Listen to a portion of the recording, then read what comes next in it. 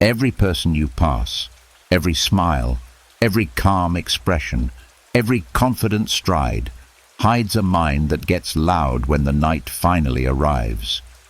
When the lights dim, when the responsibilities pause, when no one needs anything from you. That's when the truth shows up. The thoughts you've been postponing, the emotions you've been carrying like invisible luggage, the fears that whisper louder in the quiet, the memories that return without asking permission. Not because you're broken, but because your mind has never been taught how to rest, only how to survive. We learn how to work, we learn how to endure, we learn how to keep going when every part of us is tired, but almost no one teaches us how to slow down, how to soften, how to unclench the heart after holding everything together for so long. Deep inside you, beneath all the noise, there is a steadier version of you waiting, a quieter you, a wiser you, a you that doesn't need to overthink every moment just to feel safe, a you that knows peace isn't found by running away, it's found by returning within. The Stoics understood something simple but powerful. The mind calms when it stops wrestling with itself. Thoughts lose their grip when you stop chasing them. And inner peace is not an accident. It's a practice, built one breath at a time. That is what these 4 hours are for. 4 hours to put down what has been heavy. 4 hours to let your thoughts settle instead of swirl. 4 hours to let the night heal what the day has worn down. 4 hours to step into a stillness that has always been yours, waiting, patient, beneath the surface. Tonight, you return to yourself. When the mind finally grows quiet, something subtle begins to rise, a soft recognition that you've been carrying far more than anyone can see. Not just responsibilities, not just thoughts, but tiny emotional weights that attach themselves to you throughout the day. Moments that bothered you, words that stuck, expectations you tried to meet, all of it piling up quietly, silently, almost invisibly, until you're alone with yourself. And in that delicate moment between wakefulness and rest, you can feel the truth. You're tired in places sleep alone cannot reach. This is why the Stoics practiced what they called nightly indifference, a way of releasing the day so the night can actually do its job.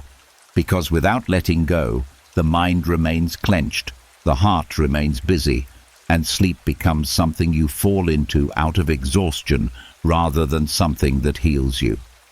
Nightly indifference is not coldness, and it's not pretending you don't care. It's the skill of loosening your emotional grip so the day cannot follow you into the night. It's the art of not letting unfinished conversations, unkind comments, or unfulfilled tasks attach themselves to your peace. The Stoics believed that everything that happened during the day should be placed down before sleep, not ignored, but acknowledged, understood, and then released, the same way you drop a heavy bag once you're home. This practice starts with one simple truth. The mind must stop carrying what cannot be changed. The day is gone, the moment has passed, the mistakes, the awkwardness, the tension. None of it can be repaired at 2 in the morning.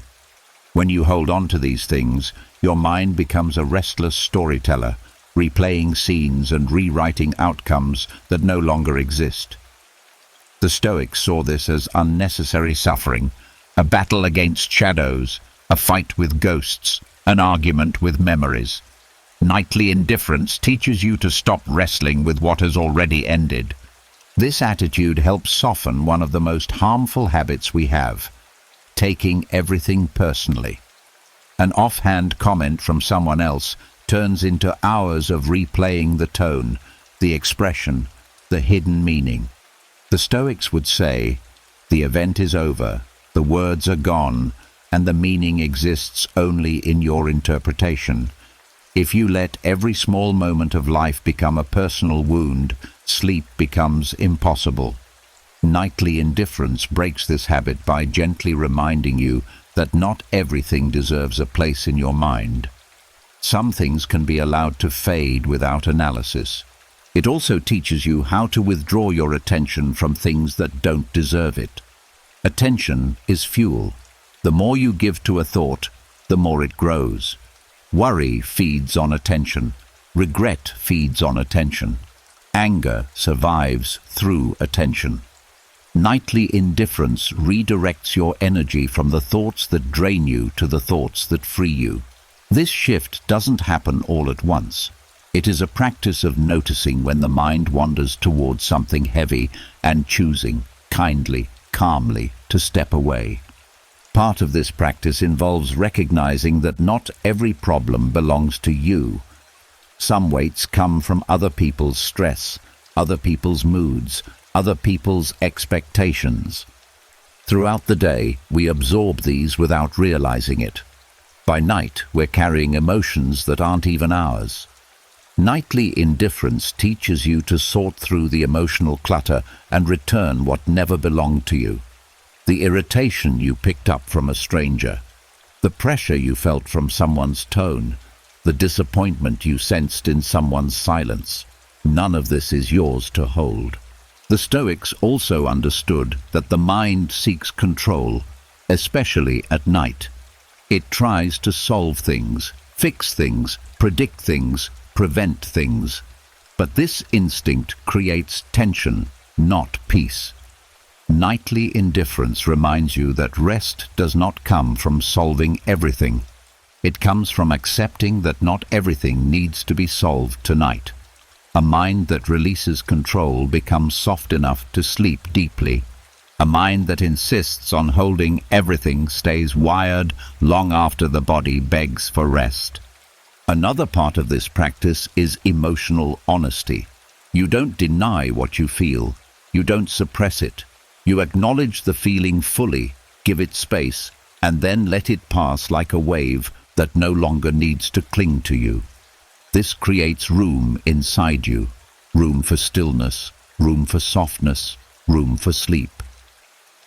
Emotional honesty without attachment is a form of freedom the Stoics value deeply. Nightly indifference also allows you to meet yourself with gentleness instead of judgment. The day may not have been perfect. You may have said the wrong thing, forgotten something important, or reacted in a way you didn't like. That's part of being human. The Stoics believed that harsh self-criticism damages the mind more than any external event. Nightly indifference lets you acknowledge your flaws without carrying them as burdens. You reflect, you learn, but you do not punish yourself. As you practice this, something shifts inside you. The night becomes a sanctuary instead of a second battlefield. Thoughts that once kept you awake lose their intensity. You begin to trust the quiet. You begin to trust yourself. And sleep stops being an escape. It becomes a return to balance. This is the heart of nightly indifference, the gentle separation between you and the noise of the day, a soft boundary that keeps the night sacred, a shift that allows peace to reach you because you finally make space for it. When the day no longer follows you into the evening, the mind finally rests. And in that rest, something inside you realigns, something softens, something heals. When the day no longer follows you into the evening, the mind finally rests. And in that rest, something inside you realigns, something softens, something heals. In that quiet, a new kind of space appears. Space not just to set down what was heavy, but to see what truly matters underneath everything you carried. There is a simple truth many people avoid until they are forced to face it. Everything ends. Every talk, every meeting, Every small joy and small pain belongs to a long chain of endings. Most of the time, we live as if days are copies that will keep coming forever. The Stoics treated each day as a one-time life in small form. Micromortality reflection is the habit of noticing these endings on purpose. Not to frighten yourself, but to calm your mind by seeing reality clearly. Before sleep, you quietly admit, this whole day is over. The chances it held, the words that were spoken, the sunlight that touched your skin, they now exist only as memory. Even you are not the same person who woke up this morning. Seen this way, the day becomes complete. It cannot be stretched so you can change replies, fix tones, or reshape moments. It has already lived its full length. This simple insight has a soft but deep effect. Many things that felt huge just hours ago begin to lose their size. A sharp comment becomes one sound in a day that has already passed.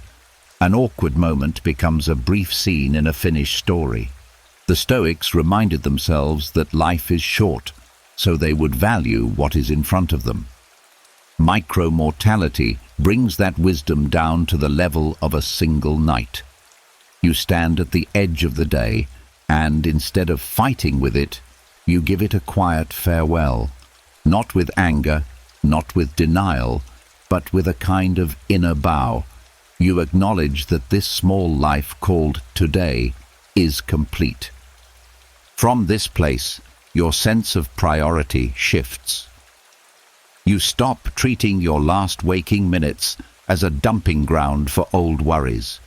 You see that they are part of your limited time and begin to guard them with more care. A simple question can guide you here. Is this thought worthy of being one of the last things I give my attention to today? Many worries fall away when held up to that question. This reflection also changes how fear feels at night. Much of what keeps people awake is a tense response to loss, the loss of time, of roles, of safety, of people. When you notice that endings are not rare events, but a constant, gentle movement that has always been with you, fear becomes less mysterious. You have already lived through countless small endings, hours, conversations, seasons, versions of yourself. Each one ended, and still you are here. Sleep itself starts to look different through this lens. Instead of feeling like a sudden drop into nothing, it becomes another step in the same pattern.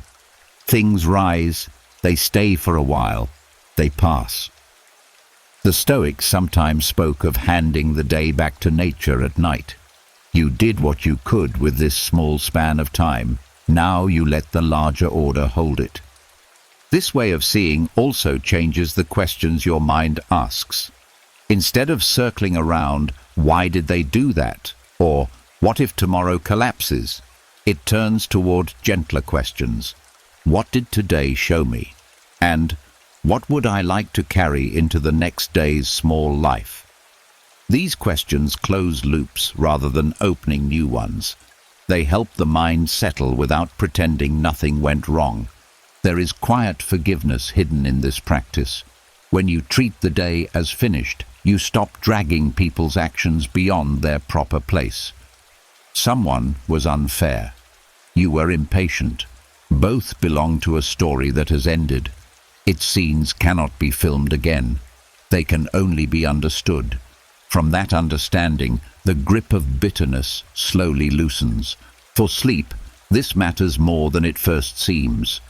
Your body can lie flat, and your eyes can be closed. Yet if your mind refuses to let the day end, it keeps trying to change scenes that no longer exist. Micro-mortality reflection offers a softer act. You recognize that today has lived its whole life. You thank it for what it gave, and you let it go back into the stream of all your past days. With time, this nightly awareness begins to shape how you live while the sun is up.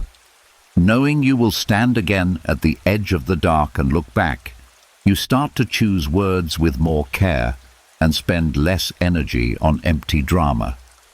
You notice more of the quiet beauty that passes through ordinary hours, and when night returns, you greet it with less struggle and more ease, because you are no longer fighting against the simple truth that gives each day its value, that it does not last forever.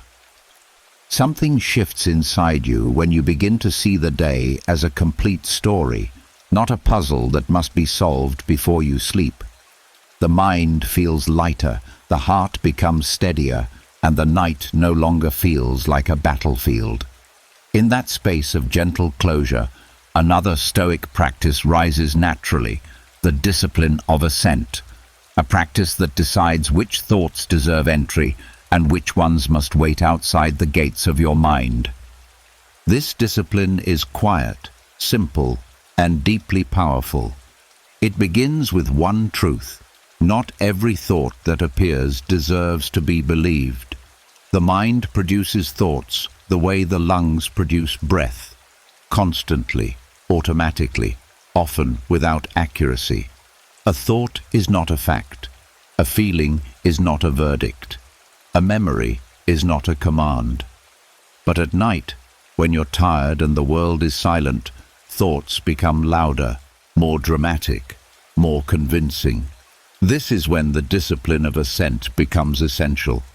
Assent means choosing which thoughts you allow to shape your inner world.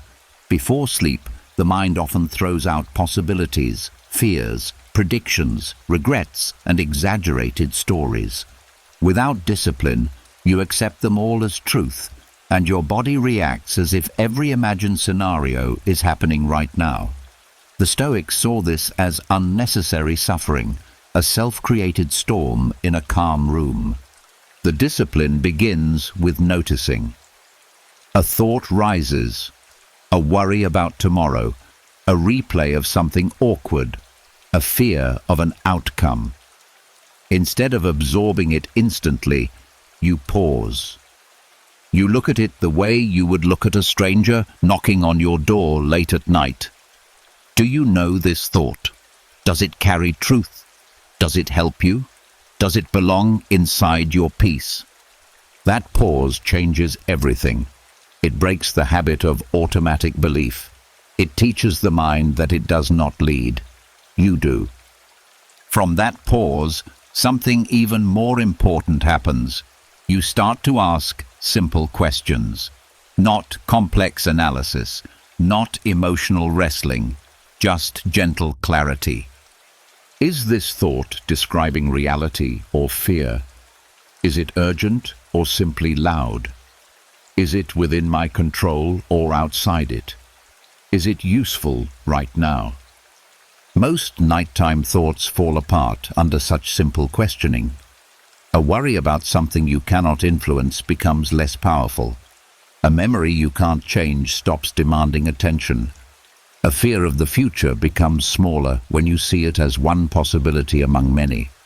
Assent gives you a kind of inner filter, separating what deserves your energy from what only wastes it. This discipline also trains you to see the difference between a feeling and a truth. You may feel unprepared, but that does not mean you are.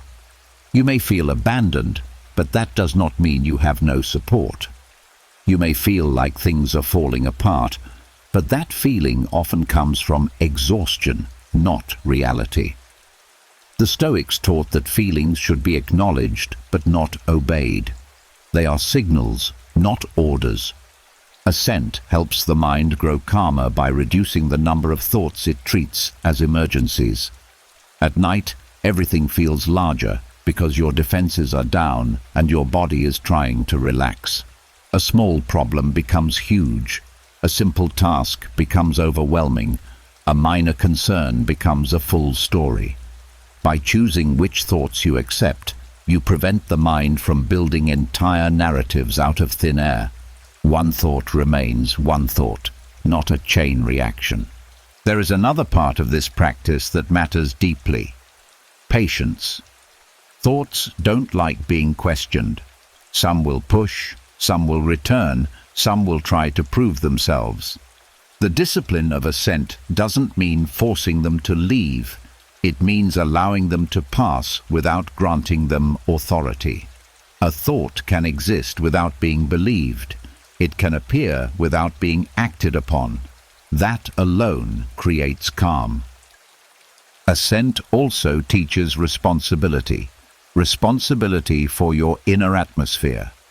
If you let every thought dictate your mood, the mind becomes chaotic. But when you choose what enters, the inner world becomes orderly, gentle, predictable. Sleep thrives in order, not chaos.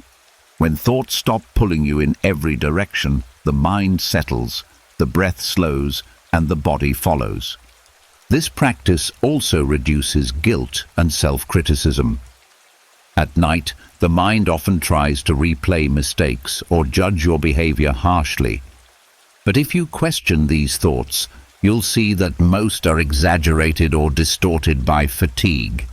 You recognize that a single moment does not define you. You begin to treat your own mind with fairness rather than punishment. The softness that comes from fairness is what allows true rest. As you continue, you will notice that your thoughts become quieter because they know they will be questioned. They lose their power to drag you into long stories. You become the one who decides what grows and what fades. And this simple act, choosing what to accept, becomes one of the strongest tools for inner peace. The discipline of assent before bed is not about controlling thoughts. It is about guiding them. It is about protecting your mental space the same way you protect your physical home. No one enters without permission. No worry becomes truth without inspection. No fear becomes certainty without clarity. And when you end the day this way, something gentle rises in you. You feel a steady sense of ownership over your mind. You feel less pushed by thoughts and more centered in yourself. Sleep comes not because you escaped your thoughts, but because you understood them, sorted them, and allowed only what was peaceful to stay. This discipline becomes a quiet doorway into rest, a doorway you can walk through every night. The mind grows quieter when you begin choosing which thoughts deserve your attention. But there is still one more layer that often keeps people awake: the body itself. Even when your thoughts settle, your muscles hold on to the story of the day. Your shoulders remember tension your mind has already forgotten. Your jaw holds arguments your heart let go of hours ago. Your stomach stays tight long after the stress has passed. The body speaks in a language most people never learn to hear. This is where the Stoics brought in something rarely talked about today: somatic stillness.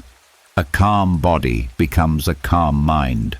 A tense body becomes a restless one. Somatic means of the body, and stillness means more than not moving. It means easing the physical patterns that keep you tied to the noise of the day.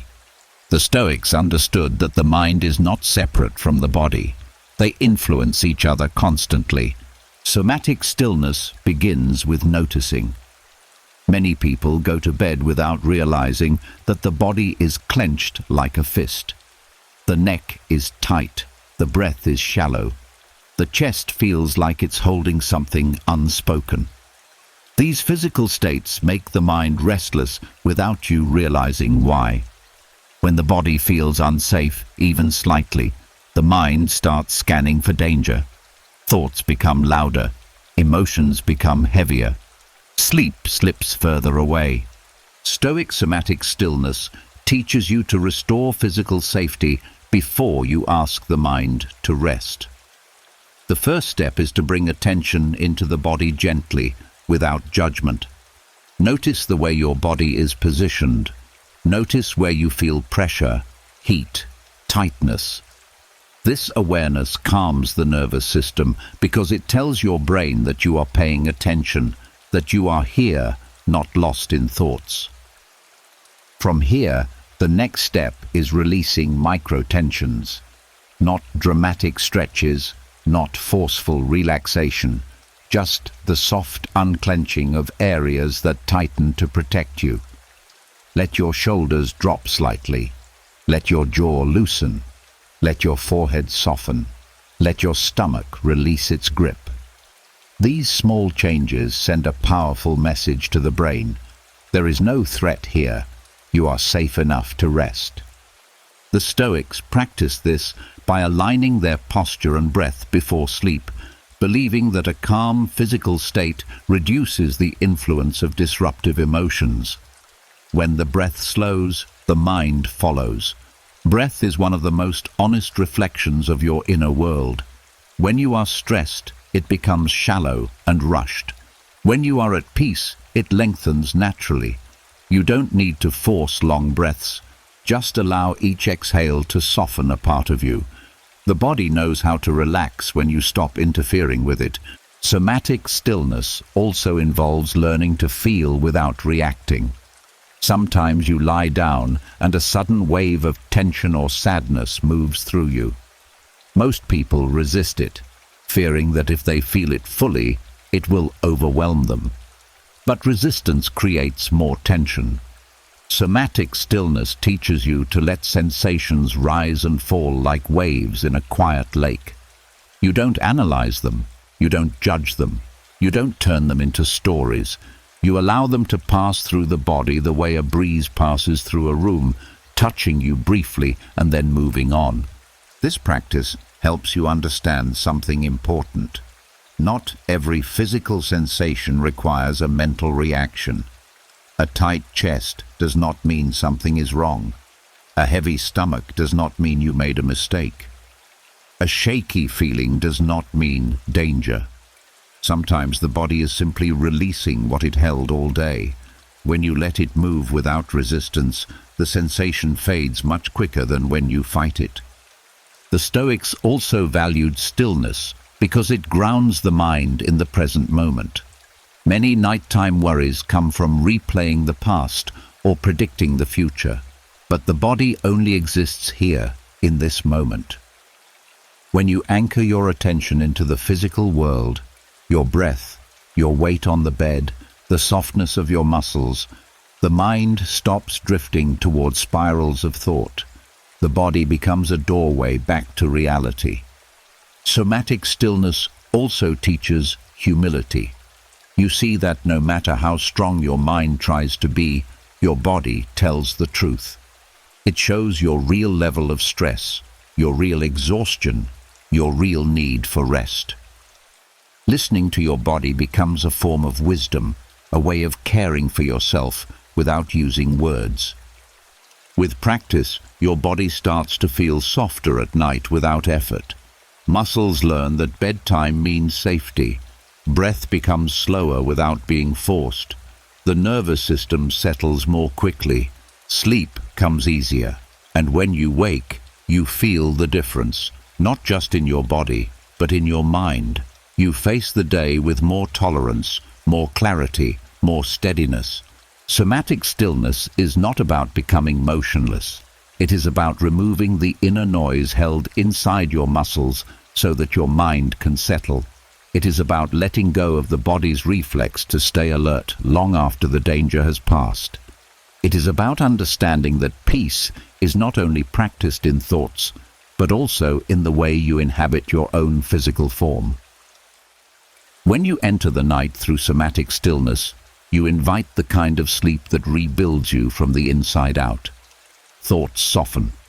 Breath deepens. The body sinks into the safety it waited for all day.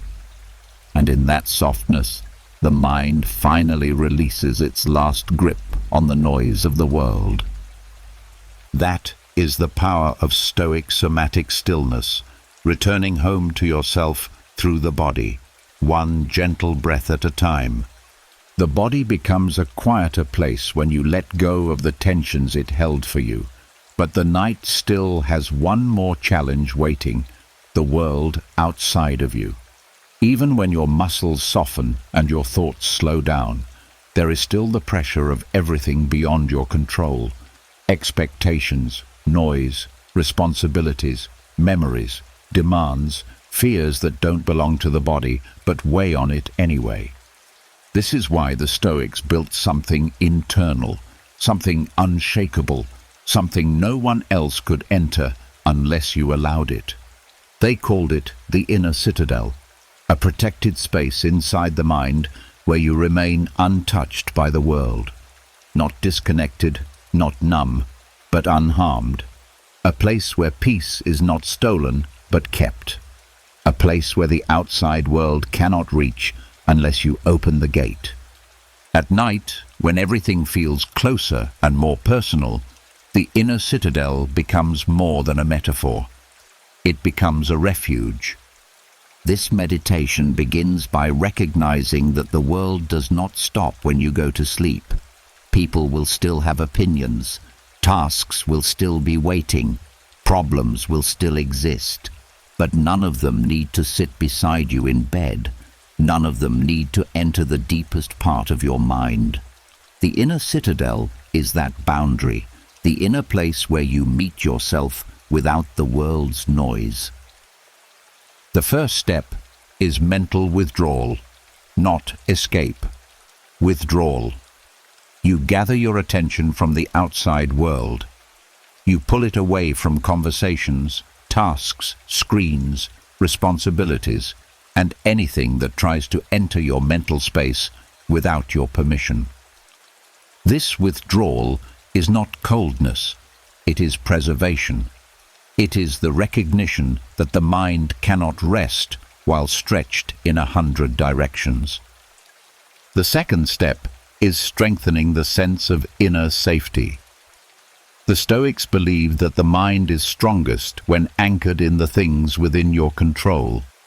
Your interpretations, your responses, your decisions, your character. The inner citadel holds only what belongs to you. Everything else stays outside.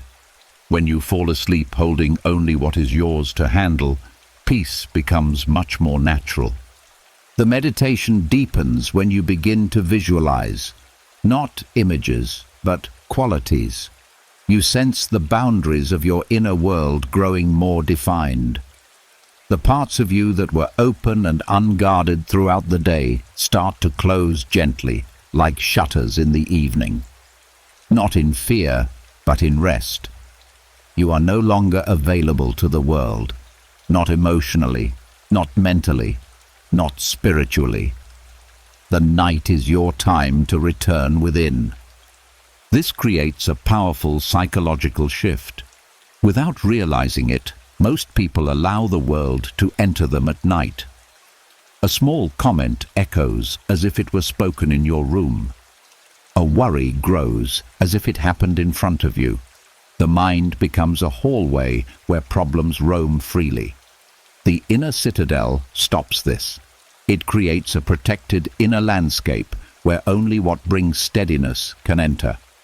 Everything else must remain outside the gates. As you continue this practice, you start to notice something subtle. The inner citadel is not built from walls, but from values.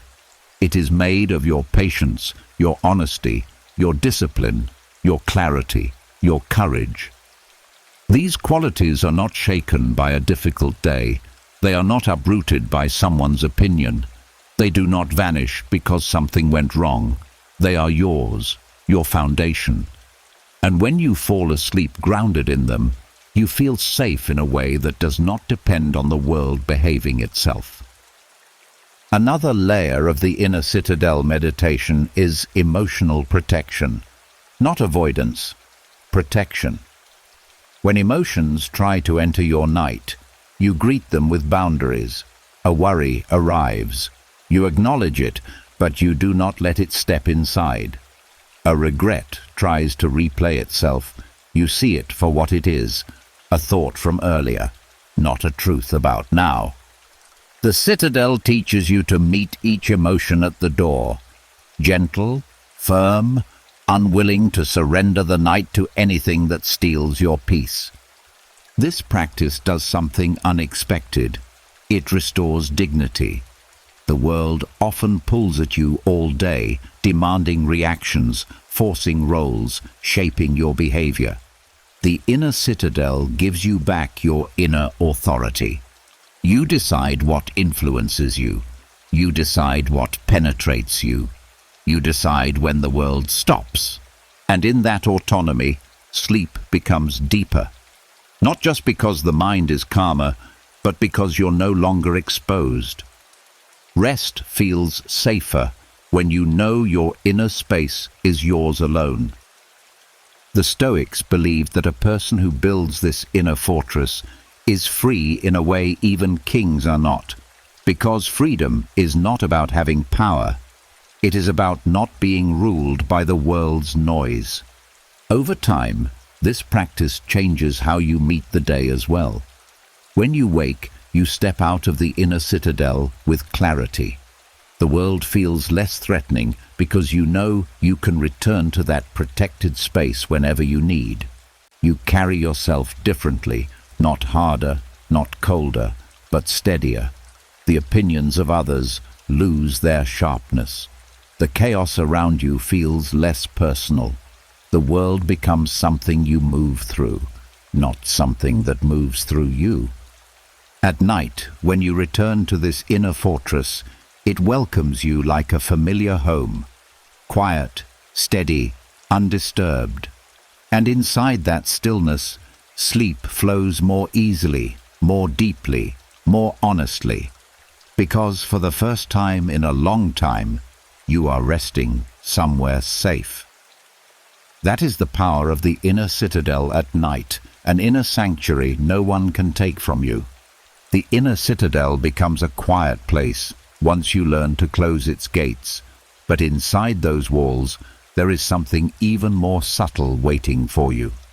Something older than your fears, steadier than your thoughts, and wiser than your habits.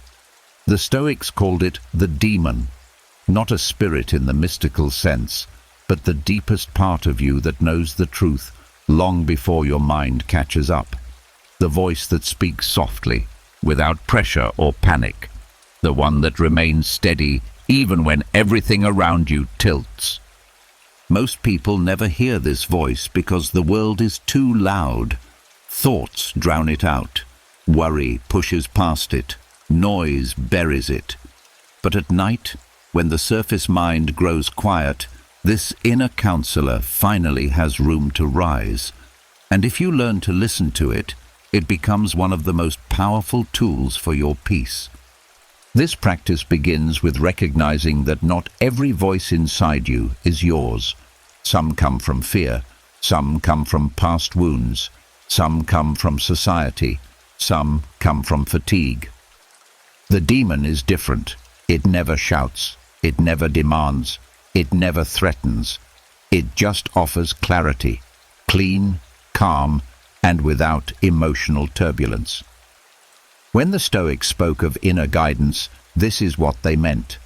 The first step to hearing it is slowing down the mental noise, not stopping thoughts, but softening them. When thoughts lose their urgency, what remains underneath becomes easier to sense. The demon does not speak in words most of the time. It speaks through a feeling of correctness, a quiet knowing, a direction that feels steady instead of pressured. Many people confuse fear-based instinct with inner wisdom, but they feel completely different. Fear pushes and rushes. Wisdom steadies and slows. Fear contracts the body. Wisdom relaxes it. Fear brings you into hypothetical futures. Wisdom roots you in the present. At night, when the mind is not as busy, the difference becomes clearer. Listening to the demon also requires honesty. Honesty with yourself. It reveals the truths you've avoided all day, the decisions you've postponed, the boundaries you need, the habits that drain you, the longings you've buried. It does not judge these things, it simply brings them into view. Many people avoid stillness because they fear what they will find inside. But what you avoid becomes heavier. What you face becomes lighter. This inner counsel becomes especially important at night because the mind tends to distort things when it's tired. Problems appear larger, emotions feel sharper, small concerns become dramatic stories. The demon cuts through that distortion. It brings you back to what is actually real, not what is exaggerated by exhaustion. There is also a guiding quality to this inner voice. It helps you understand what deserves your attention and what does not. It shows you which fears are old patterns, not present threats. It reminds you of your values when your emotions try to pull you off course. It brings you back to yourself when you start drifting into overthinking. This is not a mystical conversation. It is a return to the deepest clarity already inside you. You have had moments when you felt it, those times when you suddenly knew what to do without needing reasons. Those moments when something felt true in a calm, grounded way. Those times when your inner world aligned quietly, without force. That was your demon speaking. The Stoics believed this inner guidance was the closest thing to wisdom a person could access, and night is the perfect time to strengthen that connection. When you lie in the dark and the world fades from your senses, you are left with yourself. Not the version shaped by the day, but the version underneath, the one that doesn't disappear when roles and expectations fall away. To deepen this connection, you allow yourself to become receptive rather than reactive. You let thoughts move aside. You breathe softly. You sense what remains. Sometimes clarity arrives as a subtle shift in feeling, sometimes as a calm thought, sometimes as relief, sometimes as the gentle recognition of what you already knew. This inner counsel also helps you release unnecessary emotional weight.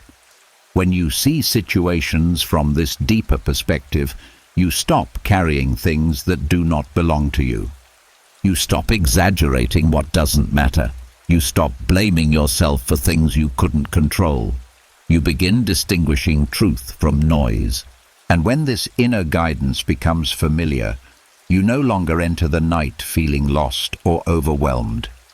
You carry with you a quiet confidence, because you know that no matter what happens outside, you have a place inside that remains steady. The demon is not a protector that shields you from life.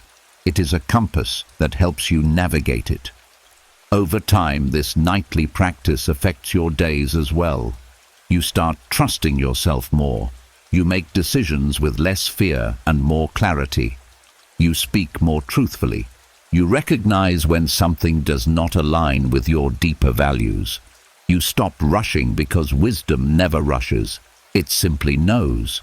By listening to this inner counselor at night, you create a form of rest that goes far beyond sleep.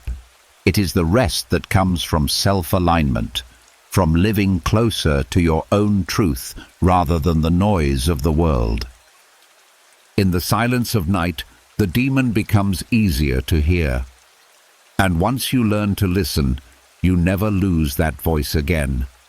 The inner voice grows clearer when the world quiets, but clarity alone is not always enough to soothe the mind. There is a different kind of rest that comes not from comfort, but from choosing small moments of challenge before the night begins. It sounds strange at first. Why invite discomfort when the goal is peace? But the Stoics understood something most people overlook. The mind becomes calmer in the dark when it has practiced strength in the light. Voluntary discomfort is not self-punishment. It is not harshness. It is not deprivation for its own sake. It is choosing small, manageable acts that teach your mind and body that you are stronger than the discomforts that usually disturb your peace. It is the art of meeting mild challenges on purpose so that uninvited discomfort loses its power later. This practice creates a surprising effect. It shrinks your fears. When you prove to yourself that you can withstand small challenges, nighttime worries have less authority. The mind stops telling exaggerated stories about what you can't handle. You learn, deeply, physically, that discomfort is temporary, survivable, and often far less threatening than you expected. The practice begins with simple choices, usually done before the wind down into night. It could be turning off unnecessary noise and sitting with your own thoughts for a few quiet minutes, even if silence feels uncomfortable at first. It could be placing your phone just a little further away so your impulses don't control your attention. It could be ending the day with a few moments of cool air, a slightly dimmer light, or a slower pace than your mind wants. These small choices teach the nervous system that calm does not depend on perfect conditions. You begin to find steadiness even when things aren't entirely comfortable, and that steadiness follows you into the night. Another layer of voluntary discomfort involves mental discipline. Instead of distracting yourself constantly, you choose to pause. You resist the urge to fill every quiet second. You let boredom appear without running from it. These moments train your mind to sit with itself without panic. They also untangle the constant craving for stimulation that keeps many people awake long after their body is ready to rest. The Stoics practiced this kind of discipline to strengthen the mind's endurance. They believed that small, intentional discomfort restored inner freedom. Because if your peace depends entirely on comfort, the world controls you. But if you learn to stay calm through slight challenge, your peace becomes your own creation. There is also a physical element to this practice. When preparing for sleep, you allow yourself to feel the natural heaviness of the body without rushing to escape it. You slow down your movements, even when your mind wants to hurry. You accept the slight stiffness that comes before relaxation. You let your breath settle gradually instead of forcing it. These choices teach your body patience, patience that reduces the restless tossing many people experience at night. Voluntary discomfort also helps dissolve the idea that every unpleasant feeling must be fixed immediately. The world has trained us to avoid anything uncomfortable: silence, stillness, uncertainty, minor inconvenience. But avoiding discomfort makes the mind fragile. When you practice meeting small discomforts calmly, you stop reacting to every sensation with urgency. This is one of the strongest sleep aids you can develop, because many sleep issues are not caused by the body. They're caused by resistance. You feel tension and want it gone instantly.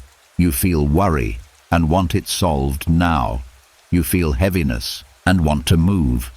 These reactions keep the body alert, not peaceful. Voluntary discomfort makes these sensations less threatening, less dramatic, more tolerable. The body learns that it doesn't need to panic. The mind learns that it doesn't need to run. Another part of this practice is embracing simplicity before bed. You choose tasks that clear the mind instead of entertaining it. A clean space, a slower pace, fewer screens, a quiet setting. Not because these things are grand gestures, but because simplicity itself is a gentle discomfort in a world addicted to stimulation. When you choose it willingly, peace becomes easier. The Stoics used voluntary discomfort to strengthen gratitude as well. When you embrace small challenges, comfort becomes more visible. A warm blanket feels warmer. A soft bed feels softer. Calm feels deeper when it is contrasted with what came before. You learn to appreciate rest instead of taking it for granted. With time, this practice becomes part of your identity. You no longer fear discomfort because you've made peace with it. You no longer tense at the first sign of unease. The night becomes less intimidating. The body relaxes more quickly. The mind stops clinging to control. Voluntary discomfort does not make your life harder. It makes your mind steadier, and a steady mind is the kind that drifts into sleep without struggle. This is the quiet power of meeting small discomforts before bed. By choosing what challenges you, you free yourself from what once had the power to disturb you. The mind becomes steadier when you stop running from small discomforts, but there is a deeper peace still waiting, one that doesn't come from resistance or control, but from a kind of acceptance most people never learn. Not passive acceptance, not resignation. A powerful, freeing acceptance that turns the weight of the day into something that no longer presses against your heart. The Stoics called it amor fati, the love of fate, not merely tolerating what happens, but choosing to embrace it, allowing each moment of your life, even the imperfect ones, to belong exactly where it does without being rewritten in your mind. When practiced at night, it becomes one of the most soothing forms of inner release. Because so much of nighttime anxiety comes from wishing the day had been different. Wishing you had said something else, acted differently, known more, controlled more, predicted more. Amor fati dissolves that fight. This practice begins with one quiet truth. The day is exactly what it was meant to be. Every conversation, every silence, every mistake, every success, every tension, every relief, none of it unfolded incorrectly. It unfolded according to everything that shaped it. Your past, your knowledge, your limits, your strengths, the conditions around you, the choices of others, and the countless variables no one can see. When you stop demanding that the day should have been something else, the mind releases its grip. Amor fati doesn't ask you to pretend painful moments felt good. It simply invites you to stop pushing against what already happened. You let the day be complete without rewriting it. You let people be who they were without reshaping them in memory. You let yourself be human without dragging judgment into the night. And this acceptance softens the inner tension that prevents deep sleep. Many people lie awake arguing with reality, arguing with the past, arguing with circumstances, arguing with what cannot be undone. Their thoughts try to repair events that no longer exist. This creates mental friction, and friction becomes sleeplessness. Amor fati removes the friction. It rests the mind by allowing truth to stand without resistance. The second layer of this practice is gratitude, not for perfect moments, but for meaningful ones. Gratitude not for ease, but for growth. Gratitude not for what went smoothly, but for what shaped you quietly. The Stoics believed that everything that happens contributes to who you become, even the uncomfortable, even the confusing, even the disappointing. When you adopt this perspective, the day feels less like a series of random events and more like a teacher showing you something important. This shift creates a deep emotional ease. You no longer treat your day as something you must defend against. You meet it with openness. You begin to see that each moment, even the ones you wish had gone differently, carries information, insight, or strength building that would not exist otherwise. And this recognition settles the heart in a way that thinking alone cannot. Practicing amor fati at night also helps you put down the idea of perfection. The day didn't need to be flawless. You didn't need to be flawless. You did what you could with the clarity you had at the time. The rest is learning. That humility removes the tightness in the chest that often appears when the mind replays mistakes. When you stop punishing yourself for being human, sleep becomes an act of compassion rather than escape. Another part of this practice is releasing the desire for control. Nighttime anxiety often comes from imagining all the things that could go wrong tomorrow. But the Stoics knew that fear grows in proportion to the illusion of control. When you accept that you cannot shape everything, only your inner world, you allow the future to soften. Amor Fati teaches you that whatever tomorrow brings, you will meet it with the same resilience that brought you through every day before this one. This trust eases the restless need to predict or prepare endlessly. There is also a quiet empowerment hidden in this mindset. When you embrace what happens instead of resisting it, you stop being carried by life and start walking with it. You become adaptable instead of fearful, flexible instead of rigid, steady instead of reactive. This inner posture follows you into sleep. The mind rests because it no longer feels threatened by the unknown. As you lie in the dark, Amor Fati becomes its own kind of lullaby, a soft reminder that life is not an enemy to be fought, but a companion to move with. You feel less alone when you stop treating life as something that's happening to you and begin seeing it as something happening for you, even when its lessons arrive wrapped in difficulty. Over time, practicing this mindset before bed reshapes your relationship with the night. You enter sleep without dragging unfinished battles into it.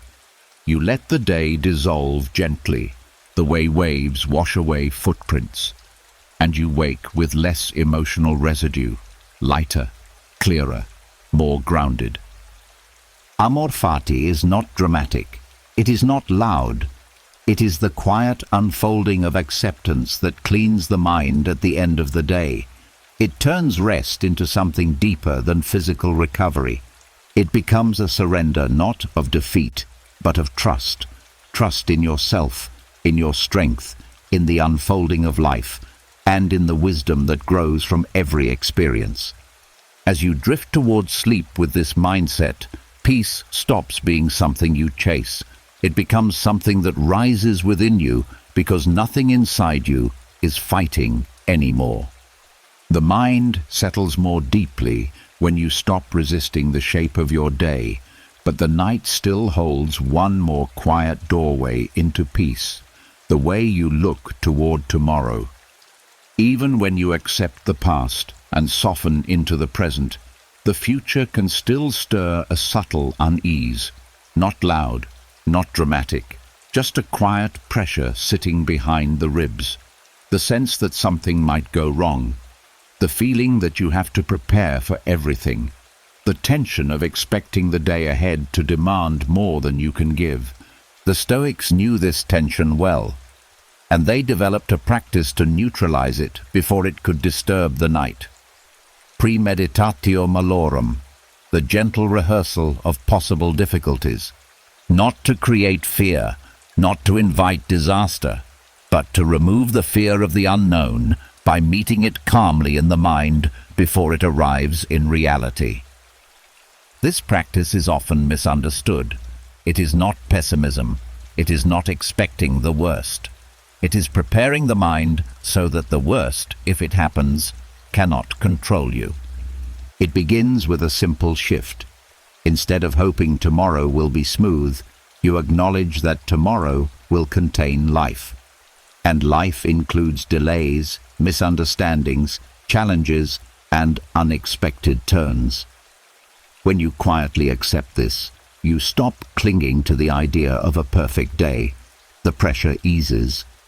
The mind stops demanding that everything go your way.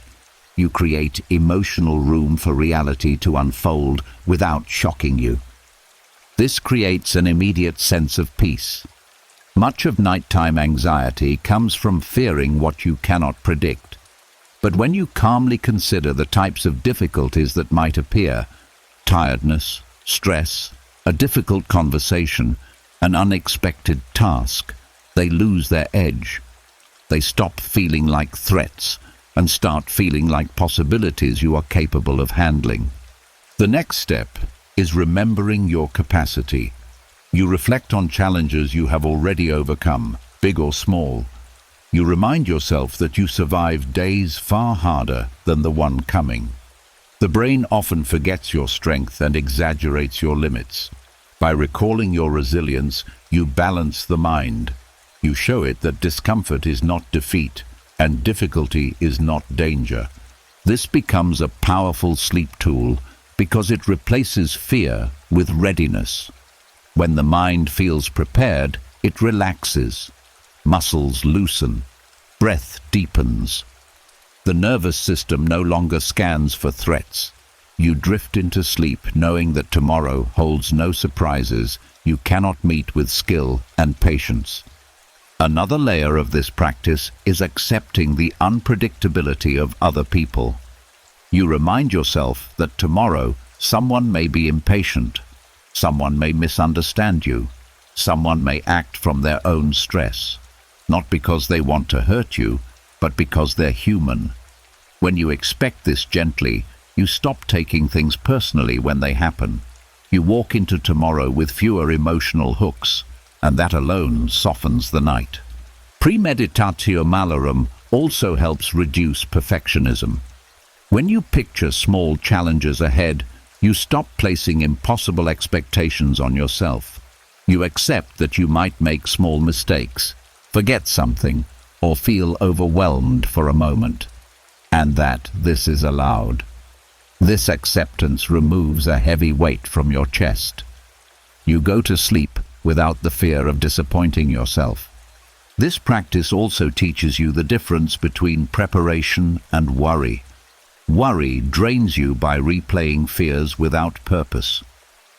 Premeditatio malorum strengthens you by giving your mind a sense of readiness. It is thoughtful, not frantic, grounded, not spiraling. It offers the mind a script for how to respond calmly instead of reacting in panic. For example, you might think, if tomorrow feels overwhelming, I will slow down. Or, if someone speaks sharply, I will not let their mood enter me. Or, if a task becomes harder than expected, I will take it step by step. Or even, if something unexpected happens, I will breathe, pause, and respond with patience. These quiet commitments reshape the nervous system. You create a path for your mind to follow instead of letting fear create one for you. Another part of this practice is recognizing the limits of your control. You prepare for what you can respond to, your attitude, your pace, your choices. But you release what is beyond your reach. The weather, the moods of others, the timing of events, the opinions of strangers. None of these belong to you. Letting them go before sleep frees the mind from unnecessary burdens. And finally, this practice ends with a simple reminder. Tomorrow is not here yet. You prepare gently, and then you release the day ahead. You remind yourself that worrying about tomorrow does not make tomorrow easier. Rest makes tomorrow easier. A calm mind makes tomorrow easier. A peaceful night makes tomorrow easier. When you practice premeditatio malorum before bed, you don't enter the night with fear. You enter it with confidence. You enter it with a sense of inner readiness. You walk towards sleep knowing that life may bring challenges, but none of them are bigger than your ability to meet them. And in that understanding, the night becomes softer. The future becomes less threatening. And tomorrow stops feeling like something to brace for and starts feeling like something you can handle, steadily, calmly, one step at a time. The mind becomes calmer when you stop fearing tomorrow's twists. But there is an even wider peace available, one that lifts you out of the tight frame of your personal worries and places your life back into its true scale. A peace that comes not from solving problems, but from seeing them in a broader, quieter context. The Stoics called this the cosmic perspective, a widening of awareness that relieves the pressure you place on yourself simply by remembering how vast existence truly is. This practice is not about feeling small in a painful way. It is about realizing that you do not need to grip everything with such intensity. It is about loosening the tight knot inside your chest by stepping outside the narrow bubble of your day. When the Stoics spoke of looking at life from above, they weren't asking you to escape reality. They were teaching you how to soften its weight. The ritual begins with a simple shift in awareness. Instead of staring at your problems up close, you mentally step back. You look at the day as if it were a small scene in a much larger story, not as a dismissal of your experiences, but as a release from the illusion that every moment is a catastrophe. When you widen the frame, you give your mind permission to breathe. This widening brings a strange kind of comfort. The tension of the day loses its sharpness. The words that stung begin to feel like passing weather. The stress that felt impossible just hours before becomes one moment among thousands you've lived. Even the heaviest emotions begin to feel less permanent when placed inside a larger container. Cosmic perspective reminds you that countless people across the world are also preparing for sleep, each carrying their own worries, fears, regrets, hopes. You are not isolated in your experience. You are part of a shared human condition. And knowing that your pain is not unique doesn't diminish it. It softens it. Because the moment you stop carrying your experience like a private burden, the weight naturally becomes lighter. Another layer of this practice is recognizing how short each moment really is. The frustrations of today will not follow you forever. The mistake you made this afternoon will fade into memory. The tension you felt earlier will dissolve into something you can barely recall. Time carries everything forward, whether you release it willingly or not. But when you release it willingly, sleep becomes easier. Cosmic perspective also helps dissolve self-importance, not the healthy kind of self-worth, but the kind that makes you feel responsible for everything going perfectly. When you view your life against the backdrop of the entire universe, the stars, the planets, the billions of lives unfolding right now, something shifts. You see that perfection was never required, that the world does not crumble when you make one mistake, that you don't have to hold everything together. You can rest because the universe has been spinning long before you, and it will continue long after. This perspective softens fear as well. When you see how vast existence is, your worries stop feeling like unstoppable forces. They become weather passing across the landscape of your mind.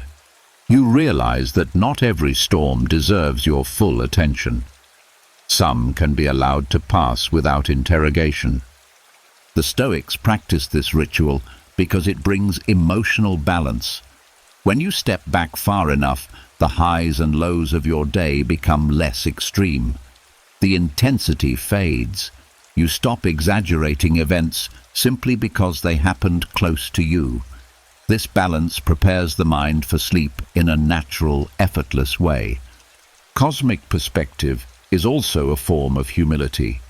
Not the kind that makes you feel weak, but the kind that frees you from the illusion that everything is personal. When someone speaks sharply, it may have nothing to do with you. When plans fall apart, it's rarely a judgment of your worth. Life moves in patterns much larger than your individual experience. This awareness reduces emotional reactivity and allows the mind to relax rather than defend itself. Another part of this practice is recognizing beauty. Not the obvious kind, but the subtle kind that appears when you step outside your own concerns. The way the sky changes color, the quiet shape of shadows on the wall, the rhythm of your breath, the softness in your chest when you finally stop trying to control everything. Cosmic perspective helps you see that life contains simple wonders even on the heaviest days. As you settle into this awareness, something gentle happens. You forgive the day. Not because it was perfect, but because it was a small, imperfect piece of something far larger. You stop treating every challenge like a personal attack. You stop viewing every misstep as a tragedy. You begin to see life as a series of shifting experiences, none of which define you completely. This perspective follows you into sleep. The night feels less like a place to hide from your problems and more like a natural part of the rhythm of existence. You are part of a world that breathes, expands, contracts, and renews itself constantly, and you are allowed to rhythm with it, to let the day go, to rest, to reset. With cosmic perspective, you fall asleep not as someone overwhelmed by life, but as someone gently carried within it. You rest with the understanding that your place in the universe is small enough to not be crushed, and meaningful enough to matter. This balance brings a kind of peace the mind rarely finds on its own. It is the peace of being part of something greater than your worries, and that peace is more than enough to guide you into deep sleep. The mind widens when you see your life from a broader frame, but peace deepens only when you remember what truly belongs to you, and what never did. Even when your worries shrink under cosmic perspective, there is still a subtle habit the mind clings to, the instinct to control what cannot be controlled. This habit follows many people into the night like an invisible weight, tightening the chest and stirring restless thoughts. The Stoics understood this better than anyone, and they created a simple yet powerful nightly ritual to free the mind, the dichotomy of control reset. This practice is not a philosophical exercise, it is a release, a quiet sorting of your inner world, a moment where the mind learns to stop carrying what was never its responsibility. When done before sleep, it becomes one of the most calming acts a person can perform. The reset begins with an honest look at the day, not to judge it, not to analyze it, but to place each part of it in its proper category. There are things you influenced today, your choices, your reactions, your effort, your intentions. And there are things that moved with their own force, people's moods, outcomes you hoped for, events you didn't expect, circumstances that unfolded independent of your will. Most nighttime anxiety comes from mixing these two groups. You lie awake thinking about someone's opinion, even though you cannot control how they see you. You replay a conversation, even though the moment is gone. You fear the outcome of tomorrow's decisions, even though outcomes belong to uncertainty, not to you. The dichotomy of control resets this confusion. You separate what is yours from what is not. You mentally place each worry into its true home. Your choices? Yours. Your values? Yours. Your actions? Yours. Your effort? Yours. Everything else, truly everything, is outside your control. This clarity is not meant to make you passive. It is meant to free you from the impossible job of managing the universe. When the mind stops trying to grip what it cannot hold, it relaxes automatically. Muscles loosen. Breath deepens. The nervous system shifts back into safety. The second part of this reset involves releasing responsibility for other people's inner worlds. Many people carry the emotional weather of others into their night. Someone was cold, someone was stressed, someone didn't respond, someone misunderstood you. Without realizing it, you adopt their emotions as if they were tasks you must solve. But other people's feelings belong to them, not to you. Their lives, their choices, their reactions, These exist outside the perimeter of your control. This is not indifference, it is emotional clarity.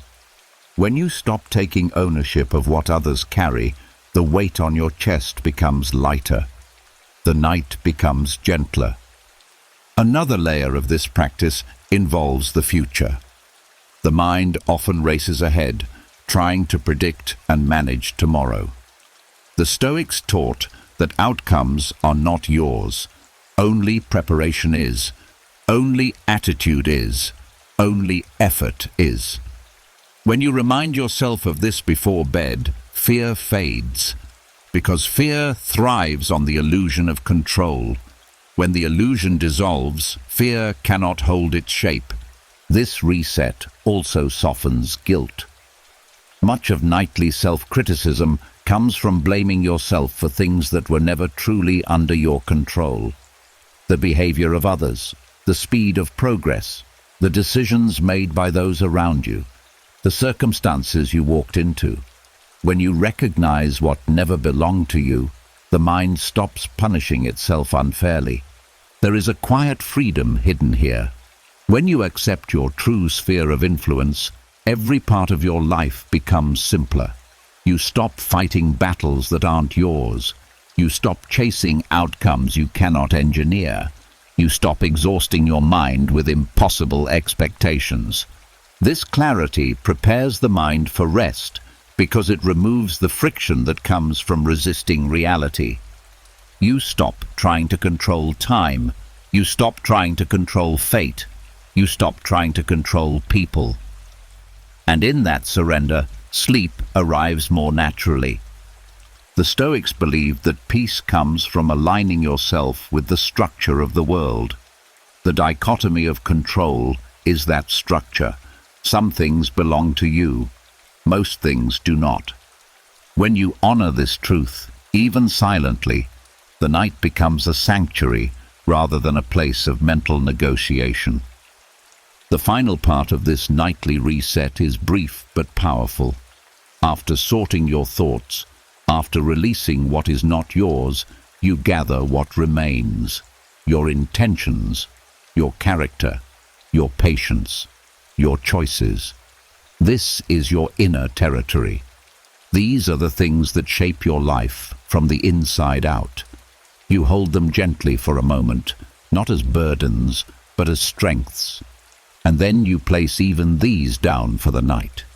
Because even what belongs to you does not need to be carried into sleep. You do your part. You release the rest. You let the world be the world. You let yourself be a human being, not a controller of everything. And with that, the mind rests. The night opens. The heart softens. Sleep becomes less of a struggle and more of a return to clarity, to truth, to the quiet understanding that you only ever needed to carry what was truly yours. Everything else was always outside your hands. The mind becomes lighter when you stop carrying what was never yours to hold. But even after sorting responsibilities from illusions, one thing remains: the breath. The doorway between the mind and the body, the messenger between the conscious and the unconscious. It is the one rhythm you carry from the moment you enter this world until the moment you leave it. And yet, most people go their whole lives without realizing how deeply the breath shapes their thoughts, their emotions, and their sleep. The Stoics understood this connection long before modern science confirmed it. They taught that breath is not just a physical function, it is a direct expression of your inner state. When the mind is chaotic, the breath becomes shallow, quick, tense. When the mind is clear, the breath widens and slows. But here is the part most people never learn. The relationship works both ways. You can use the breath to shape the mind, just as the mind shapes the breath. This is where the Stoic breath of rationality comes in. Not breath work for performance, not dramatic techniques, a simple, steady rhythm that brings the mind back into truth when emotions pull it toward distortion. It begins with awareness. Before you change your breath, you notice it. You feel how it moves without forcing anything. Is it tight, rushed, held, uneven?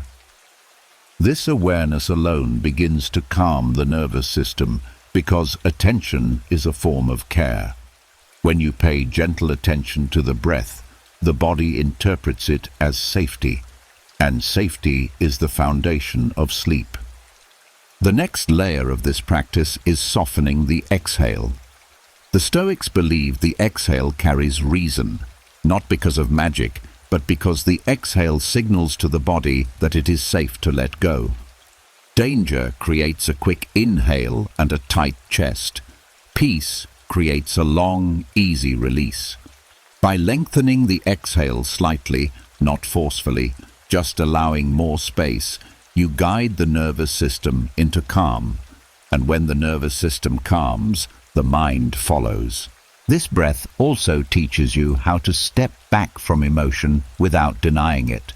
A strong feeling rises, fear, anger, regret, and instead of reacting, you breathe. You do not suppress the emotion. You do not analyze it.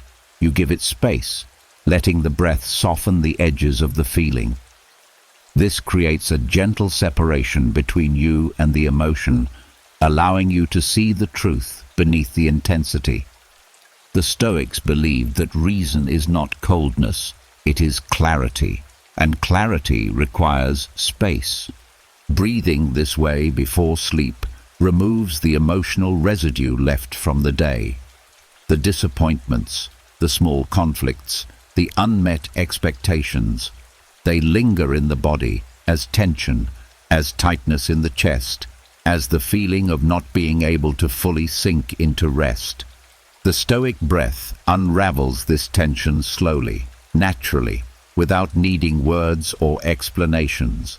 Each exhale becomes a release of what is no longer needed. Another part of this practice is slowing the pace of the breath to match the quiet of the night. Not artificially slow, simply slower than the speed of your thoughts. When the breath slows, the mind tries to match it. Thoughts stop sprinting. They begin to align with the slow rhythm of the breath. The mind shifts from problem-solving mode into restoration mode. The boundary between wakefulness and sleep becomes softer. The Stoic breath also builds discipline. When a difficult thought appears, you return to the breath. When a worry tries to grow, you return to the breath. When a memory wants attention, you return to the breath, not to escape. This is not avoidance. This is training the mind to follow your lead. This is showing yourself that you have a stable place inside, one that is always available, always present, always steady. And something subtle happens with practice. The breath starts to intervene on its own. When stress rises during the day, your breath softens without needing instruction. When emotions build, the breath expands instead of tightening. When uncertainty appears, the breath grounds you before fear takes shape.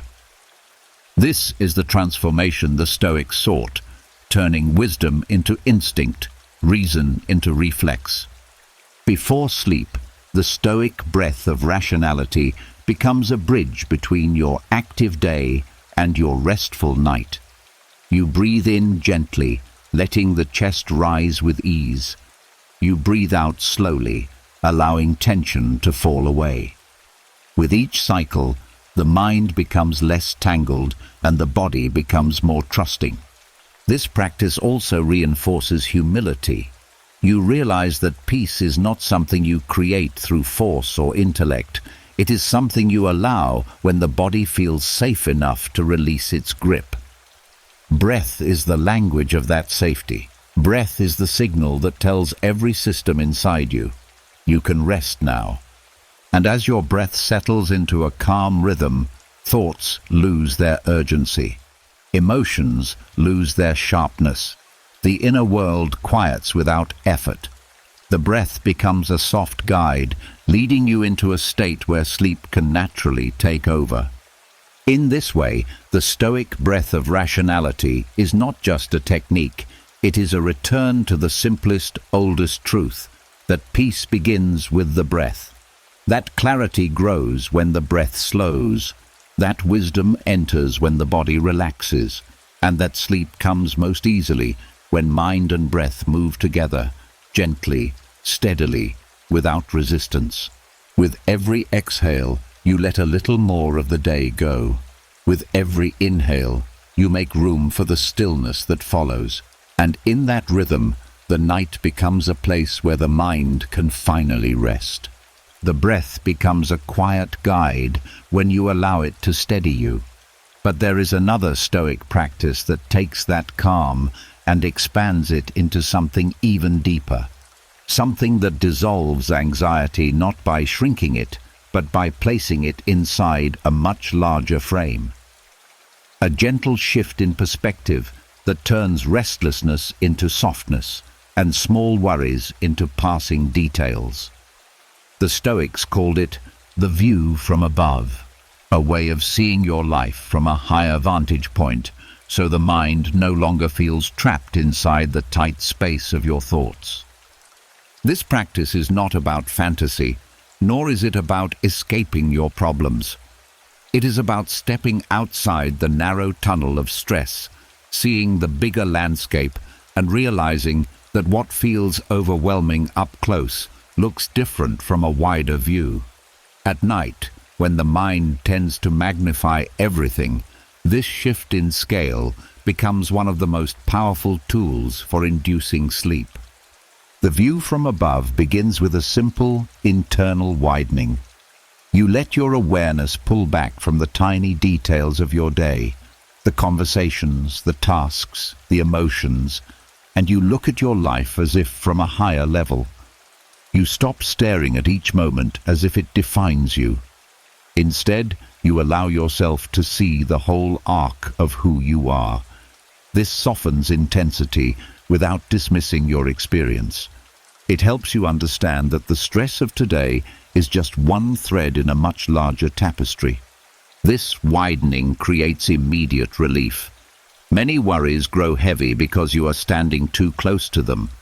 Just like words pressed against your eyes become unreadable, problems pressed too close to your mind become distorted. The Stoic perspective creates distance, not emotional distance, but clarity of scale. You see that a mistake today will not ruin your life. An uncomfortable moment will fade. A difficult interaction is only a brief exchange in the long story of your relationships. By zooming out, the mind stops exaggerating the importance of each moment. The next layer of the practice involves expanding beyond yourself. You picture the countless people all over the world ending their day at this very moment, each carrying their own stress, their own hopes, their own regrets. You are one human among billions. This is not meant to diminish your life. It is meant to free you from the illusion that you must carry everything alone. You belong to a shared experience of imperfections and challenges.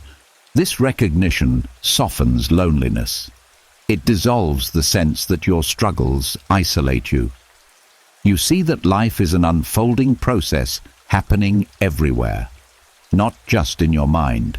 And that makes your difficulties feel less personal, less sharp, less dominating. The view from above can widen even more. You can extend your awareness to the level of your city, your region, your country. You start to feel how your life fits inside something larger than the thoughts that keep you awake. Not in a way that erases your importance, but in a way that shows you that life has space for mistakes, for growth, for uncertainty. You are not failing by being human. You are participating in something vast and continuous. This wider awareness has a calming effect on the nervous system. The body relaxes when the mind stops feeling boxed in. Tightness dissolves. breath deepens, thoughts begin to slow down because they no longer feel urgent.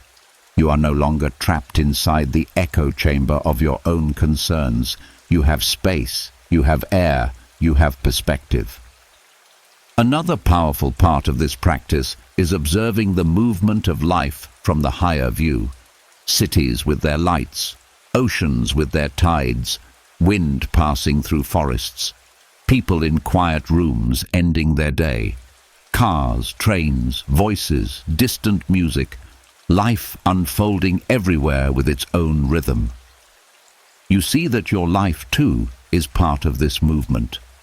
Not separate, not trapped, just one expression of the world's ongoing motion.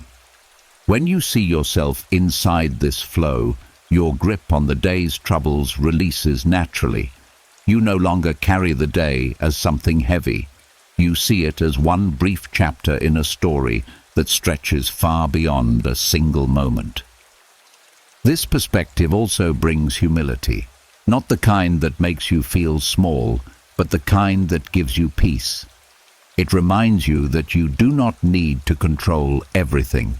You do not need to know everything. You do not need to achieve perfection tonight. The universe has its own structure, its own timing, its own wisdom. Your role is to move through it with steadiness, not to manage it. And in that humility, rest becomes easier.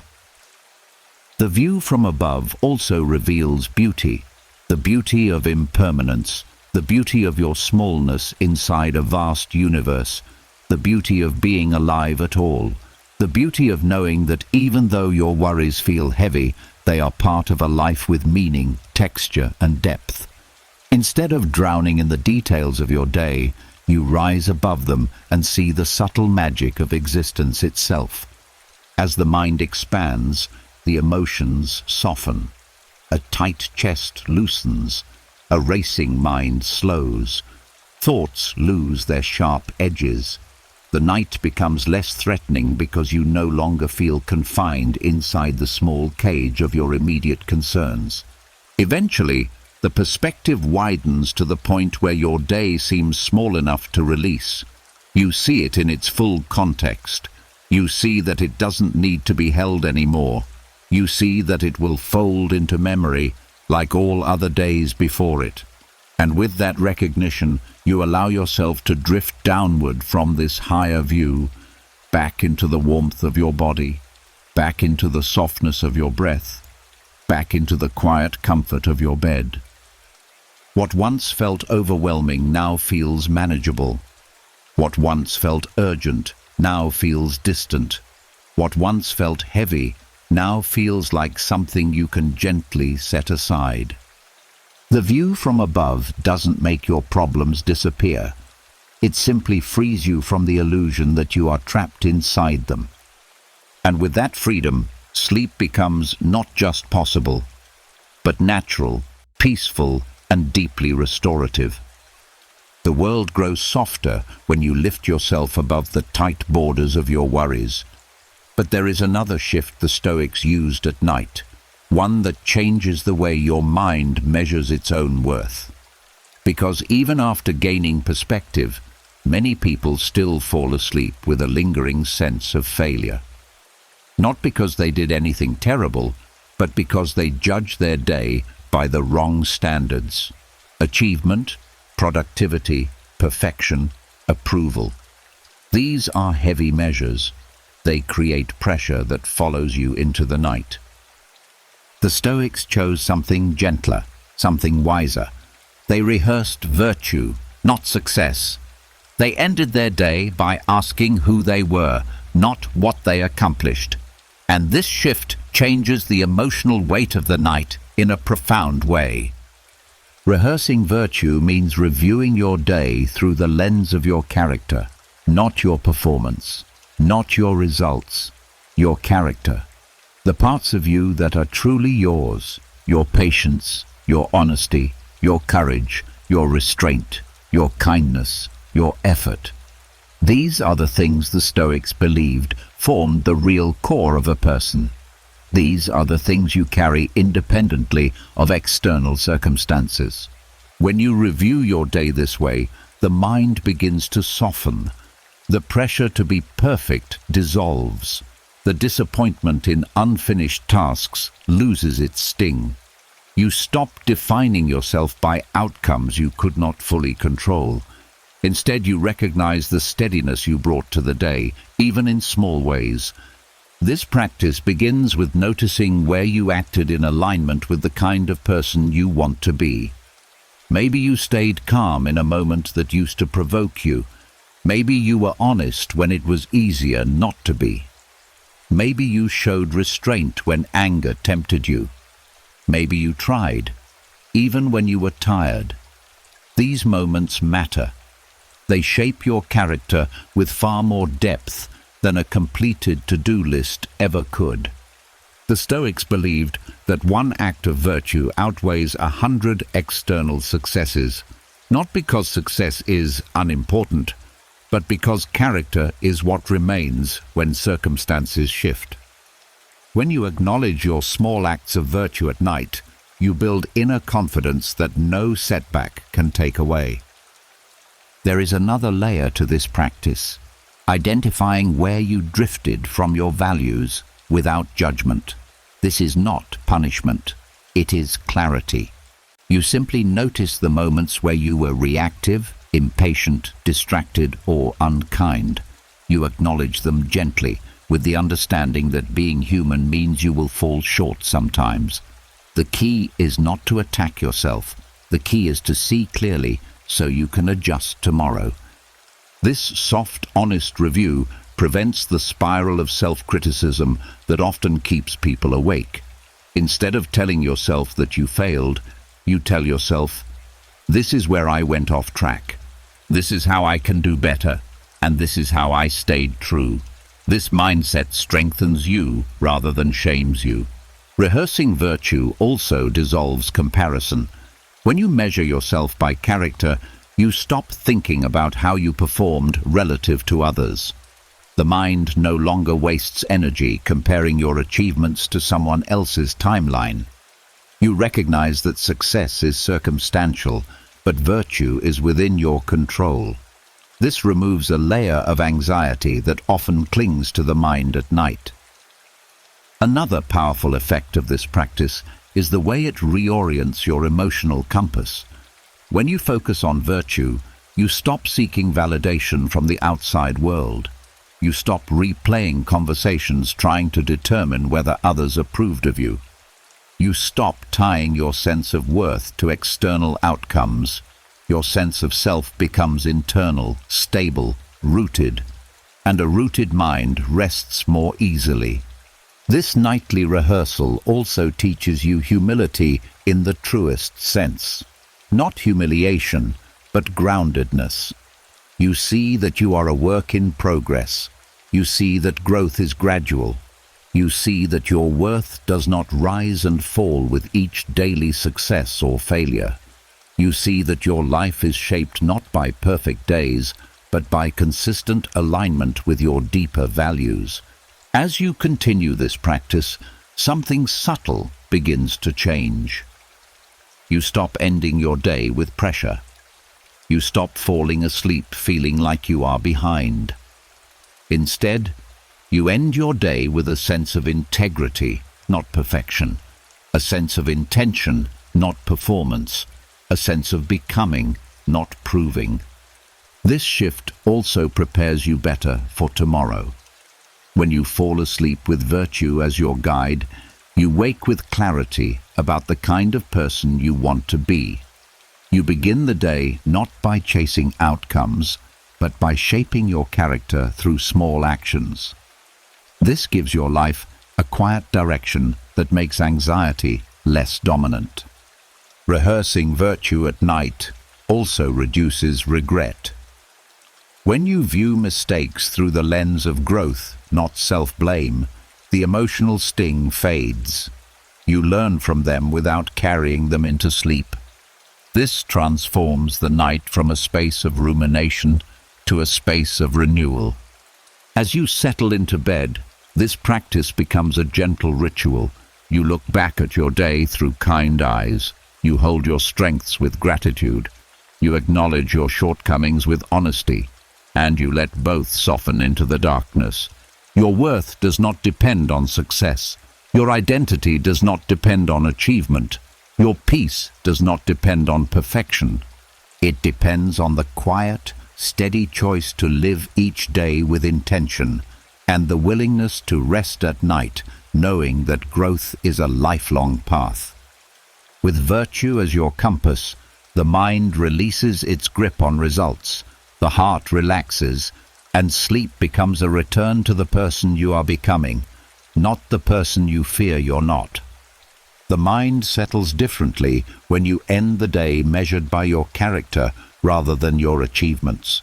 There is a softness that rises when you no longer judge yourself so harshly, a sense of inner safety that makes the night feel less demanding.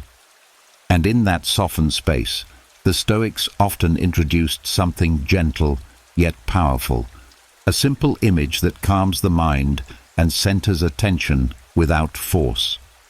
They called it the lamp of mindfulness, not because they used physical lanterns to meditate, but because they understood the mind needs a single point of quiet focus at night, not to distract you from your thoughts, but to help you see them more clearly.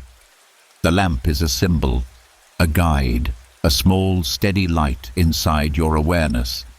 It is the opposite of the chaotic swirl that keeps many people awake.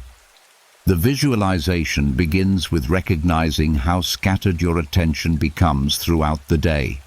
You react to conversations, notifications, tasks, noises, expectations. Your mind jumps from moment to moment, rarely settling. Even when your body is tired, your attention continues wandering, looking for something to solve or absorb. This constant movement makes it difficult for the mind to transition into rest. The lamp offers a different path. It gives your awareness a place to return to, something simple, warm, steady, not overwhelming, not demanding, just a gentle focal point inside you. You begin by sensing a small light within your mind.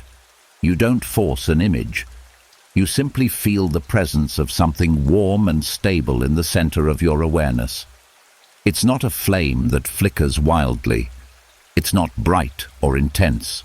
It is a soft glow, like the quiet light of a candle in a room where everything else has already gone still. This lamp represents your clarity, your presence, your ability to stay steady even when thoughts move around you. It represents the part of you that sees without panic, without judgment, without being swept away. As you settle into this image, something interesting begins to happen. Your scattered thoughts start to drift toward the background, not because you push them away, but because your mind naturally moves toward whatever feels most stable. The lamp becomes that anchor. Thoughts float in, float out, but they no longer control the center of your attention. This shift is gentle and effortless. When the mind has somewhere peaceful to rest, it stops chasing stimulation. It stops replaying the day. It stops clinging to what went wrong. The lamp becomes a safe place where your awareness can settle without force. The Stoics valued this kind of inner anchoring because it trains the mind to observe thoughts rather than obey them. When you return your attention to the quiet inner light, you are practicing presence, the same presence that reduces anxiety, lowers stress, and prepares the body for sleep. The lamp of mindfulness also teaches emotional balance. The light doesn't react when a difficult thought passes by. It doesn't judge it. It doesn't try to extinguish it. The light simply continues to shine, unchanged. This reminds you that you are not your thoughts. You are the awareness behind them. You are the quiet, steady space where thoughts appear and disappear. This perspective creates incredible peace at night. Instead of feeling pulled by every memory or worry, you begin to feel centered. You feel the difference between your core and your mental noise. You stop confusing temporary thoughts with permanent truths. Another layer of this visualization is learning to soften the light when your mind feels tense. If your thoughts become loud, instead of tightening your focus, you allow the lamp to glow more gently. The softer the light feels, the more your body relaxes. You create an inner atmosphere of safety, and safety is what allows the nervous system to shift out of vigilance and into rest. The lamp also represents insight, not intellectual insight, but the kind that comes from stillness. When the mind is calm and centered, clarity rises naturally. Situations that felt tangled suddenly reveal their simplicity. Worries that seemed overwhelming shrink into their true size. Confusion settles into understanding. The light doesn't force answers. It creates the space where answers can naturally appear. This visualization becomes even more powerful when you connect it with your breath. With each inhale, you sense the light becoming steadier. With each exhale, you feel the space around it soften. The breath and the lamp work together, grounding you into the present moment without effort. Sometimes during the visualization, old thoughts or emotions might rise. This is normal. The lamp is not meant to block them. It's meant to help you observe them without tension. When something rises, you see it illuminated gently by the inner light. You don't chase it. You don't push it away. You let it pass through the glow and fade on its own. This is how the mind untangles itself without agitation. Over time, the lamp becomes a symbol your mind recognizes. Whenever you turn to it, whether at night or during a stressful moment, the body begins relaxing more quickly. The nervous system remembers, the breath slows, the mind returns to center. What was once a visualization becomes a natural reflex. The beauty of this practice lies in its simplicity. A small, steady light inside your awareness. That's all. No force, no pressure, no mental strain. Just a quiet glow that holds your attention gently until the rest of you begins to slow down. As sleep approaches, the lamp doesn't need to remain sharp. It can soften into a dim warmth. You let its glow fade naturally, allowing your awareness to drift. The light becomes a bridge between wakefulness and sleep, a symbol of the clarity you carry even into the darkness. Because the truth is this: peace is not the absence of thought. It is the ability to sit within your own mind without being overwhelmed. The Stoic lamp of mindfulness gives you that ability. It gives you a center. It gives you stillness. It gives you a way back to yourself when the mind wanders. And as the soft glow dissolves into the quiet of night, your mind follows it into a deeper, calmer, more grounded sleep. The mind grows steadier when it has a gentle point of focus, but even with a calm anchor, there is one more layer that often keeps people awake: the emotional judgments stitched into the thoughts you carry. Not the events themselves, but the meanings you attach to them, the interpretations, the stories, the quick conclusions your mind makes without your permission. These judgments follow you into the night, shaping how you feel long after the moment itself has ended. The Stoics understood that most suffering doesn't come from what happens, but from the judgments placed on what happens. A comment becomes an attack. A silence becomes rejection. A mistake becomes failure. A challenge becomes threat. The event is small, but the story becomes enormous. And these stories are what echo in the dark, tightening the chest and keeping the mind alert. Unmasking emotional judgments before sleep is the art of separating what happened from what you decided it meant. This practice begins with noticing the emotional residue you're carrying. Not the thoughts. You've already seen how to work with those. This is about the emotional tones underneath them. The heaviness in your stomach, the tension behind your ribs, the pressure in your throat. These sensations often appear before you even find the story attached to them. You don't try to change the emotion. You simply listen to what it is linked to. Maybe you recall something someone said. Maybe you think of a task undone. Maybe you feel the sting of embarrassment. The key is to soften the automatic judgment that transforms these moments into something larger than they are. You ask yourself quietly, what actually happened, and what am I adding on top?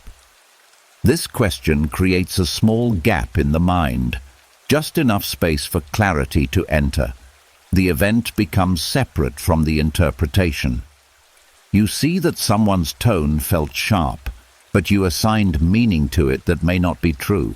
You see that you made a mistake, but you added a layer of judgment saying it defines you. You see that a situation was difficult, but you added the belief that it shouldn't have been. That added layer is what hurts, not the moment itself. When you unmask this judgment, the emotion loses its intensity, not because you forced it away, but because the story fueling it becomes thinner. The Stoics taught that emotions become manageable when you stop feeding them exaggerated meaning. This does not suppress feeling, it frees it. The next part of this practice involves gently questioning the truth of your judgments. Not aggressively, not critically, just lightly, the way you might check whether a closed door is locked. Did this person truly intend harm, or is this my assumption? Is this problem truly catastrophic, or does it just feel urgent right now? Is this emotion telling me the truth, or is it reacting to exhaustion? Is the meaning I assigned the only possible explanation? Is this judgment helpful, or is it just familiar? These questions soften emotional rigidity. The mind becomes flexible instead of defensive. Flexibility is one of the strongest tools for sleep because the nervous system relaxes when it no longer feels trapped inside a single interpretation. Another important aspect of unmasking emotional judgments is recognizing how often fatigue distorts your evaluation of the day. At night, minor issues feel massive because your mind is tired. An overlooked task becomes failure. A small conflict becomes relationship collapse. A moment of awkwardness becomes evidence of inadequacy. Exhaustion makes your inner critic louder and your perspective narrower. When you remind yourself that nighttime is not a reliable judge, the pressure drops.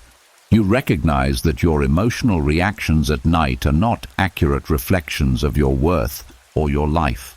They're simply signals that your mind is tired. There's also a compassionate layer to this practice. Understanding that emotional judgments often come from old patterns. You may assume someone is disappointed because you were judged harshly in the past. You may assume conflict means danger because you learned that criticism leads to pain. You may assume mistakes define you because you were taught to fear failure. These patterns color your perception long after the original cause has passed. Unmasking them reduces their power. You see that the emotion is real, but the reason behind it may not be. This recognition alone brings a sense of release. The Stoics believed that once you see emotional judgments clearly, you regain inner freedom. You are no longer ruled by interpretations you did not consciously choose. You see your emotions as visitors, not dictators. You see your thoughts as possibilities, not facts. You reclaim your ability to respond instead of react. As you continue this practice, something shifts in your body. The The tightness begins to soften. The breath becomes deeper. The nervous system transitions from threat mode to rest mode. The mind stops fighting itself. This makes space for sleep to rise naturally. The final part of this practice is simply letting go of the unnecessary weight. You acknowledge what happened. You acknowledge what you felt. You acknowledge the story you added. And then you gently remove the added meaning, like taking off a heavy coat you didn't realize you were wearing. You let the moment be just a moment. You let the emotion be just a feeling. You let the night be a place of rest, not judgment. When emotional judgments are unmasked, the mind no longer feels the need to stay awake to defend itself. It no longer replays scenes to prove a point. It no longer creates stories to protect you from imaginary dangers. It relaxes, it loosens, it trusts. And in that trust, sleep comes. A sleep not clouded by distorted meaning, but filled with clarity, softness, and the quiet dignity of a mind finally at ease. The mind becomes lighter when you unmask the judgments you've layered onto the day. But there is another subtle shift that brings even deeper peace. A shift that most people resist without realizing they are resisting it. It is the willingness to sit with uncertainty, the courage to not know, the openness to let questions remain questions without forcing answers in the dark.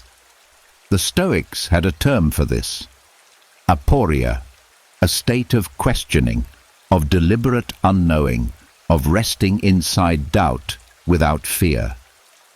Most people think doubt is a weakness, something to fix quickly, something that must be resolved before they can sleep.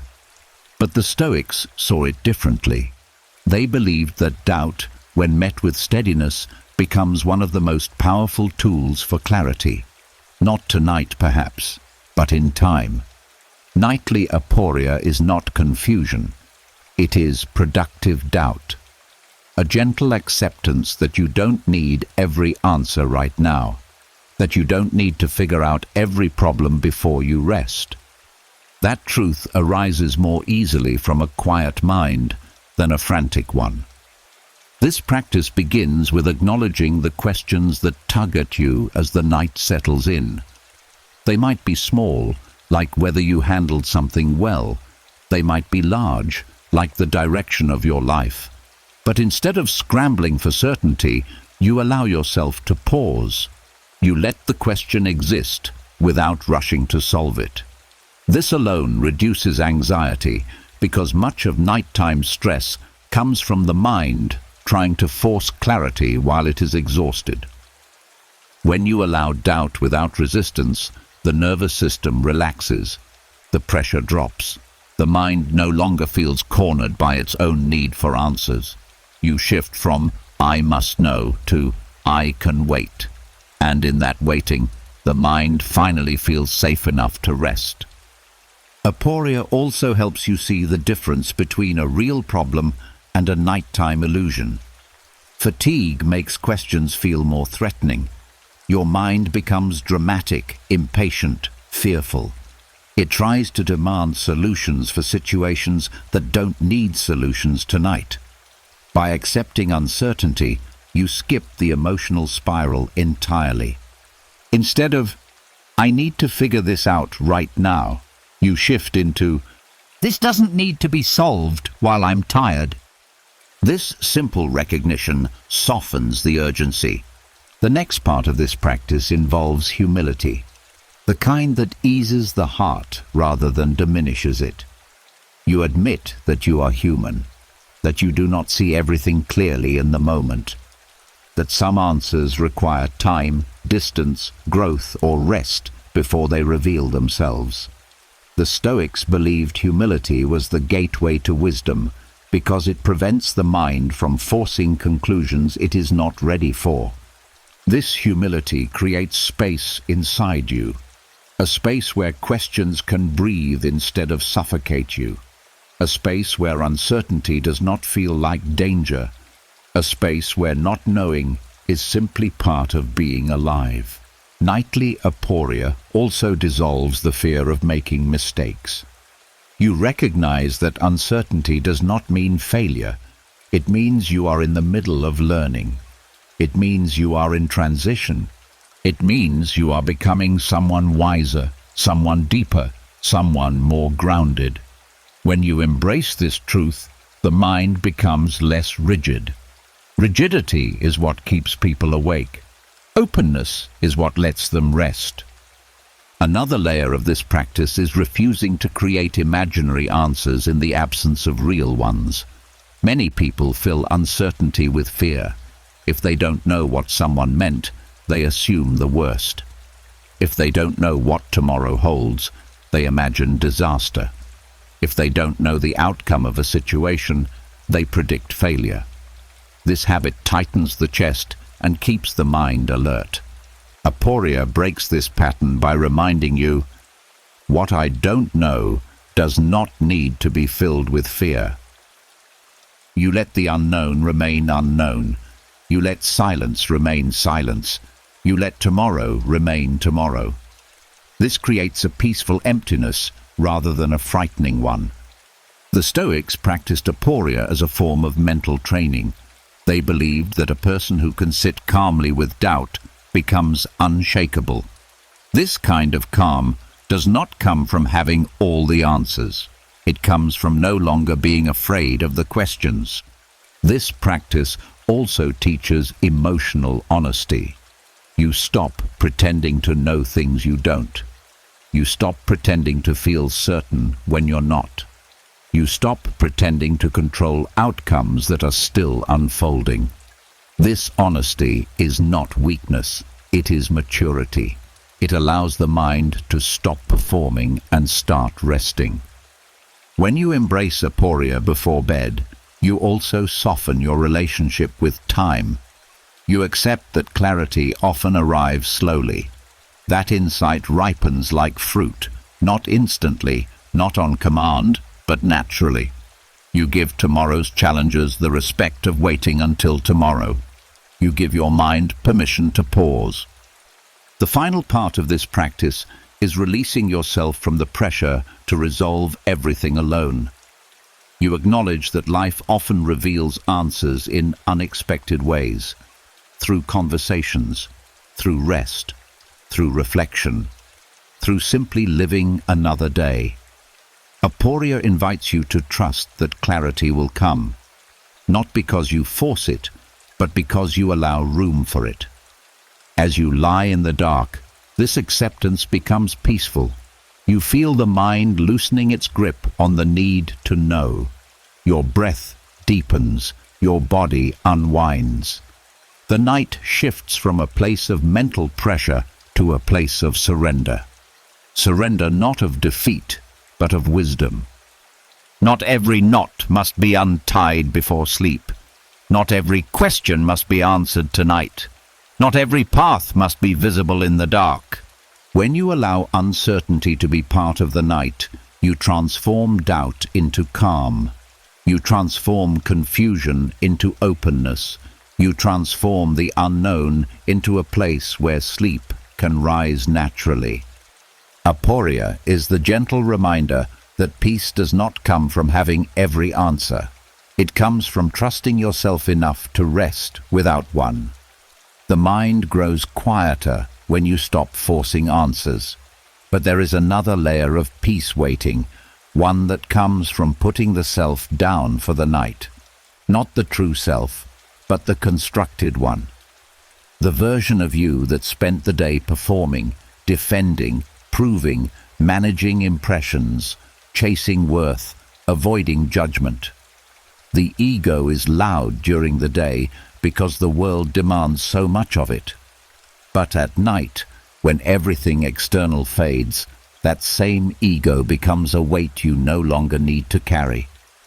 The Stoics understood this deeply, and they crafted a nightly practice to dissolve the ego gently, journaling not to record your life, but to release the self you carried through it. This is not diary writing. This is not storytelling. This is ego dissolution. letting the false layers soften so the mind can rest without armoring itself.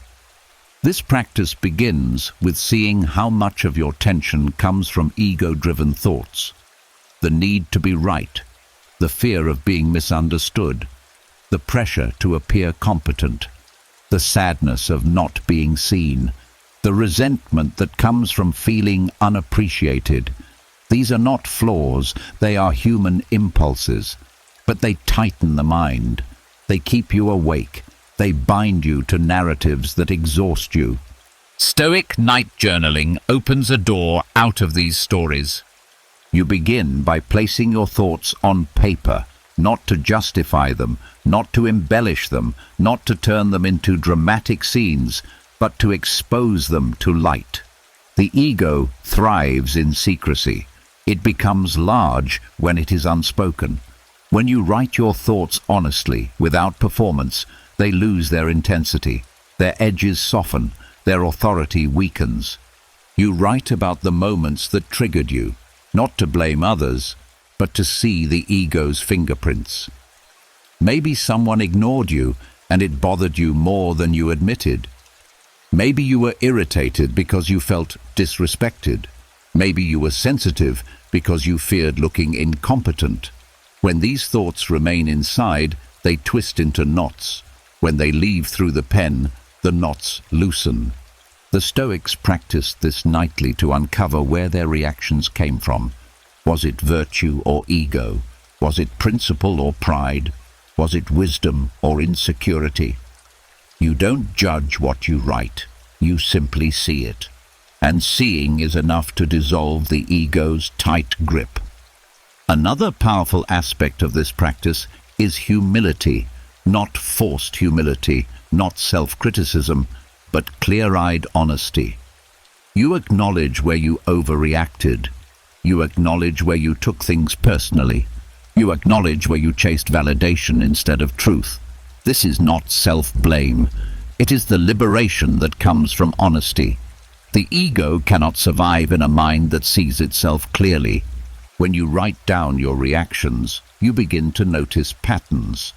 You see which situations trigger defensiveness, which people awaken your pride, which doubts make you retreat, which insecurities make you cling to image. Each pattern you uncover becomes a place where tension previously lived. The act of seeing these patterns lifts a weight from your mind. This kind of journaling also helps you release unnecessary identities.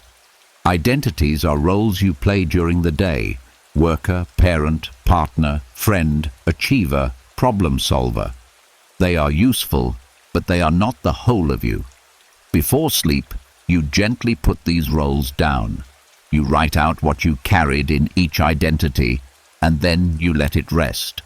This gives your inner world permission to unclench. As you continue this process, you notice that many of your nighttime worries are tied to ego wounds. Fear of embarrassment, fear of inadequacy, fear of disappointing others, fear of not being enough.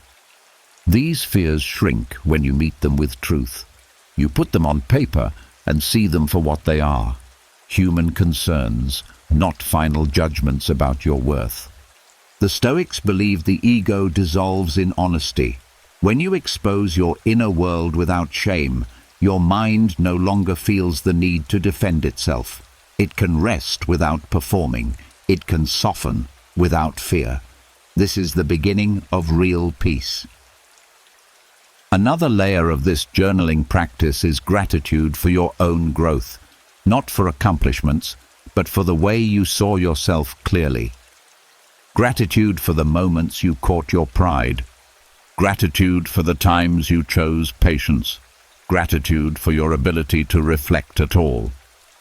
This kind of gratitude nourishes humility. It grounds you. It reminds you that the goal is not perfection, but awareness. As you finish your journaling, the ego becomes quiet. It no longer needs to protect you. It no longer needs to justify you. It no longer needs to shape your story. The mind becomes spacious. The heart becomes lighter. The breath becomes deeper. You enter the night not as a persona performing for the world, but as a human being returning to themselves. The final step is simple. You close the journal with the quiet understanding that the self you carried today does not need to follow you into sleep. The roles can rest. The defenses can rest. The stories can rest. And you can rest. Because sleep is easiest when the ego is silent, when the mind does not need to prove anything, defend anything, or explain anything. Stoic night journaling dissolves the noisy self, so the deeper self, the calm one, the steady one, the real one, can finally breathe. And in that breath, sleep arrives naturally, gently, fully. The ego softens when you place your thoughts onto the page, but there is another layer of rest that begins long before your head touches the pillow, something quieter, almost hidden in plain sight. It is the rhythm of your day, the pace of your movements, the speed at which you shift from one moment to the next. Most people never notice how fast they are living until the night arrives and their mind refuses to slow with them. The body may lie down, but the pace remains. The momentum of hurrying lingers, and that momentum becomes restlessness. The Stoics understood that tranquility is not something you switch on, it is something you train. And one of the most unexpected ways to build that inner stillness is through voluntary slowness. This is not laziness, nor dragging your feet, nor pretending to move in slow motion. It is the art of intentionally reducing your pace so the mind learns to follow. A deliberate softening of speed that teaches your nervous system that you are not in danger, that you don't need to rush, that life does not demand immediacy from you at every second. Slowness is not weakness, it is mastery. This practice begins long before bed, in small choices. The way you reach for your cup, the pace at which you wash your hands, the time you take to breathe before answering a message. These minor acts train your mind to pause between thought and action. That pause becomes the foundation of tranquility. When you slow yourself voluntarily, you interrupt the reflexive hurry that comes from stress. You tell your brain without words that there is no emergency. The body responds by lowering tension. The breath deepens naturally. The heart stops racing ahead of the moment. This training accumulates throughout the day like drops of calm that collect into a pool by nightfall. Voluntary slowness also rewires your attention. When you move too quickly, your mind leaps ahead, always anticipating the next task. You live in the future more than the present. This keeps your awareness scattered.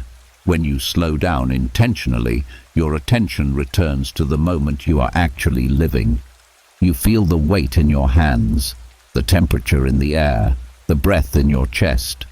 These small anchors pull you out of mental overdrive. This shift is subtle but powerful. A slow mind is not a dull mind. It is a focused one, a steady one, a mind that sees clearly instead of frantically. Another part of this practice is learning to slow your transitions, not just your actions, but the moments between them. Before getting out of a chair, pause briefly. Before picking up your phone, take a single breath. Before walking into a new room, soften your shoulders. These miniature moments of slowness teach the mind to break the cycle of constant motion. The Stoics valued these pauses because they mark the difference between reacting and responding. When you rush, you react. When you slow down, you respond with intention. This intentionality becomes a form of inner order that reduces anxiety by giving you control over your internal pace, even when you cannot control circumstances.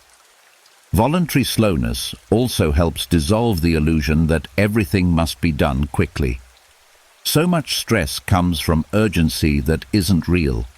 You feel pressured to reply instantly, to finish tasks immediately, to move from one obligation to the next without pause. But urgency is often a habit, not a necessity. When you slow down, you begin to see which pressures were imaginary. This recognition frees you from unnecessary tension. This practice becomes even more powerful during your nighttime routine. When you wash your face slowly, when you change clothes without rushing, when you walk to bed with gentle steps, your body receives a clear signal. We are entering rest now. Your nervous system responds by shifting into parasympathetic mode, the state of calmness, digestion, and recovery.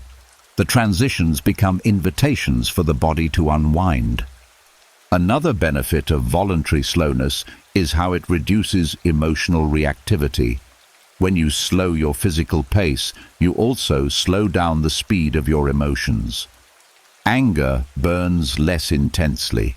Worry unwinds more easily. Annoyance loses its sharpness. Slowness gives emotions room to breathe instead of room to explode. This creates a sense of inner spaciousness, a key ingredient for sleep. Voluntary slowness also strengthens self-control. Each time you slow down by choice, you are practicing mastery over impulse. You teach your mind that you do not need to rush to feel safe. This is the same skill required to resist spiraling thoughts at night, the same discipline that lets you release worry, the same steadiness that helps you fall asleep. And as you continue this practice, something shifts inside you. The day no longer carries you like a fast-moving current. You begin to move through life at a pace that nourishes clarity rather than sabotages it. You feel less pushed, less scattered, less overwhelmed. By the time night arrives, your mind is not fighting against momentum. It is already moving in the direction of tranquility. This is the secret of voluntary slowness. It teaches the body and mind to settle long before sleep begins. It turns peace into a habit rather than a last-minute request. It creates an inner atmosphere where sleep is not a struggle, but a natural continuation of your calm. Because tranquility is not found in stillness alone, it is built through the gentle, deliberate slowing of your steps. One movement at a time, one breath at a time, one quiet moment at a time.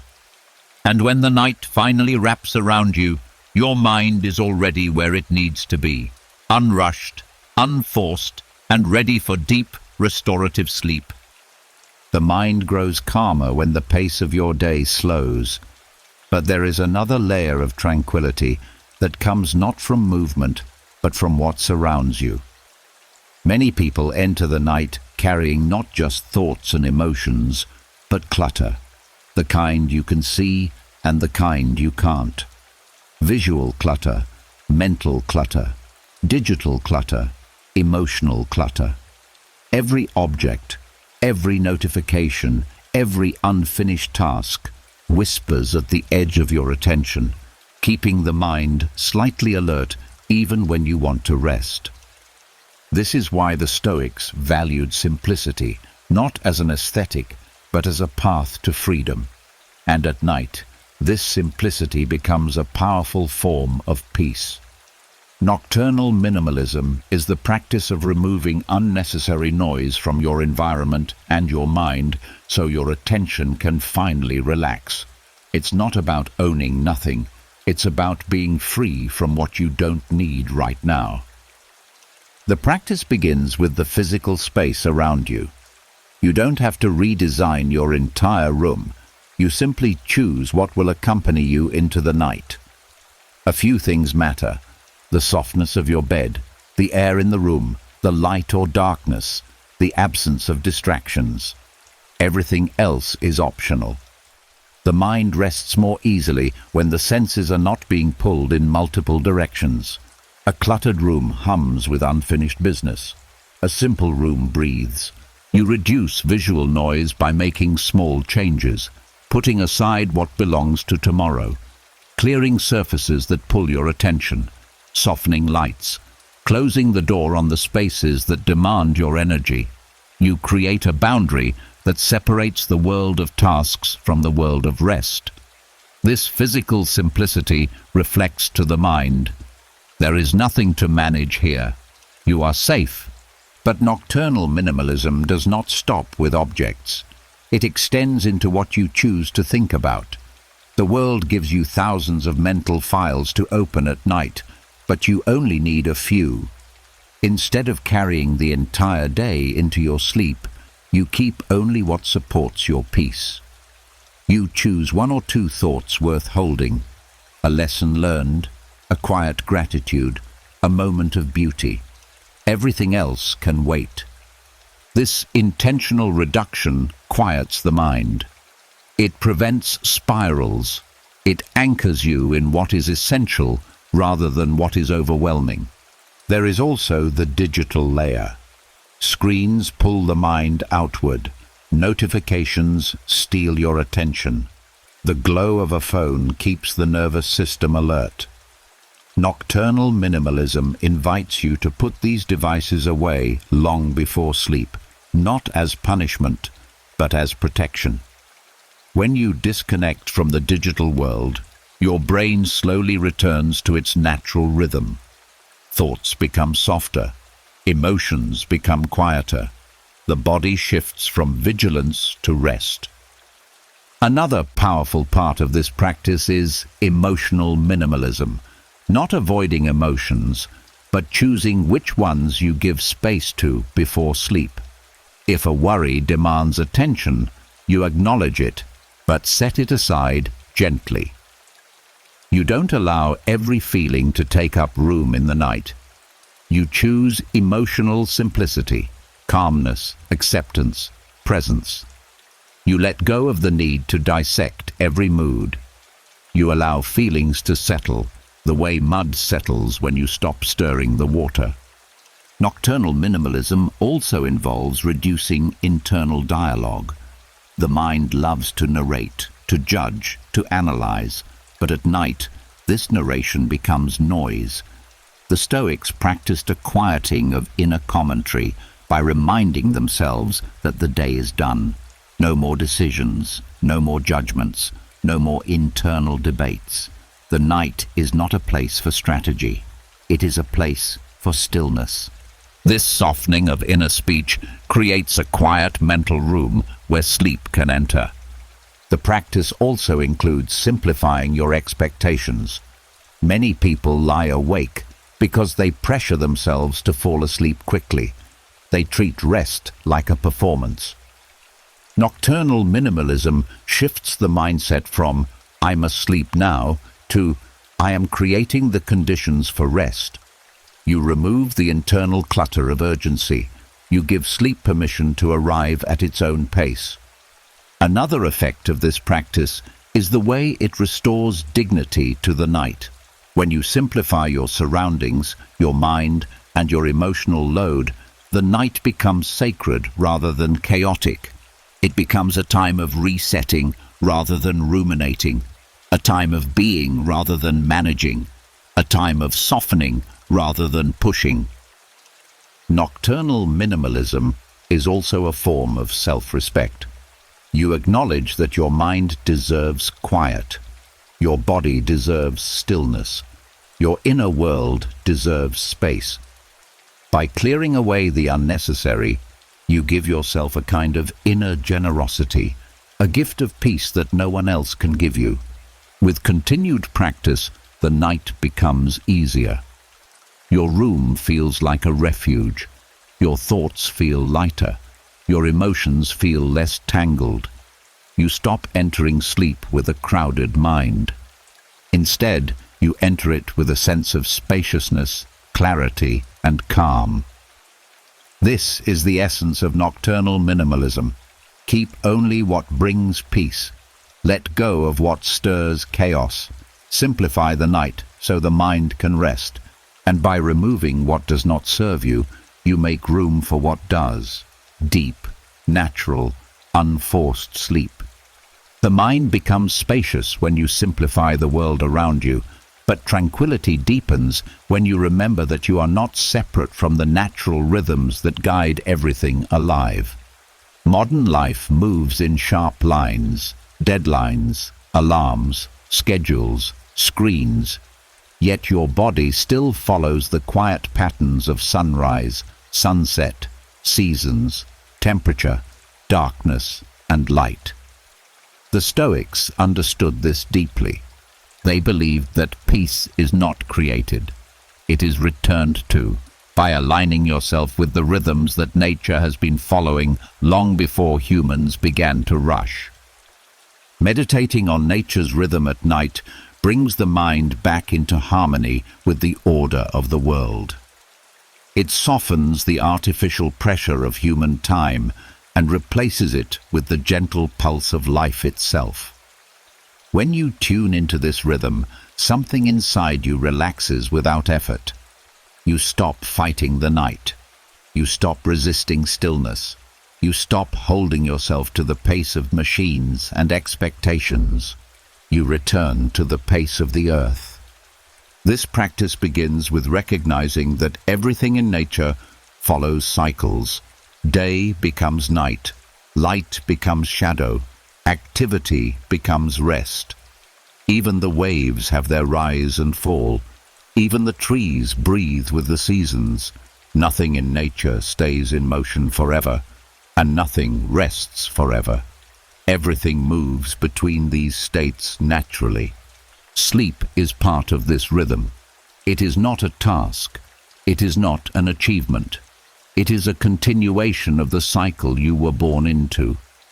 When you meditate on nature's rhythm, you allow your mind and body to fall back into that ancient flow.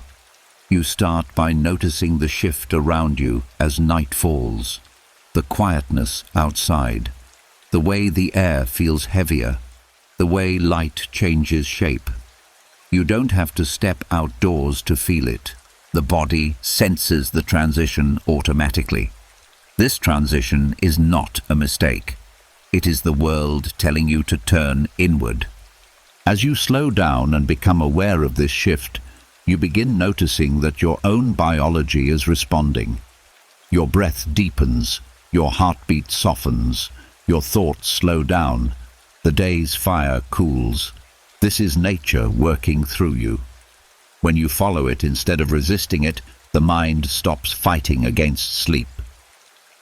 Meditating on nature's rhythm also helps dissolve the illusion that you must be productive until the very last moment. Nature doesn't rush to finish the day. Trees don't complete a checklist before sunset. The ocean doesn't panic to get one last wave in before the night. Everything simply transitions. The night arrives. The world shifts. The rhythm continues. When you adopt this natural transition, you release the unnecessary tension that comes from trying to squeeze too much into the end of your day. Another layer of this practice is noticing the rhythm of your breath as part of nature's pattern. Every inhale is a tide rising. Every exhale is a tide falling. Breathing becomes a way of syncing with the world. You begin to feel that you are not separate. You are part of a larger movement, a subtle coordination that has been happening since the beginning of life. This connection brings deep peace. Anxiety often comes from feeling isolated, disconnected, or out of sync. When you meditate on nature's rhythm, that disconnection dissolves. You feel supported by something larger than your individual thoughts. You feel carried by a flow that does not demand anything from you in return. This rhythm also teaches patience. Nothing in nature blooms every day. Nothing grows in a straight line. Your mind and body need periods of rest, silence, darkness, and stillness, just as much as they need activity. When you honor these cycles, you stop judging yourself for needing to slow down. You stop interpreting tiredness as weakness. You stop treating rest as an inconvenience. Instead, You see sleep the way the Stoics did, as a natural surrender, a return to the universal rhythm, a moment when you step out of effort and into alignment. Meditating on nature's rhythm can also quiet emotional storms. Emotions rise like weather. They come, they intensify, they fade. Nothing stays forever. When you observe the natural movement of your own feelings, you stop identifying with every gust of emotion. You see them as passing conditions, not personal failures. This makes space inside you. It reduces the fear of feeling. It soothes the nervous system. Another benefit of this practice is the way it humbles the ego gently. When you sense your place in the vastness of nature, you realize that you don't have to carry the world on your shoulders.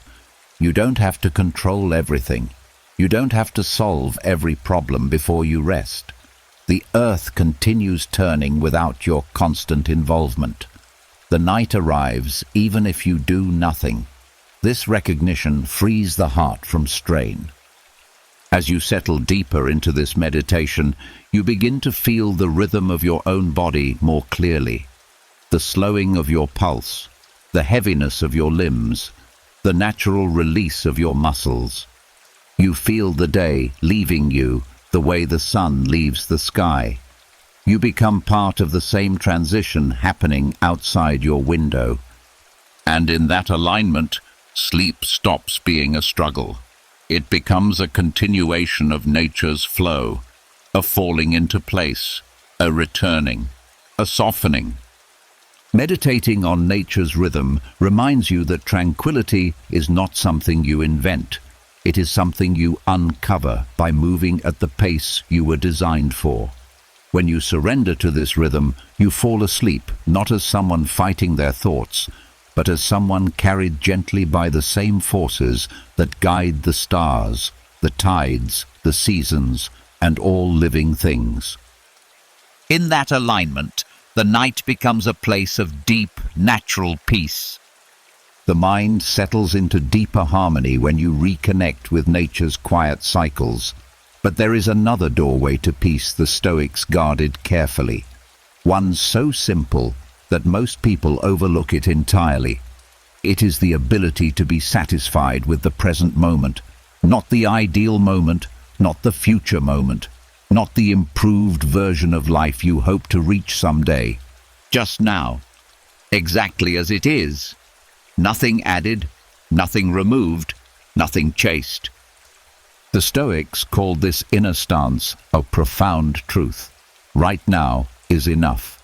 Not because the present is perfect, not because everything is going your way, but because the only moment you ever actually live in is the one unfolding in front of you. The rest is memory or imagination. When you learn to meet this moment without demanding that it be different, the mind becomes quiet in a way few people ever experience. This practice begins with recognizing how often you leave the present. You drift toward tomorrow's tasks. You replay yesterday's mistakes.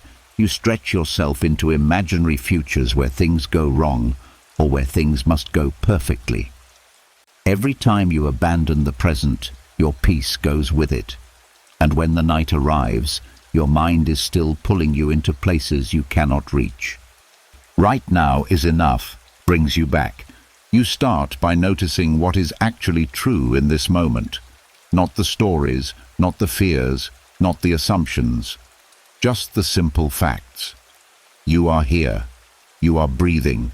You are safe enough to rest. The day is over. The night asks nothing of you except your presence.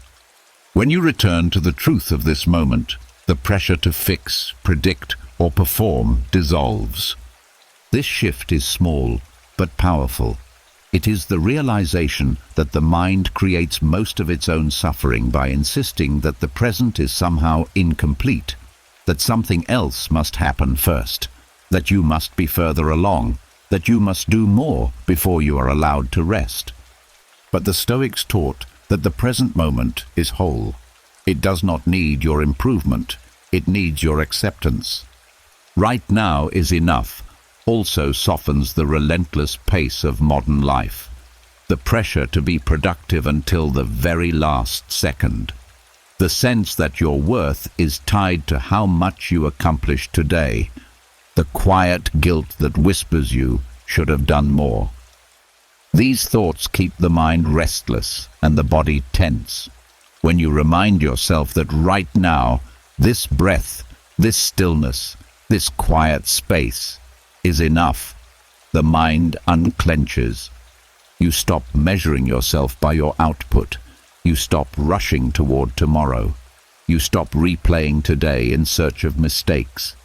You stop tying your identity to constant progress. You simply return to being. This practice also dissolves the emotional hunger that keeps many people awake at night. The hunger for reassurance, the hunger for certainty, the hunger for resolution, the hunger for closure. These forms of longing pull you out of the moment and into an endless search for something that cannot be delivered by thinking harder.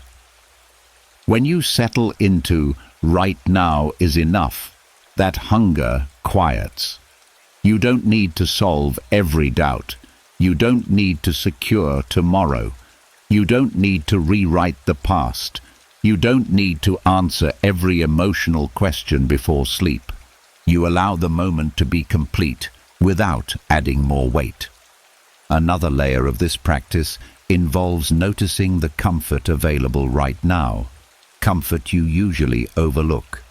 The softness of your bed, the warmth of your blanket, the safety of your room, the quiet of the night. When you let yourself appreciate these things without demanding anything else, you enter a state of natural gratitude without forcing it. Gratitude without effort is simply presence. This mindset also helps soften regret.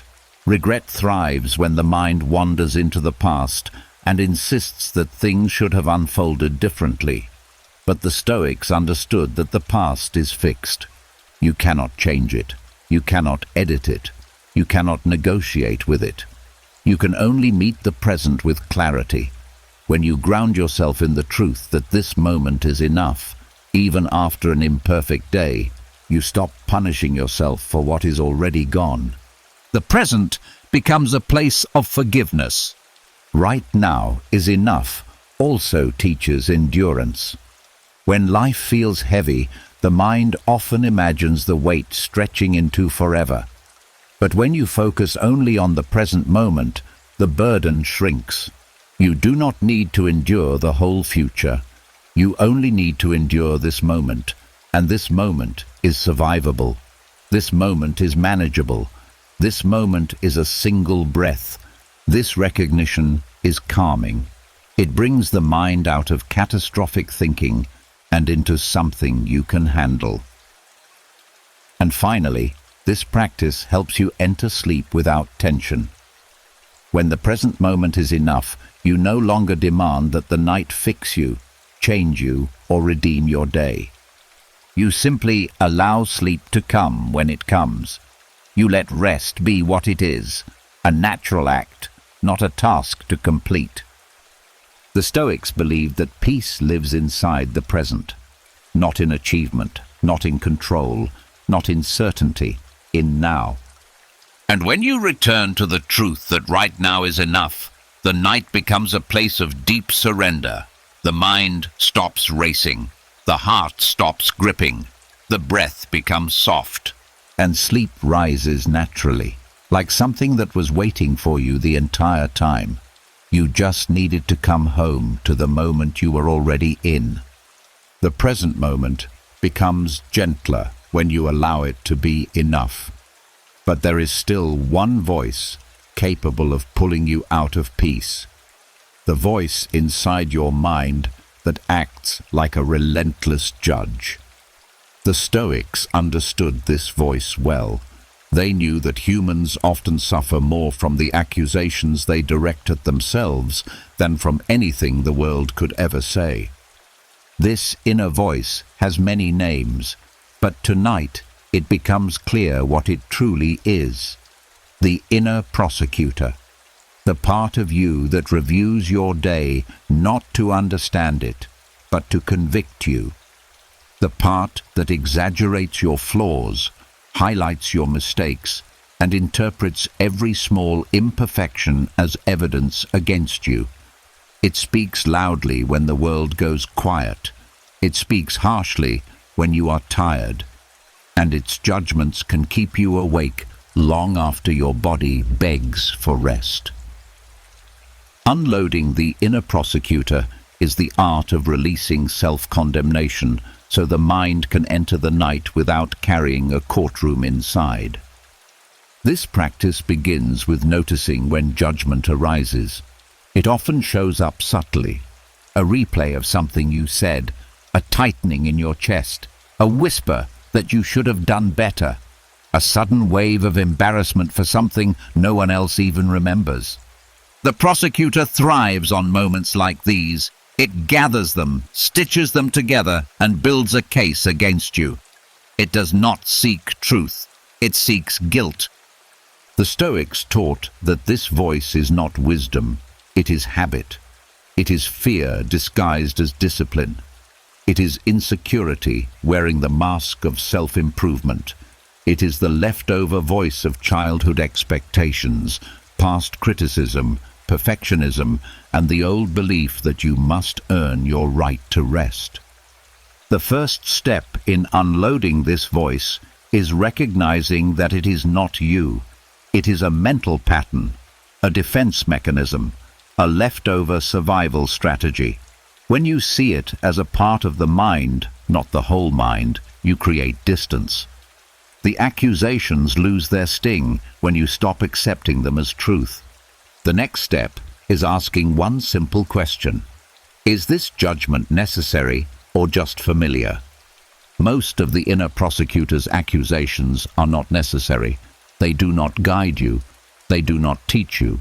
They do not strengthen you. They simply drain you. But they feel familiar, so you allow them in. When you ask this question, you expose the emptiness behind the judgment. Familiarity does not equal truth. This clarity weakens the prosecutor's authority. Another part of this practice is seeing the difference between accountability and self-punishment. Accountability is grounded and balanced. I made a mistake. I'll learn from it. The inner prosecutor is theatrical and absolute. You failed. You always do.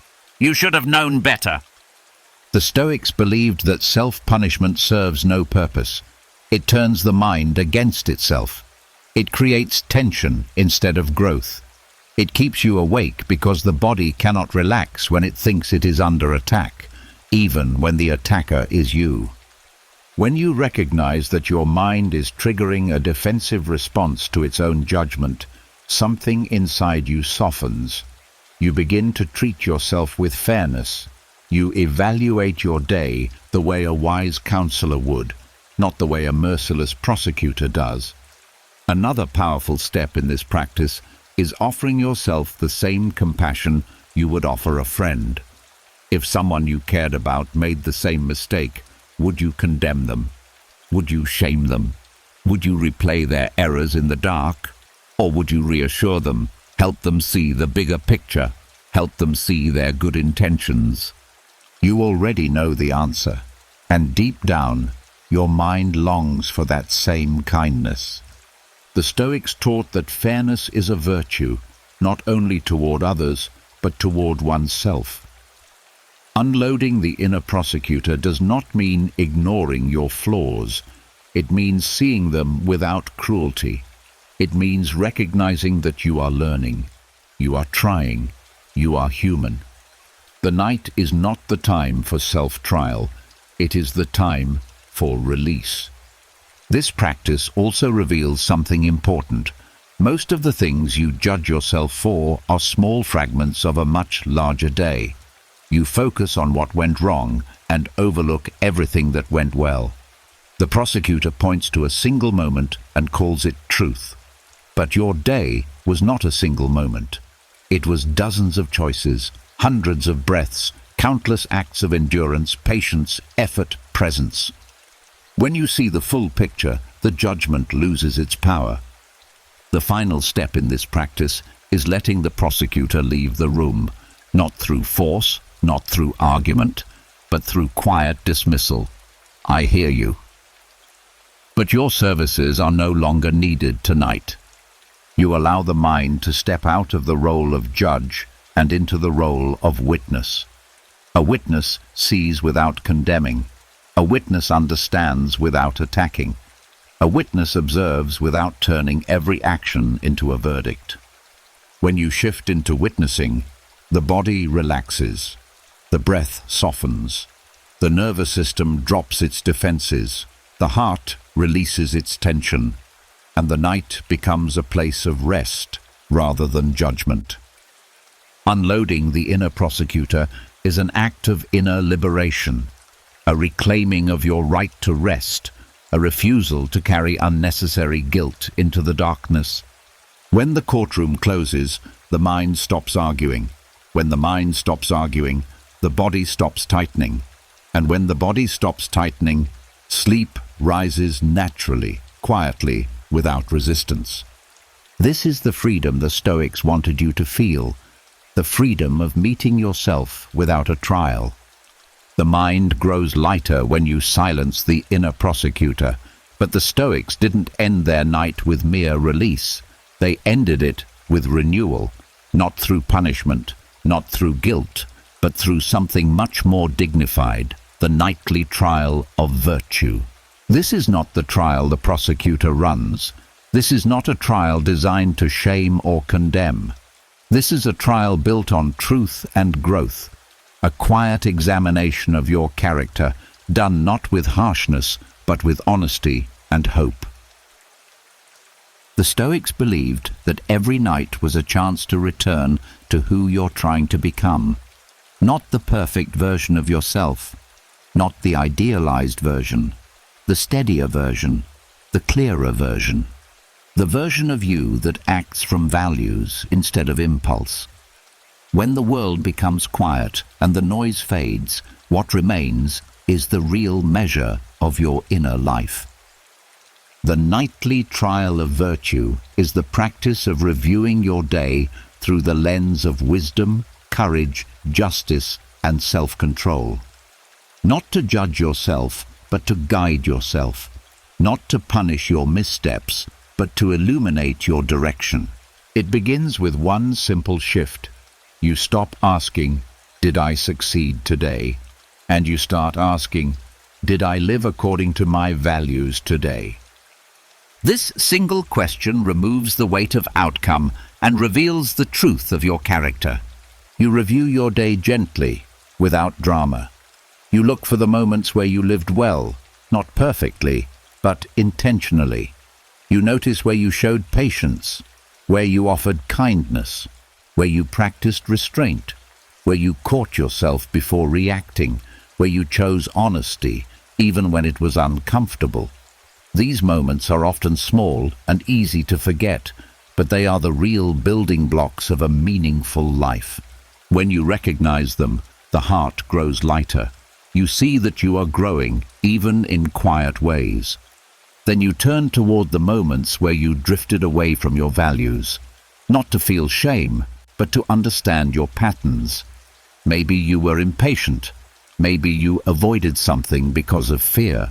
Maybe you reacted quickly when you wanted to respond thoughtfully.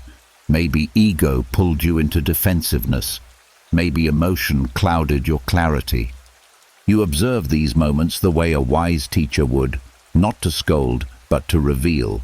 You look at them without flinching and without exaggeration. You acknowledge them the way you acknowledge weather. They happened. They passed. They don't define you. The Stoics believed that the purpose of this nightly trial was not correction, but calibration. You're checking your alignment.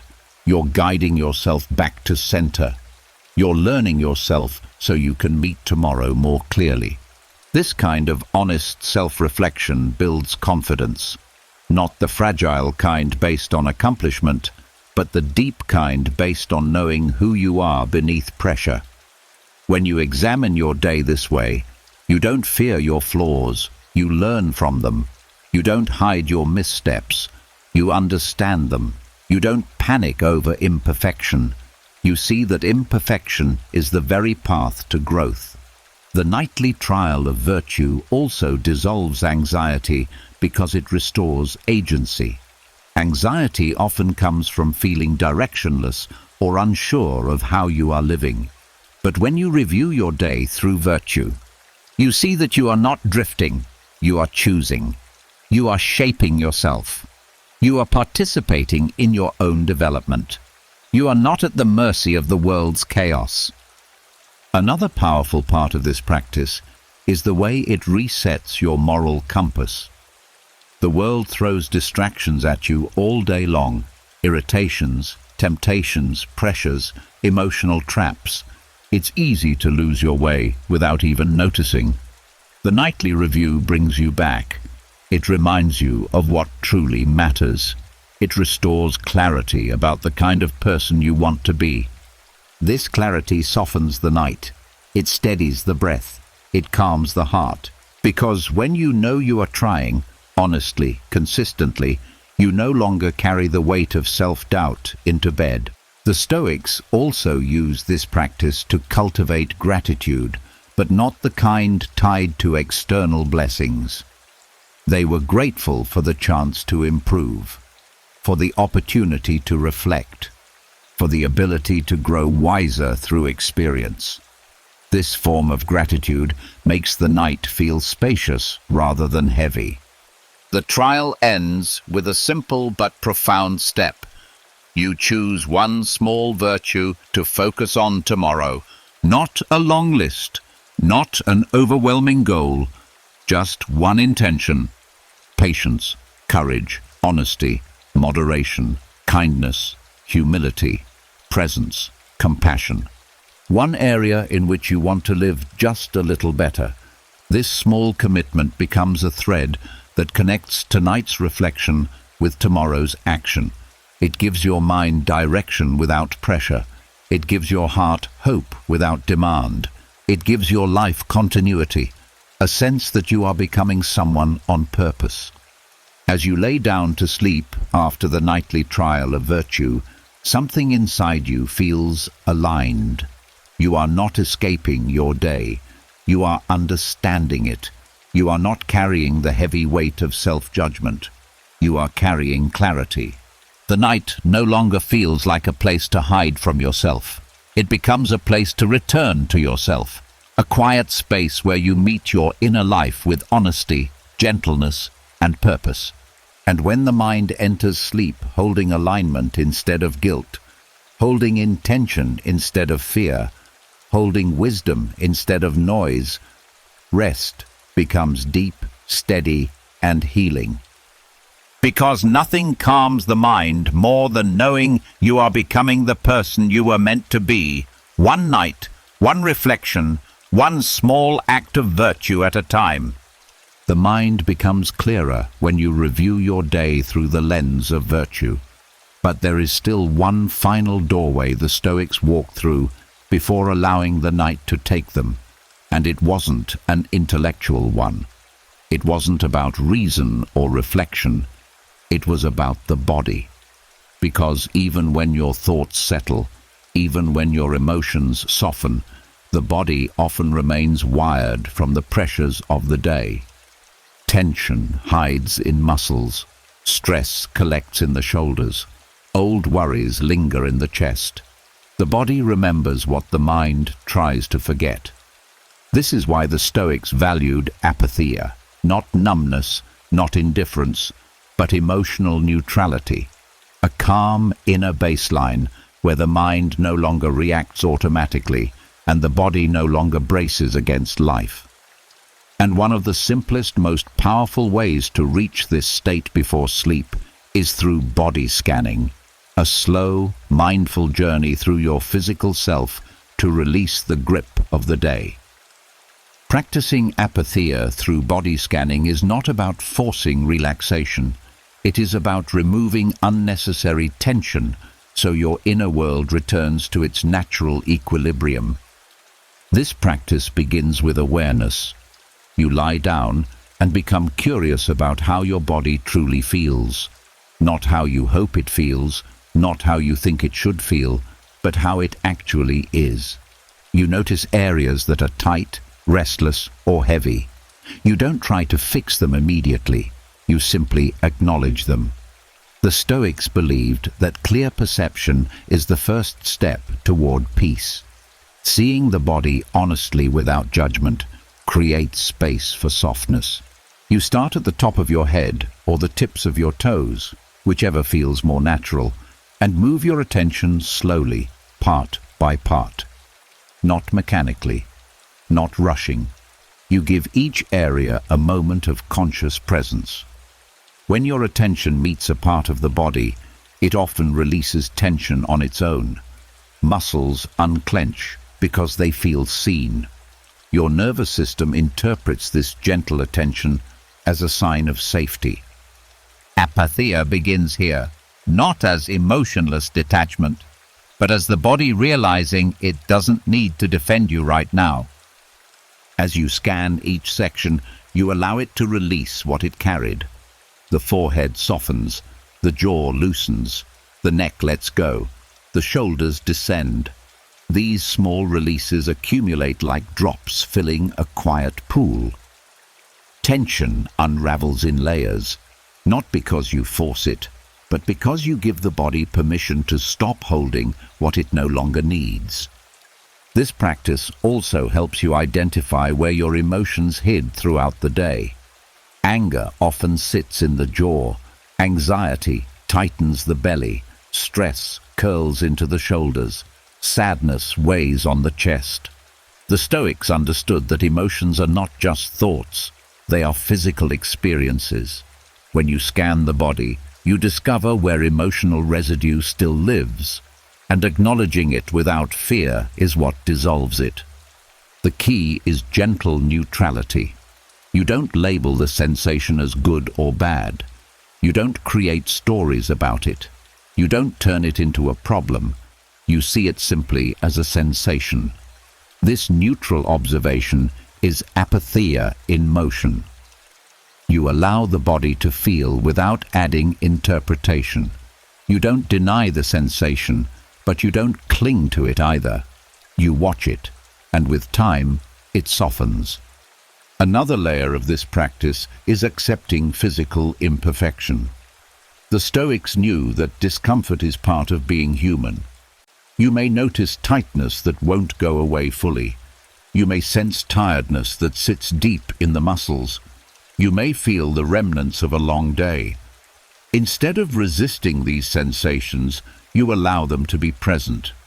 This acceptance reduces suffering more than any forced relaxation could, because resistance is what creates tension, not the sensation itself.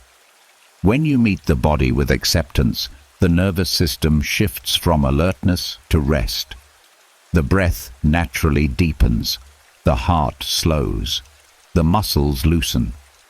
You enter apatheia, not a cold emptiness, but a warm neutrality where nothing inside you is fighting anymore. As you continue the scan, you begin noticing subtler sensations, the weight of your limbs, the warmth of your skin, the softness of the bed beneath you, the quiet pulse inside your fingertips. These sensations ground you in the present moment. They bring your awareness out of the mind and into the body. And when the body is grounded, the mind follows. This practice also dissolves the leftover adrenaline that often keeps people awake. Throughout the day, the body enters small stress responses repeatedly: traffic, conflict, deadlines, pressure, noise. Even small stresses leave traces in the muscles and nervous system. Body scanning releases these traces like steam leaving a pot. You unwind the tension that accumulated one quiet breath at a time. The Stoics knew that a person cannot think clearly if the body is in a state of defense. Apatheia requires physical calmness as much as intellectual clarity. This is why body scanning prepares the mind for sleep more reliably than logic alone. When your muscles trust that they are safe, the mind stops bracing against imagined threats. By the time you finish scanning the entire body, something begins to shift. The edges of your awareness soften. The breath becomes rhythmic. Thoughts slow down naturally because the body no longer supports their urgency. You enter a state where you are aware of your body but not controlling it, like floating just above yourself, watching quietly. This is apatheia at night. Nothing inside you is pushing.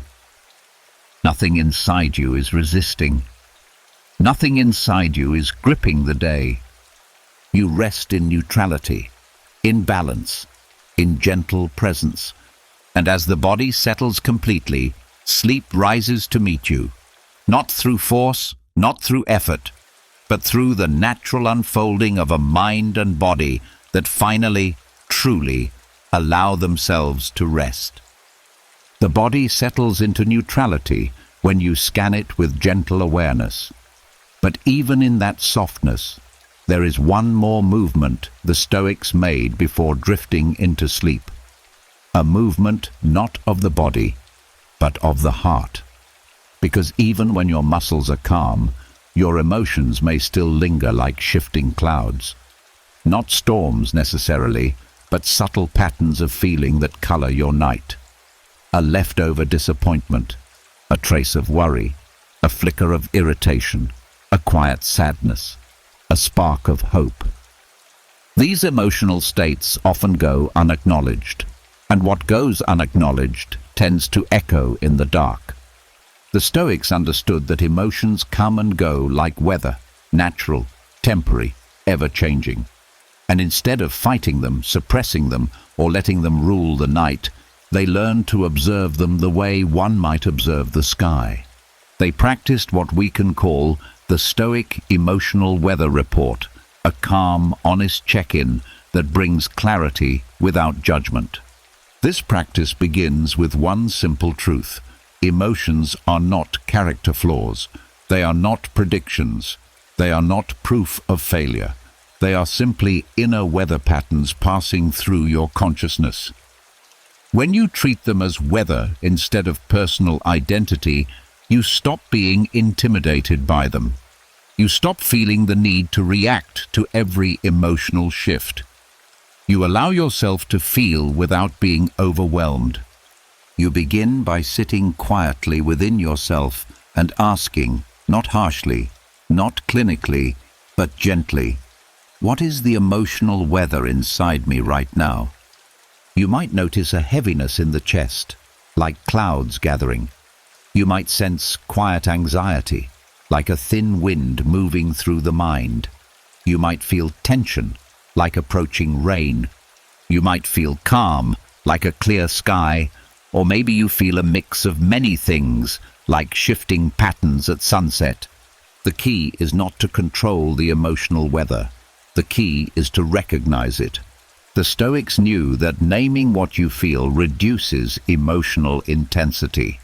When you acknowledge an emotion, truly acknowledge it, it stops needing to shout. It stops demanding attention. It stops masquerading as a crisis. It becomes what it is, temporary weather. You say to yourself, I feel anxious right now. I feel unsettled. I feel tired. I feel hopeful. I feel irritated. And instead of resisting, you let the emotion exist. This is not indulgence. This is honesty. Honesty without attachment. Once you've identified your emotional weather, you take the next step. You observe how it moves. Emotions rarely stay still. They shift, soften, intensify, fade. When you watch them with calm awareness, you stop identifying with them. You stop saying, I am anxious, and instead say, anxiety is passing through me. You stop saying, I am sad, and instead say, sadness is visiting right now. You don't become the storm, you become the observer of the sky. This shift creates immediate relief. Observers do not drown in storms.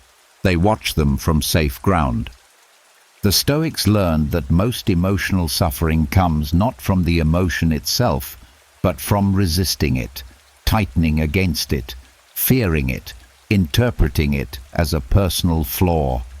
When you ease into observation instead, something profound happens. The emotion stops growing. It begins to settle on its own. You do not need to fix it. You simply need to let it move through you. Another layer of this practice is seeing which emotions belong to the present moment and which are leftovers from earlier in the day. Many nighttime emotions are echoes, residue, a worry that lingered longer than it needed, a tension that followed you home, a mood that clung to your shoulders. When you recognize an emotion as leftover, you can release it gently. That feeling belonged to earlier.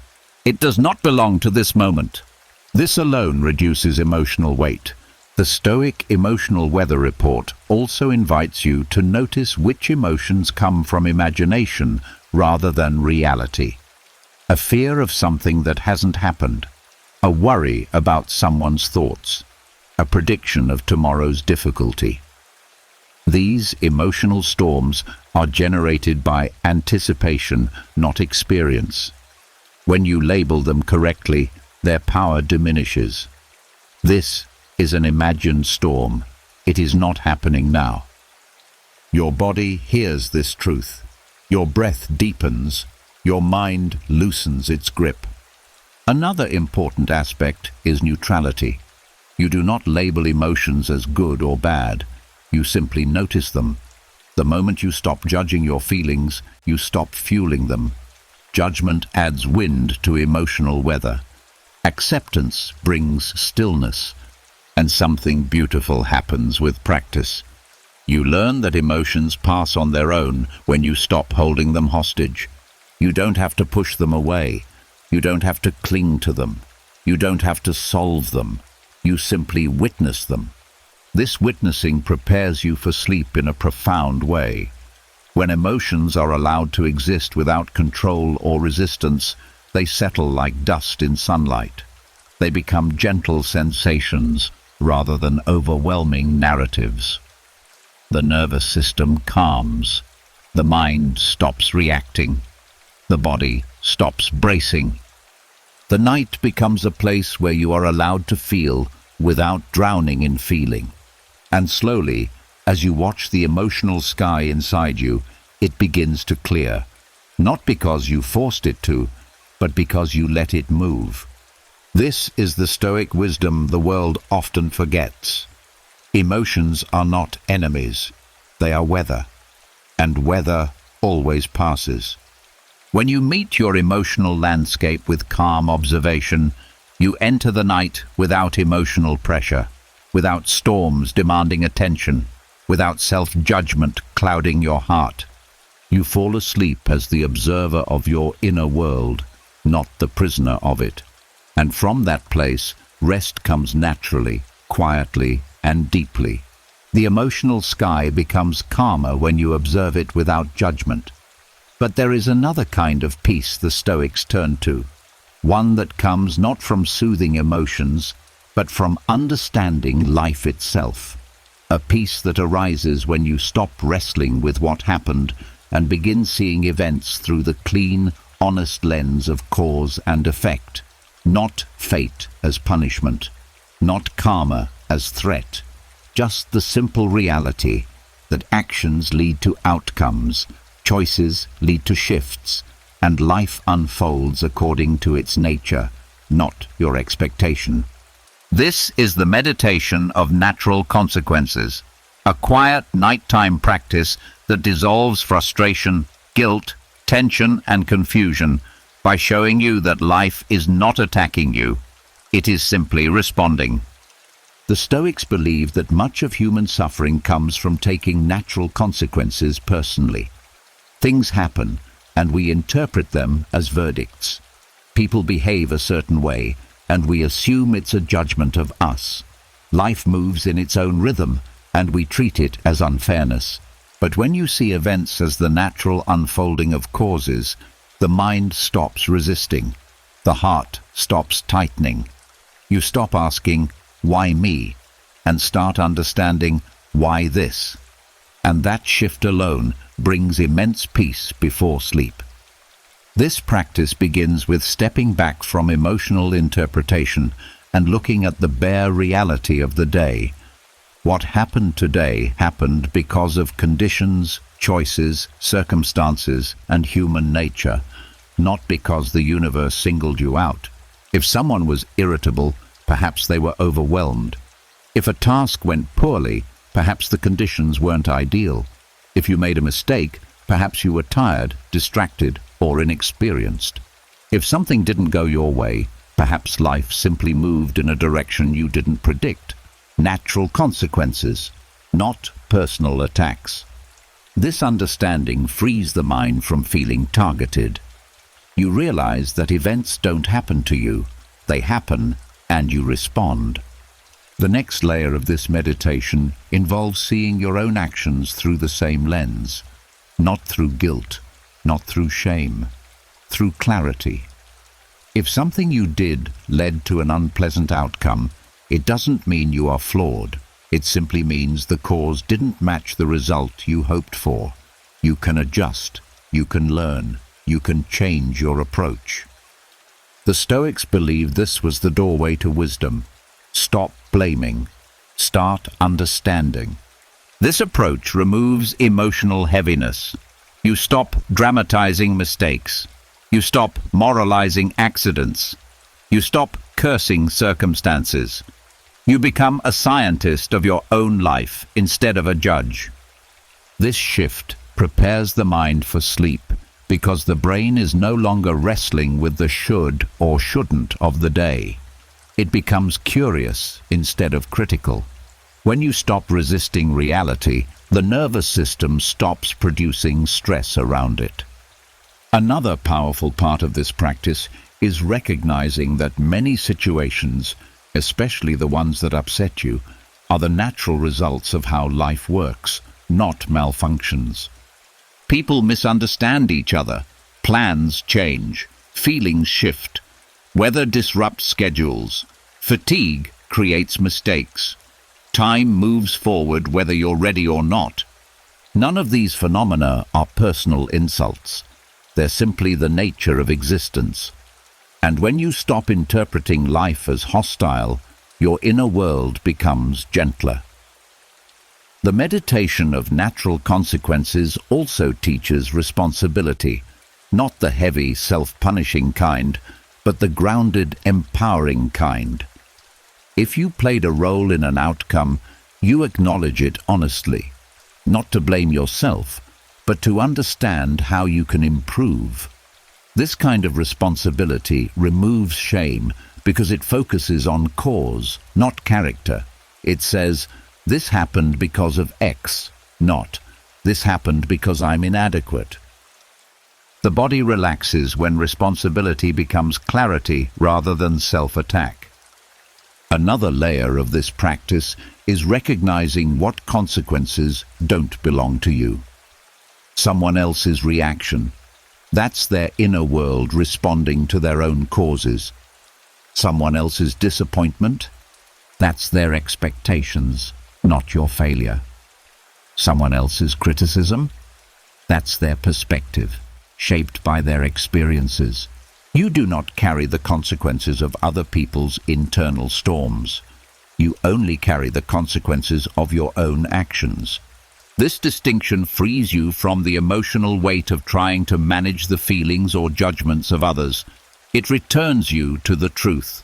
You influence your choices, not the world's interpretations. As you continue reflecting, the tangled emotions of the day begin to flatten into a simple, comprehensible chain of events. You see that nothing mystical or catastrophic was happening.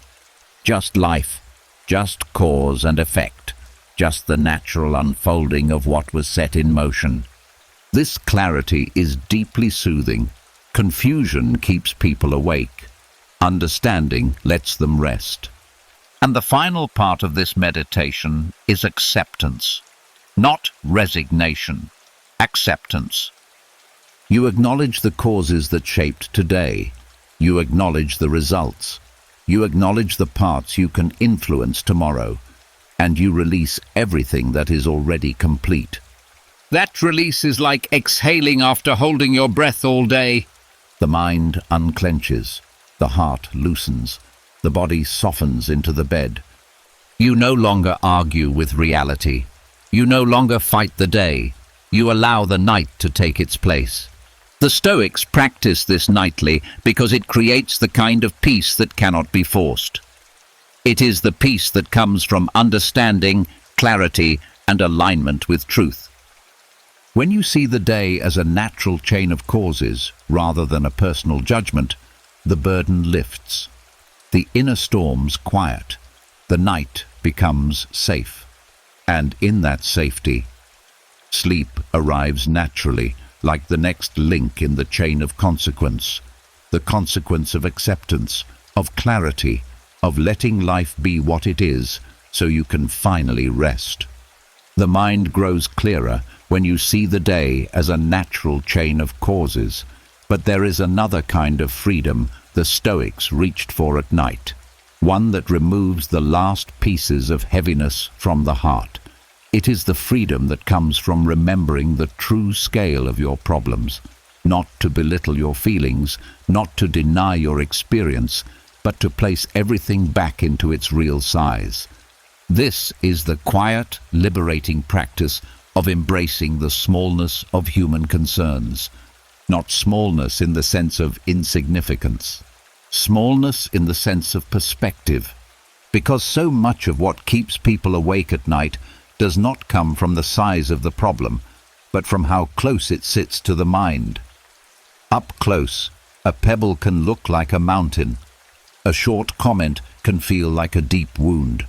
A small mistake can turn into a story about your worth. Distance shrinks things. Clarity shrinks things.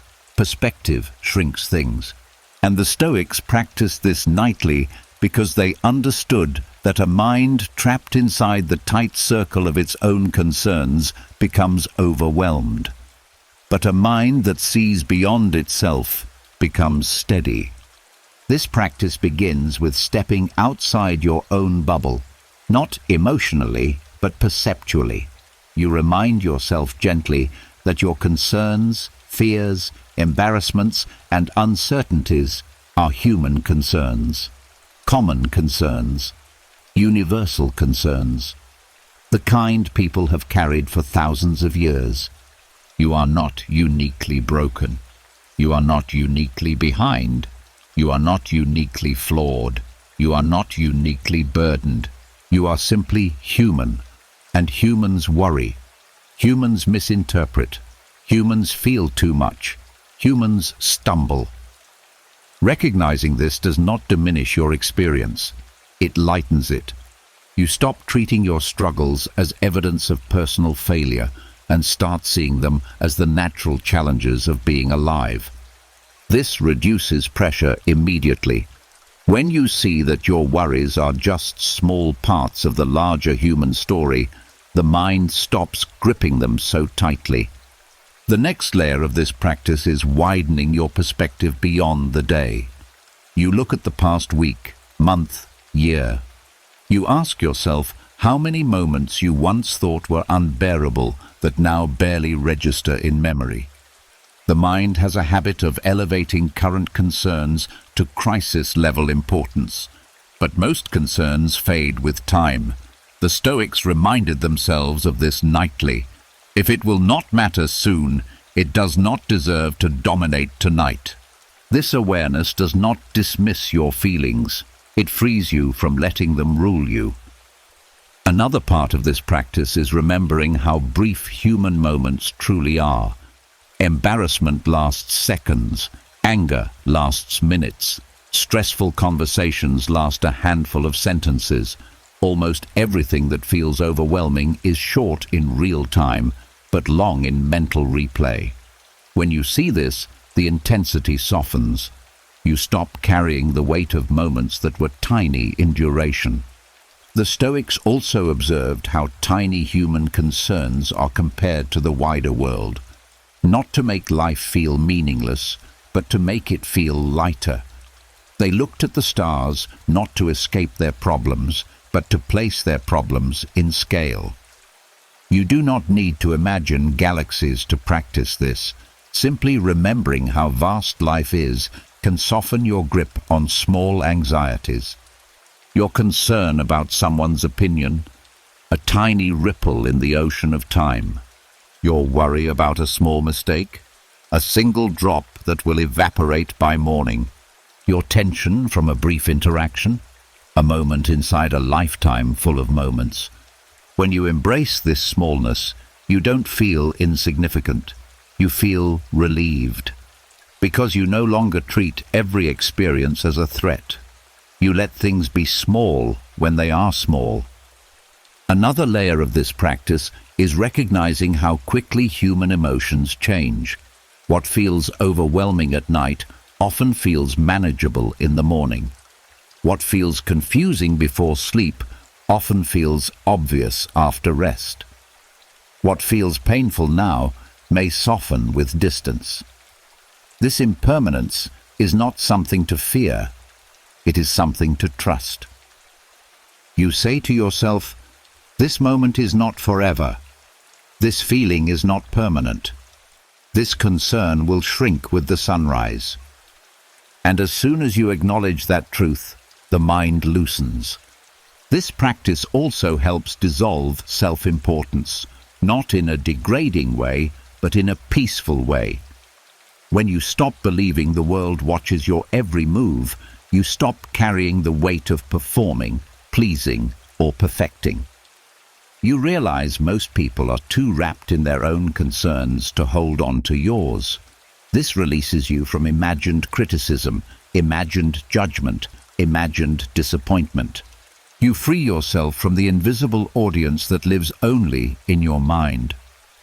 Another benefit of embracing the smallness of human concerns is that it opens the door to genuine gratitude. When your worries shrink, your awareness of what supports you grows. You begin noticing the stability you do have, the safety you do have, the warmth, the breath, the bed beneath you.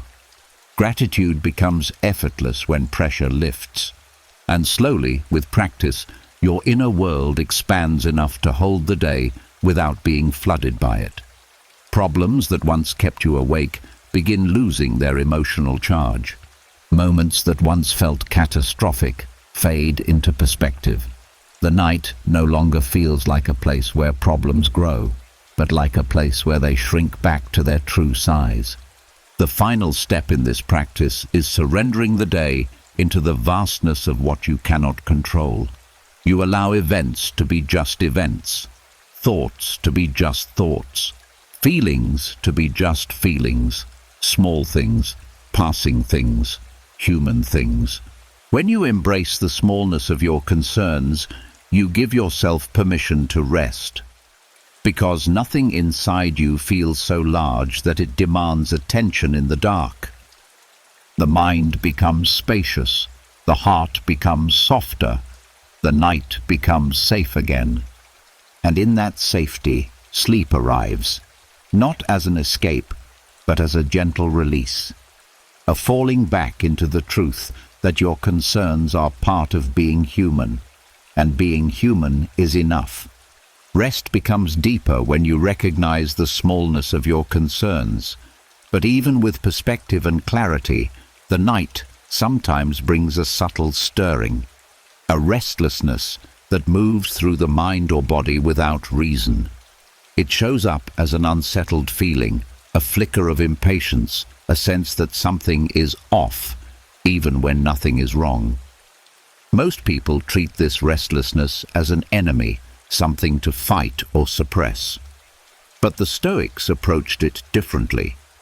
They understood that restlessness is not a flaw. It is a messenger, a teacher, a quiet instructor sent by your inner world. Turning restlessness into a Stoic teacher means learning from the discomfort instead of battling it. It means allowing restlessness to reveal what is unbalanced, what is unresolved, what is overworked, or what is simply misunderstood. This transforms the night from a place of frustration into a place of insight. This practice begins with one simple recognition. Restlessness is not danger. Restlessness is not failure. Restlessness is information. When you stop treating it like a threat, its intensity begins to soften. You start by noticing the shape of your restlessness. Does it feel like the body trying to move, the mind trying to think, the heart trying to feel something? Each version carries a different lesson. A restless body might be holding tension. A restless mind might be clinging to unfinished loops. A restless heart might be carrying emotions that didn't have space earlier in the day. Instead of forcing quiet, you listen. The Stoics believed that awareness is the beginning of mastery. When you observe restlessness with curiosity instead of resistance, it stops escalating. You say to yourself, "There is restlessness here." Not, "Why is this happening?" Not, "This shouldn't be happening." Just, "Here it is." This simple acknowledgement allows restlessness to settle into your awareness rather than dominate it. The next layer of this practice is asking restlessness what it's trying to show you, not in words, but in sensation. Restlessness can reveal that you rushed through the day without pausing. It can reveal that your mind absorbed too much stimulation. It can reveal that your emotions didn't have time to exhale. It can reveal that you're holding on to expectations that need to soften. Sometimes, restlessness simply means the body hasn't fully transitioned from the pace of the day. And that is not a personal flaw. It is a natural biological delay. You cannot sprint for hours and then expect instant stillness. The body unwinds in layers. Restlessness is part of that unwinding. The Stoics treated this sensation as a sign to slow even further, not to force stillness. You allow the restlessness to move gently through you, like wind through a field. You let your breath anchor you, not as a command, but as a companion. You soften your muscles the way you would calm a startled animal, with patience, not pressure. Restlessness becomes a teacher of pacing. Another lesson restlessness offers is humility. It reminds you that you are not a machine that can switch states instantly. You are a living being with rhythms, cycles, and needs. Your restlessness is not proof of inadequacy. It is proof of being alive. The mind that demands immediate stillness is the mind that needs stillness the most.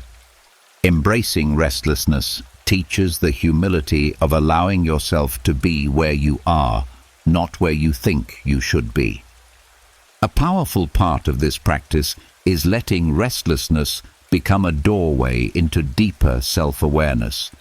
Instead of trying to fix the feeling, you explore it with gentle attention. You notice where it sits in your body. You notice its texture. Is it sharp, buzzy, heavy, fluttery? You notice whether it changes when you breathe slowly or shift your posture. This transforms restlessness from a vague discomfort into a clear, observable experience, and observed discomfort loses its power to overwhelm. You also learn to separate restlessness from the stories your mind attaches to it. The mind often interprets restlessness as a sign that something is wrong.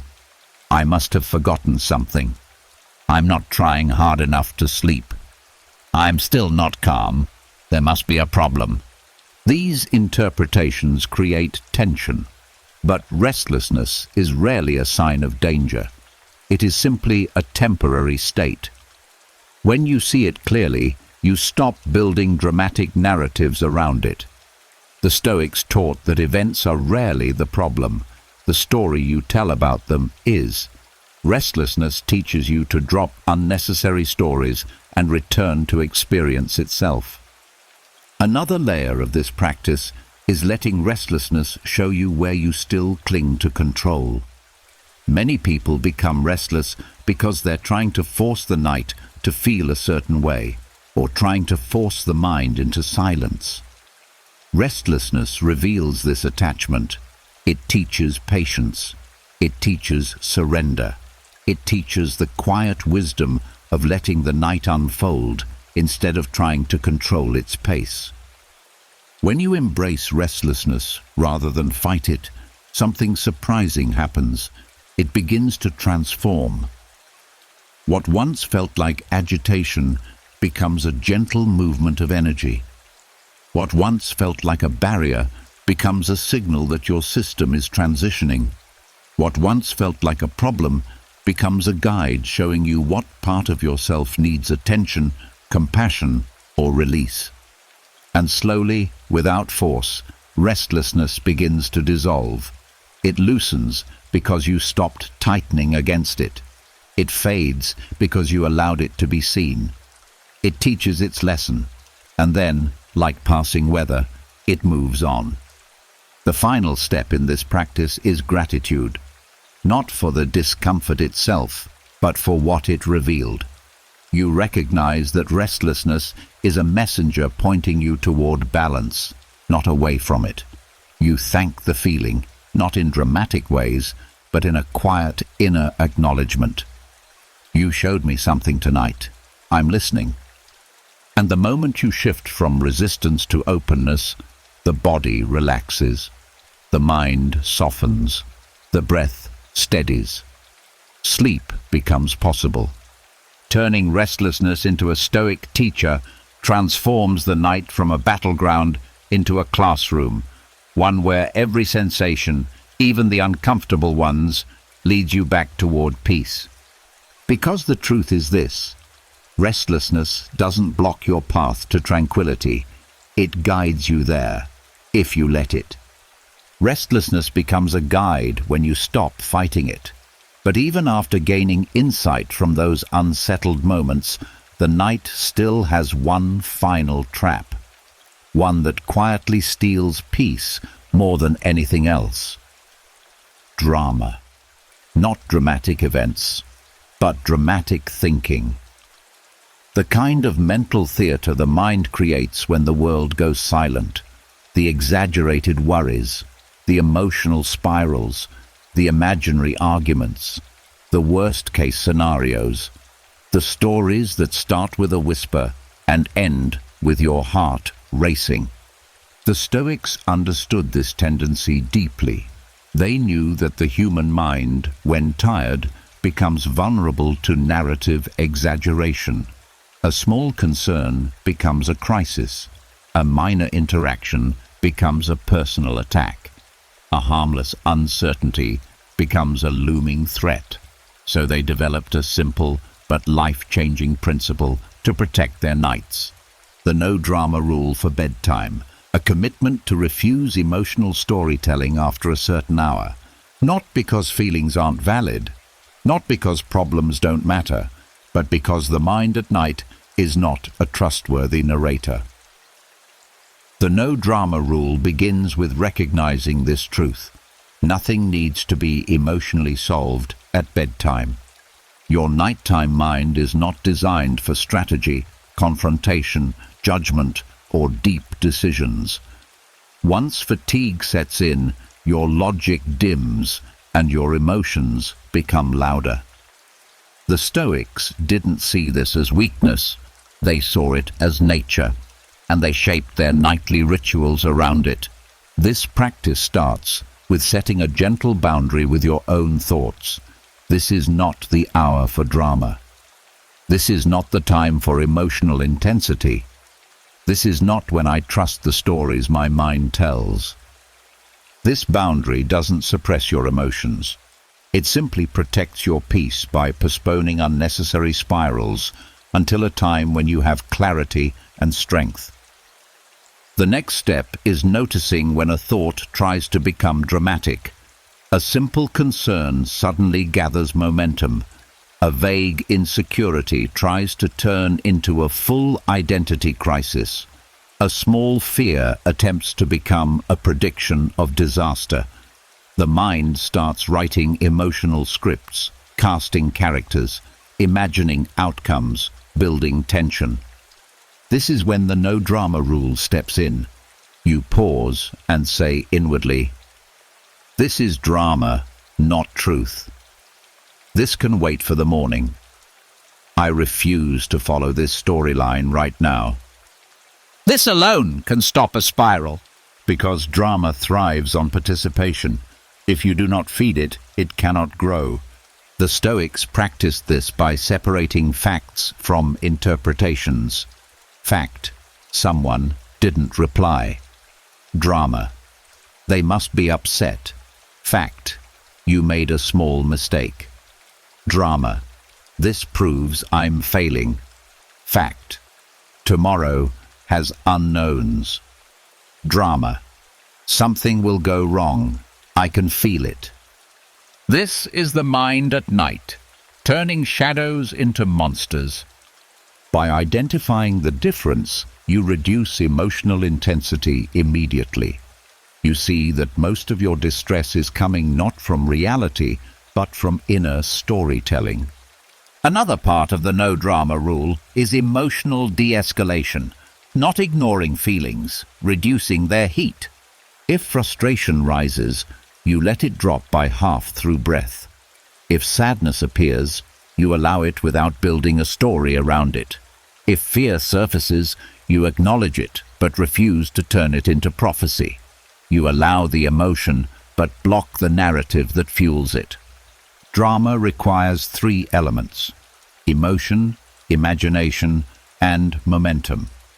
When you remove imagination and momentum, the emotion becomes manageable, something you can feel without drowning in it. The Stoics knew that drama is a survival instinct gone rogue. It tries to prepare you for threats, even imaginary ones. But the mind at night exaggerates threat because it lacks the clarity daylight provides. When you adopt the no drama rule, you stop letting your tired mind make decisions about your life. Another layer of this practice is trusting the wisdom of morning. Nighttime problems often shrink by sunrise.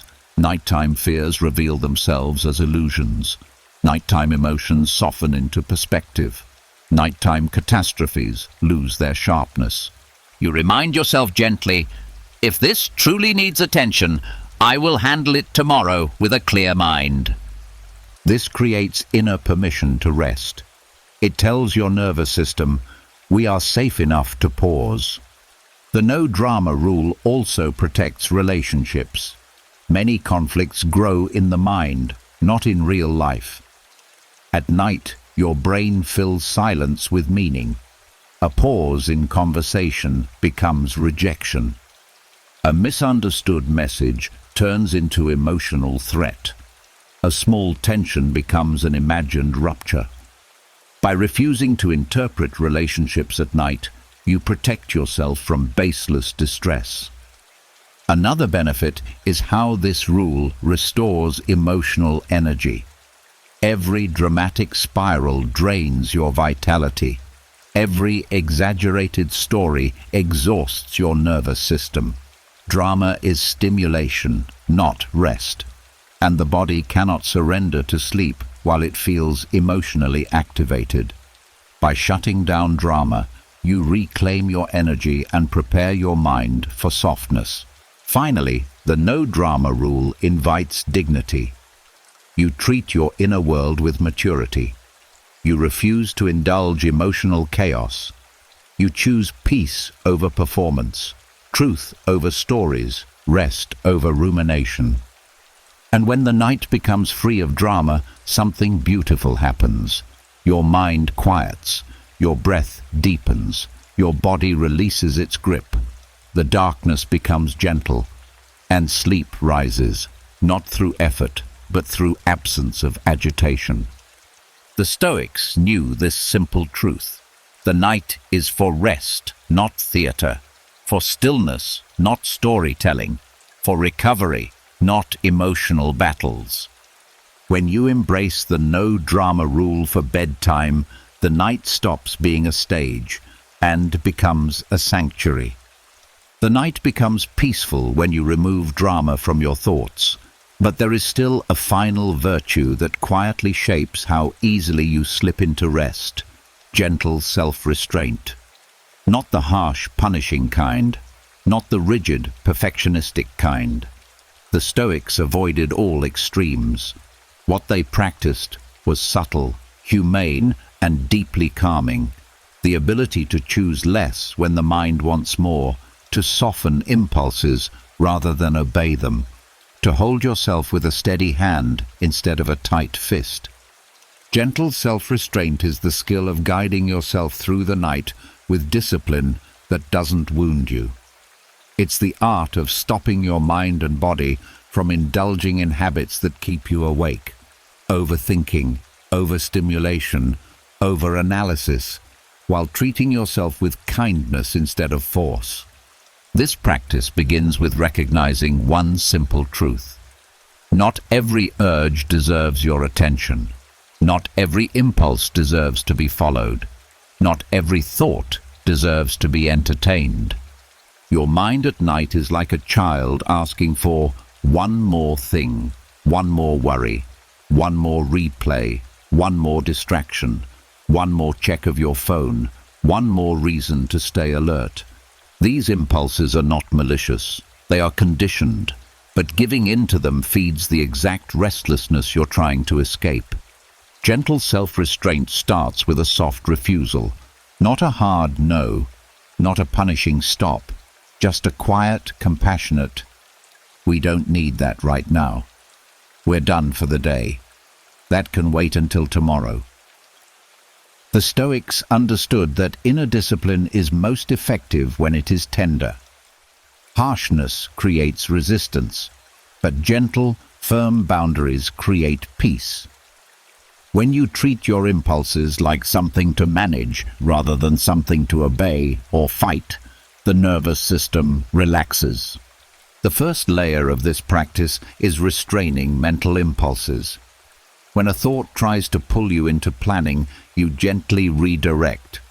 When a memory tries to pull you into rumination, you let it pass. When fear tries to drag you into prediction, you soften your attention. You don't wrestle with these thoughts. You simply guide your mind like you would guide a tired friend. Come back. Rest now. This redirection is not repression.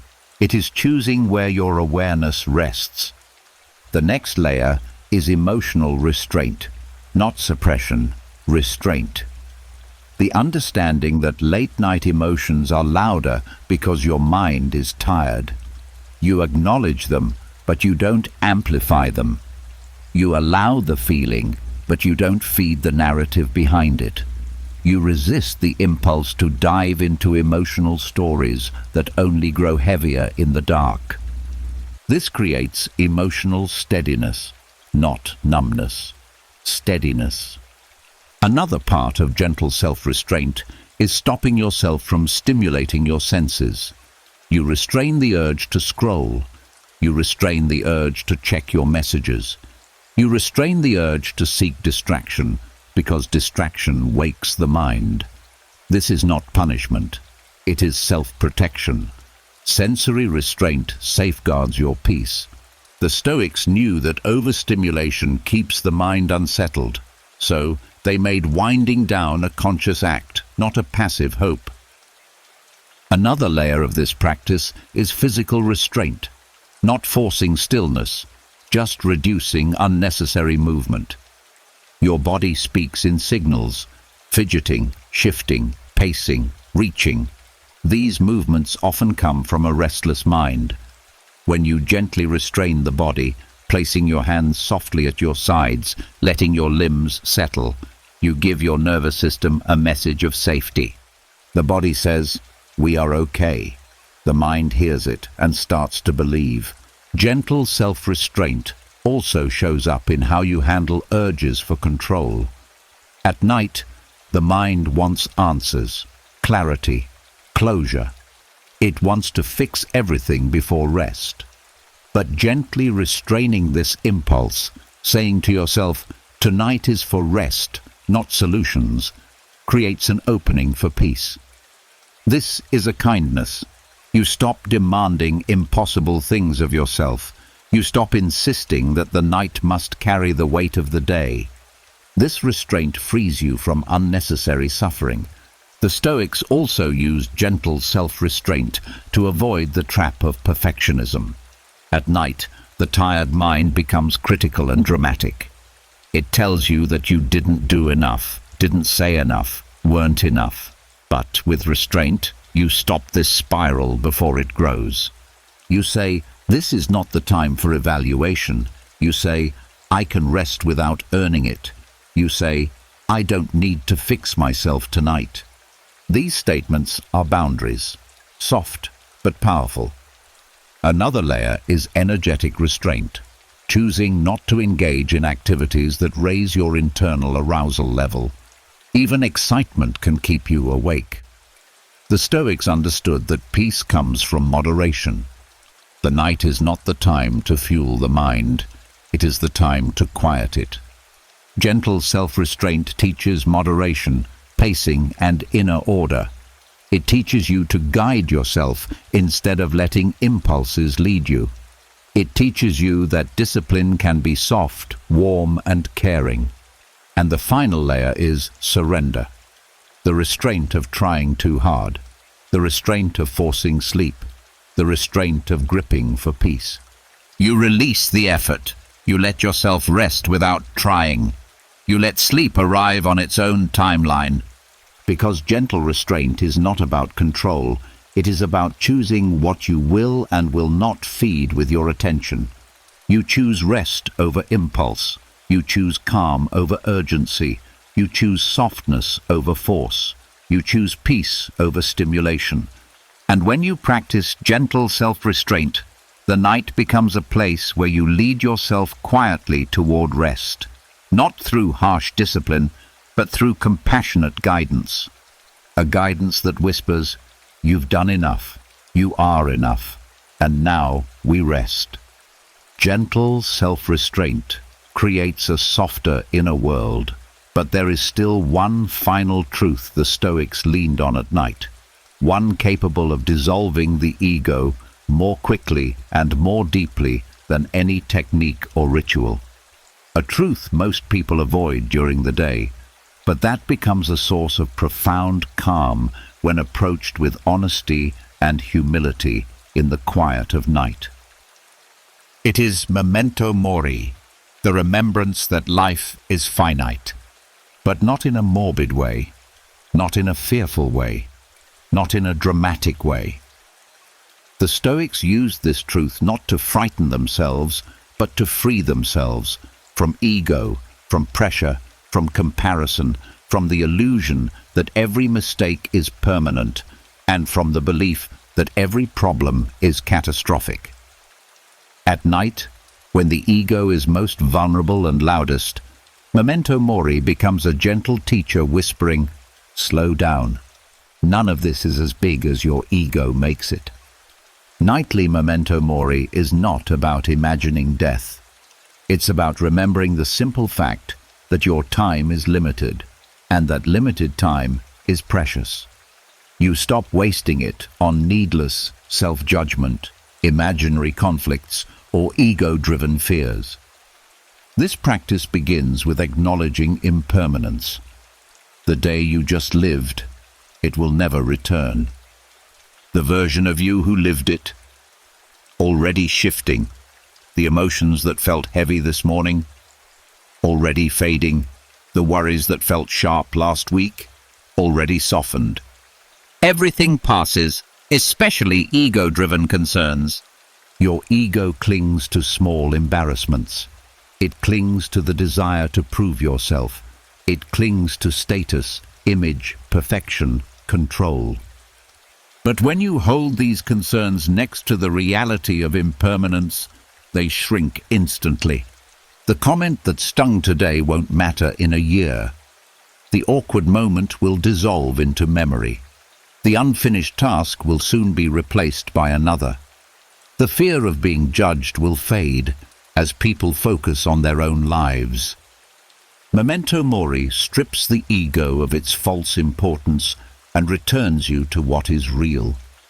The next layer of this practice is gratitude, not forced, but natural. When you remember that your time on this earth is finite, tonight becomes meaningful, rest becomes meaningful, your breath becomes meaningful, the chance to lay your head down safely becomes meaningful. Gratitude arises not because you push for it, but because the ego stops blocking it. Suddenly, the present moment becomes enough. You stop reaching, you stop gripping, you stop demanding more from life than what it's offering right now. Nightly memento mori also helps release resentment. The ego loves to hold grudges. It loves to replay arguments. It loves to imagine rebuttals and victories. But when you remember that life is short, the desire to win every emotional battle fades. You realize the cost of carrying anger. You realize the weight of holding on to pride. You realize how little time you want to spend feeling bitterness toward anyone. You let things go, not because you're weak, but because you're wise. Another powerful effect of this practice is the softening of perfectionism. When you remember your human limits, the pressure to achieve constantly dissolves. You stop demanding flawlessness from yourself. You stop expecting perfection from your day. You stop turning small imperfections into moral failings. You recognize that your goal is not to be perfect, it is to be present. Nightly memento mori also brings clarity to what matters and what does not. The ego inflates the trivial. It exaggerates minor issues. It obsesses over appearances. It fears looking foolish. But when you view your life from the perspective of its finiteness, these concerns lose their power. They seem small because they are small. What remains meaningful is simple: your kindness, your effort, your honesty, your growth, your connections, your moments of peace. Everything else becomes background noise. The Stoics used this nightly reflection to protect their sleep. When you remember that life is fragile, you realize that arguing with yourself at midnight is a waste of your precious hours. You stop replaying the day as if you could live it again. You stop planning tomorrow as if your worth depends on it. You stop lying awake trying to adjust the past or shape the future. You return to what you do have: this breath, this moment, this night. The final step of nightly memento mori is a soft, humbling truth. You do not need to fix everything before you sleep. You simply need to rest, because tomorrow is not guaranteed. And that is exactly why rest matters. This reflection does not create fear. It creates clarity. It creates appreciation. It creates presence. Your ego quiets because it can no longer pretend that its dramas are life and death situations.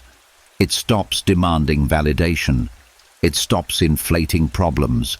It stops resisting rest. And in the space left behind, what remains is peace, the kind that comes from knowing that life is finite, that this moment is precious, and that tonight is a gift you do not want to waste on worry. With memento mori in your heart, you fall asleep not with fear, but with acceptance, not with tension, but with gratitude, not with ego, but with clarity. And that clarity is what lets the night cradle you into deep, honest, restorative sleep. The ego softens when you remember your finite place in the world, but even with humility in your heart, emotions still rise, sometimes gently, sometimes sharply. And the Stoics knew something profound. You cannot eliminate emotion. You cannot shut it off. You cannot outrun it. Even the wise feel deeply. Even philosophers ache. Even strong minds tremble at times. But what separates suffering from serenity is not the presence of emotion. It is what you do with it. This is where the Stoics practiced something powerful: emotional transmutation, the art of taking raw, unprocessed emotion and turning it into something useful, steady and grounded. Not suppressing it, not denying it, not drowning in it, transforming it. They treated emotion as energy, neutral until shaped. And the night is the perfect time for this shaping, because it is the hour when emotions become loudest. The world is quiet, the mind is open, and whatever you ignored during the day rises to the surface, asking to be understood. Stoic emotional transmutation begins with a simple acknowledgement. Your emotions are messages, not commands. They are signals, not verdicts. They are invitations to understand yourself, not orders to react. When you start here, the emotional weight already becomes lighter. The first step is naming what you feel, not poetically, not dramatically, but simply. I feel tense. I feel sad. I feel disappointed. I feel hopeful. I feel uneasy. I feel overwhelmed. Naming an emotion transforms it from something amorphous and intimidating into something defined and containable. You move from drowning inside it to holding it gently in your hands. The next step is asking the emotion what it's trying to signal. Sadness often signals unmet needs. Frustration signals blocked goals. Fear signals uncertainty or attachment. Guilt signals values you care about. Jealousy signals desire or insecurity. Worry signals imagination working overtime. None of these emotions are enemies. They are teachers. When you examine emotion with curiosity instead of resistance, you begin to understand what it wants from you, and often it wants far less than you assume. Then comes the true Stoic art, separating the emotion from the interpretation. Emotion is sensation. Interpretation is story. Emotion: my chest feels tight. Story: something is terribly wrong. Emotion: I feel anxious. Story: I'm going to fail. Emotion: I feel sad. Story: this will never change. The stories create suffering. The emotion simply exists. Stoic emotional transmutation teaches you to drop the story and work with the raw sensation instead. You ask, what does the emotion feel like physically? Not what it means, what it feels like. Tightness, heat, pressure, heaviness, movement. When you focus on sensation, something incredible happens. The emotion transforms on its own, because emotions are energy, and energy moves. The Stoics allowed this movement. They did not try to freeze emotion or hold it still. They breathed into it. They softened around it. They gave it space. They treated emotion like a guest, not an invader. And guests leave more quickly when you allow them in without hostility. The next step is transmutation, turning the emotion into something useful. Fear can become caution. Anger can become clarity of boundaries. Sadness can become tenderness. Frustration can become determination. Regret can become wisdom. Worry can become preparation. Loneliness can become self-connection. Each emotion contains a seed of strength when examined without drama. So you ask gently, what is the highest expression of this emotion? How can it serve me instead of drain me? What truth is this emotion pointing toward? This transforms emotional energy into insight rather than agitation. Another part of Stoic transmutation is letting the emotion complete its cycle, not rushing it, not clinging to it, letting it rise, peak and fall naturally, like a wave. When you stop interfering, the emotional cycle is surprisingly short. What feels like a storm becomes a passing cloud when you stop feeding it with stories and resistance. This nightly transformation turns emotional intensity into emotional clarity. The final part of this practice is release, not forcing emotion away, but letting it fade once its message has been delivered. You say internally, "Thank you for showing me this. You may go now." And often, the emotion does. The breath deepens, the chest softens, the nervous system unwinds, the mind grows still. Because once emotion is seen, understood, and transmuted, it no longer needs to fight for your attention. This Stoic approach does not make you emotionless. It makes you emotionally wise. You become someone who can feel deeply without drowning, someone who can acknowledge emotion without being ruled by it, someone who can turn discomfort into understanding and intensity into calm.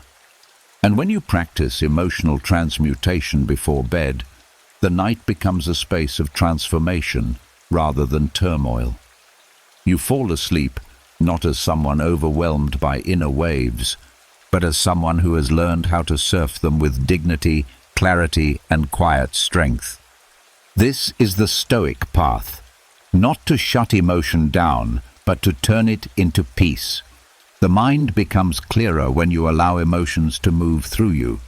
But there is still one more Stoic practice that completes the descent into deep peace, one that works not through force, but through quiet awareness. It is the discipline of silent observation, the ability to watch your thoughts, sensations, and emotions without reacting, interfering, or adding unnecessary stories. The Stoics knew that most nighttime suffering isn't caused by thoughts themselves, but by the instant way we merge with them. A thought appears, and suddenly you're inside it. A memory rises, and you relive it. An emotion surfaces, and you assume it defines you. Silent observation breaks this automatic identification by reminding you that you are not the activity of your mind. You are the one watching from behind it. This practice begins with soft inner stillness, not the forced silence of trying to empty the mind, but the gentle quiet of simply observing whatever shows up. You don't push thoughts away or pull them closer. You don't judge your emotions or try to reshape your sensations. You just notice them. A thought drifts in, and you let it pass without following. A feeling moves through your chest, and you acknowledge it without interpreting. A sensation in your body tightens or loosens, and you allow it without labeling it as good or bad. Silent observation is awareness without resistance, attention without attachment, presence without pressure. The Stoics use this discipline because it creates immediate emotional freedom. When you observe a thought instead of becoming it, its influence weakens. When you watch fear without feeding it, the intensity fades. When you witness a memory without stepping back into it, the memory loses its sting. This approach turns your inner experience into something you can watch instead of something you must wrestle with. A key part of this discipline is recognizing the difference between pure awareness and mental commentary. Awareness is the raw fact of experience. There is tension in my stomach. Commentary is the story layered on top. This tension means something is wrong. Awareness says, "I feel restless." Commentary says, "I'll never calm down." Silent observation asks you to let go of commentary so the simplicity of awareness can settle your nervous system. When commentary drops away, anxiety loses its fuel. Another part of silent observation is non-interference, the willingness to let thoughts and feelings move without trying to control them. Most people try to manage their inner world by pushing away discomfort or clinging to pleasant thoughts. But non-interference is more powerful. It teaches you to sit in quiet presence while the mind reveals itself. Thoughts become like passing scenery rather than invitations to act. When you stop trying to manipulate your inner experience, your mind naturally starts to slow, like water becoming still when you stop stirring it. This discipline also changes your relationship with discomfort. When a sensation arises and you observe it without resisting, it often dissolves more quickly than you expect. The body relaxes because it no longer feels the pressure of your reaction. The mind softens because it is no longer fighting itself. Silent observation teaches you that discomfort is tolerable when you stop intensifying it through mental stories. Over time, the mind begins to slow on its own. Thoughts lose momentum when you don't chase them. Emotions lose intensity when you don't magnify them. You begin to sink into a kind of effortless calm where sleep becomes a natural outcome rather than something you must work for. The deepest part of silent observation is discovering the observer itself, the quiet, steady awareness behind your thoughts and feelings. This awareness does not panic, rush, criticize, or cling. It simply watches. When you touch this presence, you experience a profound realization. You are not your thoughts or emotions. You are the awareness behind them. This recognition dissolves anxiety more effectively than any technique because it frees you from identifying with mental noise. Silent observation teaches you to remain still while your inner world moves around you. Thoughts appear and fade, and you remain steady. Feelings rise and fall, and you remain grounded. Sensations shift and dissolve, and you remain present. You no longer need to fix or control anything. You simply witness the ebb and flow of your inner life until it naturally quiets. In that quiet, sleep arrives effortlessly, because nothing inside you is fighting, arguing, or struggling for attention. The night becomes a sanctuary where you return to your true self, calm, aware, and at peace. Serenity deepens when you learn to watch your inner world without getting swept into it. But the Stoics went even further. They understood that one of the greatest sources of human suffering is the belief, often unconscious, that things should stay the same, that moments should last, that people should remain unchanged, that feelings should be consistent, that life should behave in ways that feel predictable and safe. This attachment creates tension, fear, disappointment, and restlessness. And so the Stoics turned to one of the most liberating truths available to the human mind. Everything is impermanent, and accepting that truth brings peace far more reliably than trying to fight it. Finding serenity through impermanence is not about detaching from life. It is about acknowledging the natural movement of existence so your heart no longer battles reality. When you stop expecting things to remain fixed, you stop feeling betrayed when they shift. You stop gripping the past. You stop fearing the future. You begin to rest inside the present with a kind of softness that only acceptance can create. This practice begins with a simple acknowledgement. Nothing you experience today will ever repeat in the exact same way. The conversations, the emotions, the small victories, the small frustrations, every one of them is already dissolving into memory. This isn't meant to create sadness. It is meant to create relief. You no longer need to carry the weight of the day because the day is already gone. Its mistakes won't follow you. Its tensions won't repeat themselves in the same form. Its discomforts won't last forever. The impermanence of the day is your permission to let it go. The next layer of this practice involves recognizing that your inner world is also impermanent. Feelings come, rise, peak, and fade. Even the heavy ones, even the ones that feel impossible. Sadness softens, anxiety shifts, frustration dissolves, joy changes shape. No emotional state is permanent, which means you don't need to panic in the middle of any of them. You don't need to predict how long they will last or what they mean about you. You simply acknowledge, this too will pass. The Stoics believed that suffering comes not from emotion itself, but from the belief that emotion is permanent. When you remember its impermanence, the feeling loses its grip. Impermanence also brings serenity by shrinking worries. Many fears feel unbearable because the mind projects them into forever. A temporary problem begins to feel like a lifelong catastrophe. But when you sit with the truth that everything changes, even the most intense fear becomes smaller. You remind yourself that tomorrow will not feel like tonight. Next week will not feel like today. The tension in your chest will not always be this tight. The uncertainty you face now will evolve.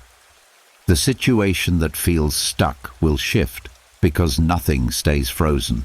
Not people, not circumstances, not you. Another powerful aspect of this practice is understanding the impermanence of other people's reactions. Someone's mood, disappointment or frustration is rarely permanent. Yet many people lie awake, replaying moments, worried that they've damaged a relationship or disappointed someone forever. The Stoics saw this as unnecessary pain. People's emotions move. Their perspectives shift. Their judgments soften. Impermanence softens conflict in ways your mind cannot anticipate at night. Impermanence also frees you from the burden of perfection. Perfection requires things to be stable, but life is fluid. You are fluid. You are allowed to grow, stumble, try again, and evolve. When you accept that your life is a series of phases, not a fixed identity, you stop expecting perfection and start embracing progress. This releases an enormous amount of mental pressure. You can rest because you no longer demand final answers from yourself before sleep. Another layer of serenity through impermanence is recognizing the fleeting nature of moments of beauty, comfort, and safety, and using that awareness to deepen your appreciation. The warmth of your bed, the quiet of your room, the softness of your breath, the simple fact that you have made it through another day. These are small blessings that many people rush past without noticing. When you understand that nothing lasts forever, the present becomes precious. Gratitude stops being forced and becomes natural. The Stoics also understood that impermanence dismantles ego. When you remember that your achievements will fade, your mistakes will fade, your reputation will fade, and even your most intense feelings will fade, you stop taking yourself so seriously. This isn't nihilism, it's humility, and humility brings peace. You stop holding on to grudges, you stop replaying embarrassments, you stop fearing the judgments of others. You stop treating small events as permanent marks on your identity. Everything is fluid, everything flows, everything moves. The final layer of this practice comes at the moment you lie down. You acknowledge that even this moment, this quiet night, this version of you, this breath, is impermanent, not in a sad way, in a liberating way. You don't have to cling to it. You don't have to control it. You don't have to fear losing it. You simply meet it fully, because it is here now. And in that meeting, peace rises naturally. The mind softens its grip, the heart stops resisting, the body releases what it held. You drift toward sleep, not because you forced calm, but because you embraced the truth that everything changes, and that truth frees you from needing to hold on so tightly. Impermanence is not the enemy of serenity, it is the doorway to it. The mind relaxes when you accept the impermanence of life, but serenity deepens even further when you remember something just as powerful. You are not alone in your struggles. The Stoics understood that much of human suffering comes from the belief that your pain is unique, your worries are isolated, and your challenges set you apart from others. This sense of separation makes difficulties feel heavier than they truly are. So they practiced a quiet reflection each night, a meditation on shared humanity, a reminder that every experience you had today, someone else has lived before. Every emotion you felt, someone else is feeling right now. Every worry you carry, someone else has carried too. This practice begins with acknowledging that suffering is universal, not in a dramatic way, but in a grounding way. People across the world, people you know, and people you'll never meet, are falling asleep tonight with their own mix of joy, regret, hope, and fear. You are part of a collective experience, not a solitary one. Your struggles do not isolate you. They connect you to everyone else who has ever lived.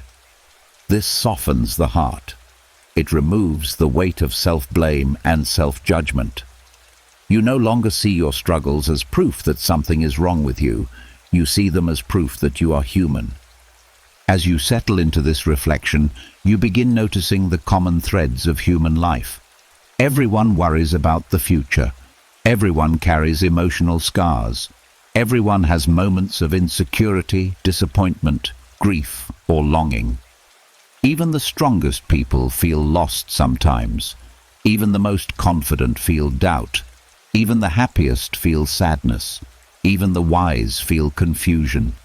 This universal truth brings a sense of belonging, a feeling that you are part of something larger than yourself. The Stoics found peace in this understanding because it dissolves the idea that suffering is a personal failure. When you stop believing you shouldn't feel what you feel, the emotion relaxes. When you stop believing you're the only one who has made mistakes, guilt fades. When you stop believing everyone else is doing better, your heart loosens. Judgment dissolves into compassion. Another powerful aspect of this meditation is recognizing the shared fragility of human life.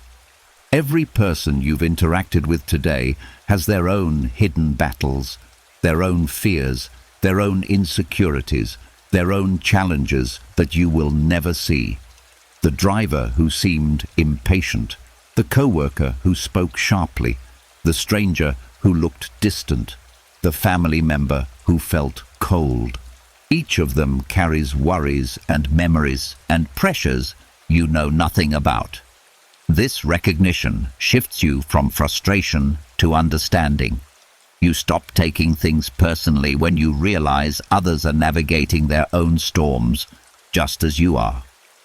This shared humanity also builds compassion toward yourself. If you can understand that others deserve grace, you begin to see that you do too. You wouldn't shame someone else for feeling overwhelmed. You wouldn't condemn a friend for struggling. You wouldn't demand perfection from someone you care about. This awareness reflects inward. You become kinder to yourself because you recognize your humanity in the humanity of others. Another layer of this practice is remembering that connection itself is part of being human. People need understanding, they need acceptance, they need kindness, and you are no exception. Feeling lonely doesn't mean you're inadequate, it means you're wired for connection. Feeling misunderstood doesn't mean you're flawed, it means you care about being seen. Feeling emotional doesn't mean you're weak, it means you're alive. When you view these experiences through the lens of shared humanity, the shame dissolves and is replaced by acceptance.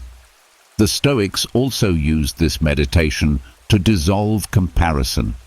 They knew that comparing your inner world to the outer appearances of others creates unnecessary suffering. You see someone's calm exterior and assume they have no worries. You see someone's achievements and assume they feel whole. But everyone carries invisible challenges. Everyone is navigating complexity. Everyone is figuring life out one day at a time. When you remember this, the pressure to measure up evaporates. You feel more at ease being yourself.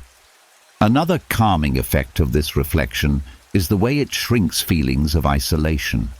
At night, the mind loves to tell you that you're the only one struggling, that you're behind, that you should be further along. But the truth is that countless others are lying awake with similar thoughts.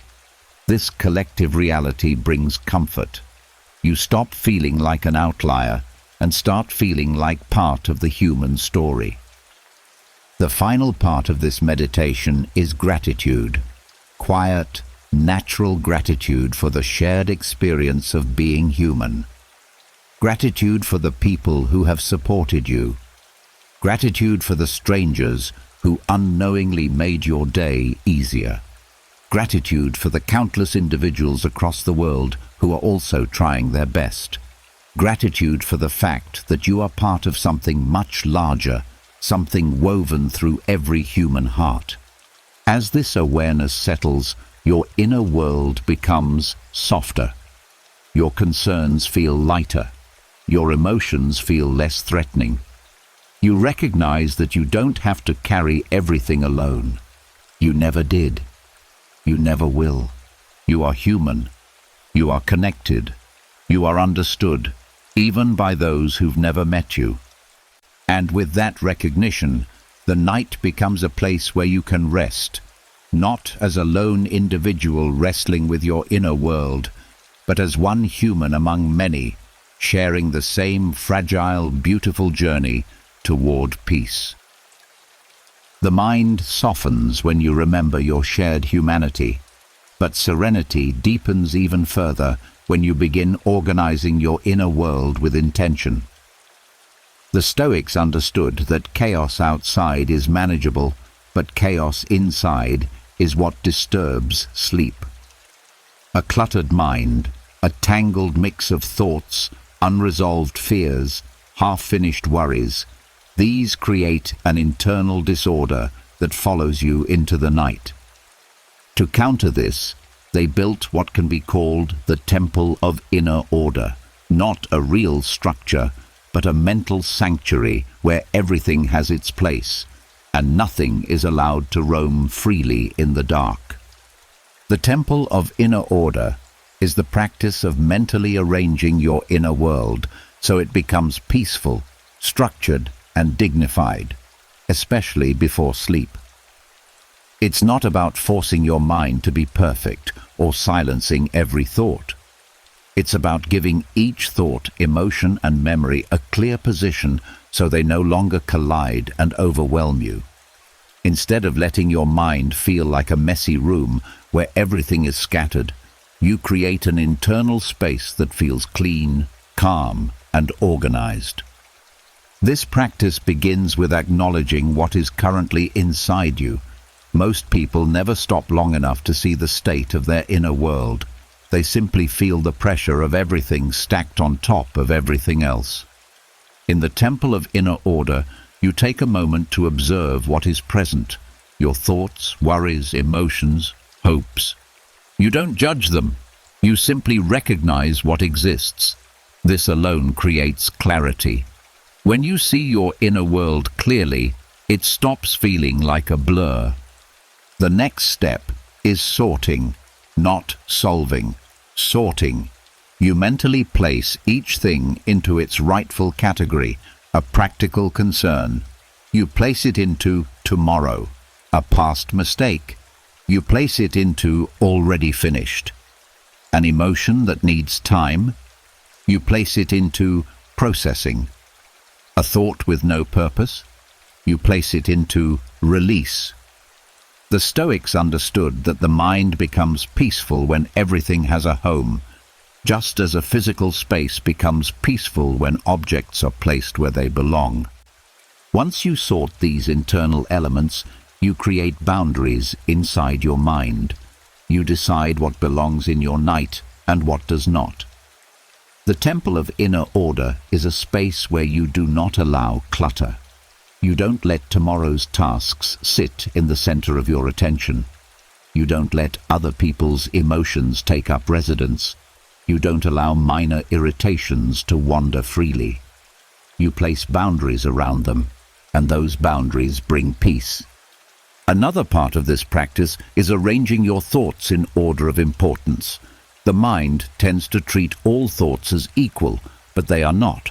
Some deserve attention, some deserve acknowledgement, some deserve release, and some don't deserve any of your energy at all. When you create inner order, you elevate what truly matters and lower what does not, so your mental landscape becomes balanced rather than overwhelmed. The temple of inner order also involves clearing unnecessary noise. Throughout the day, you absorb fragments, comments, images, worries, unfinished thoughts. Before sleep, these fragments can mix together and create emotional static. But when you consciously clear them, breathing deeply, letting your mind soften, releasing what doesn't need to stay, you create inner spaciousness. The quieter the mind becomes, the easier it is to rest. Another layer of this inner temple is recognizing the sacredness of your nighttime state. You treat the night not as a continuation of the day, but as a sacred transition into restoration. This mental shift helps you protect your inner temple from being invaded by stress or negativity. You remind yourself, this space is for peace, not for problem solving, not for planning, not for rumination. This boundary creates an emotional sanctuary that the mind begins to honor. Over time, the temple of inner order becomes a place you can return to again and again. A space where your mind knows how to settle. A place where your inner world feels dignified, not chaotic. You no longer feel like your thoughts are running you. Instead, you feel like you are gently guiding them, placing each one where it belongs, letting the unnecessary fall away. The beauty of this practice is that the more inner order you create, the less emotional noise you experience. A mind that is organized does not panic. A mind that is sorted does not spiral. A mind with boundaries does not wander into every dark corner. Inner order becomes a form of self-respect, a way of treating your mind as a sanctuary rather than a dumping ground. And when you finally lie down at night, with your inner temple arranged and your thoughts placed gently in their rightful spaces, your mind feels open, quiet, and safe. Nothing is left floating. Nothing is left buzzing. Nothing is left demanding attention. Just a clean inner landscape ready for rest. The temple of inner order is not about creating a perfect mind. It's about creating a peaceful one. A mind that feels aligned, organized, and dignified enough to release the day without fear. And in that orderly inner sanctuary, sleep comes not as an escape, but as the natural continuation of a mind that has finally found its place of rest. After 4 hours of slowing down, softening inward, and walking through the deepest Stoic principles ever crafted for the human mind, you've stepped into a truth most people never reach. Peace isn't something you chase, it's something you allow. You've learned to let go of the day, release what isn't yours, return to the present, quiet the ego, calm the body, and reorganize your inner world into something steady and dignified.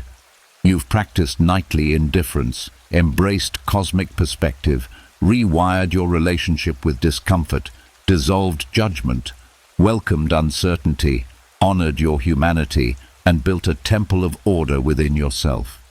You've stopped seeing your thoughts as commands, your emotions as threats, and your concerns as permanent.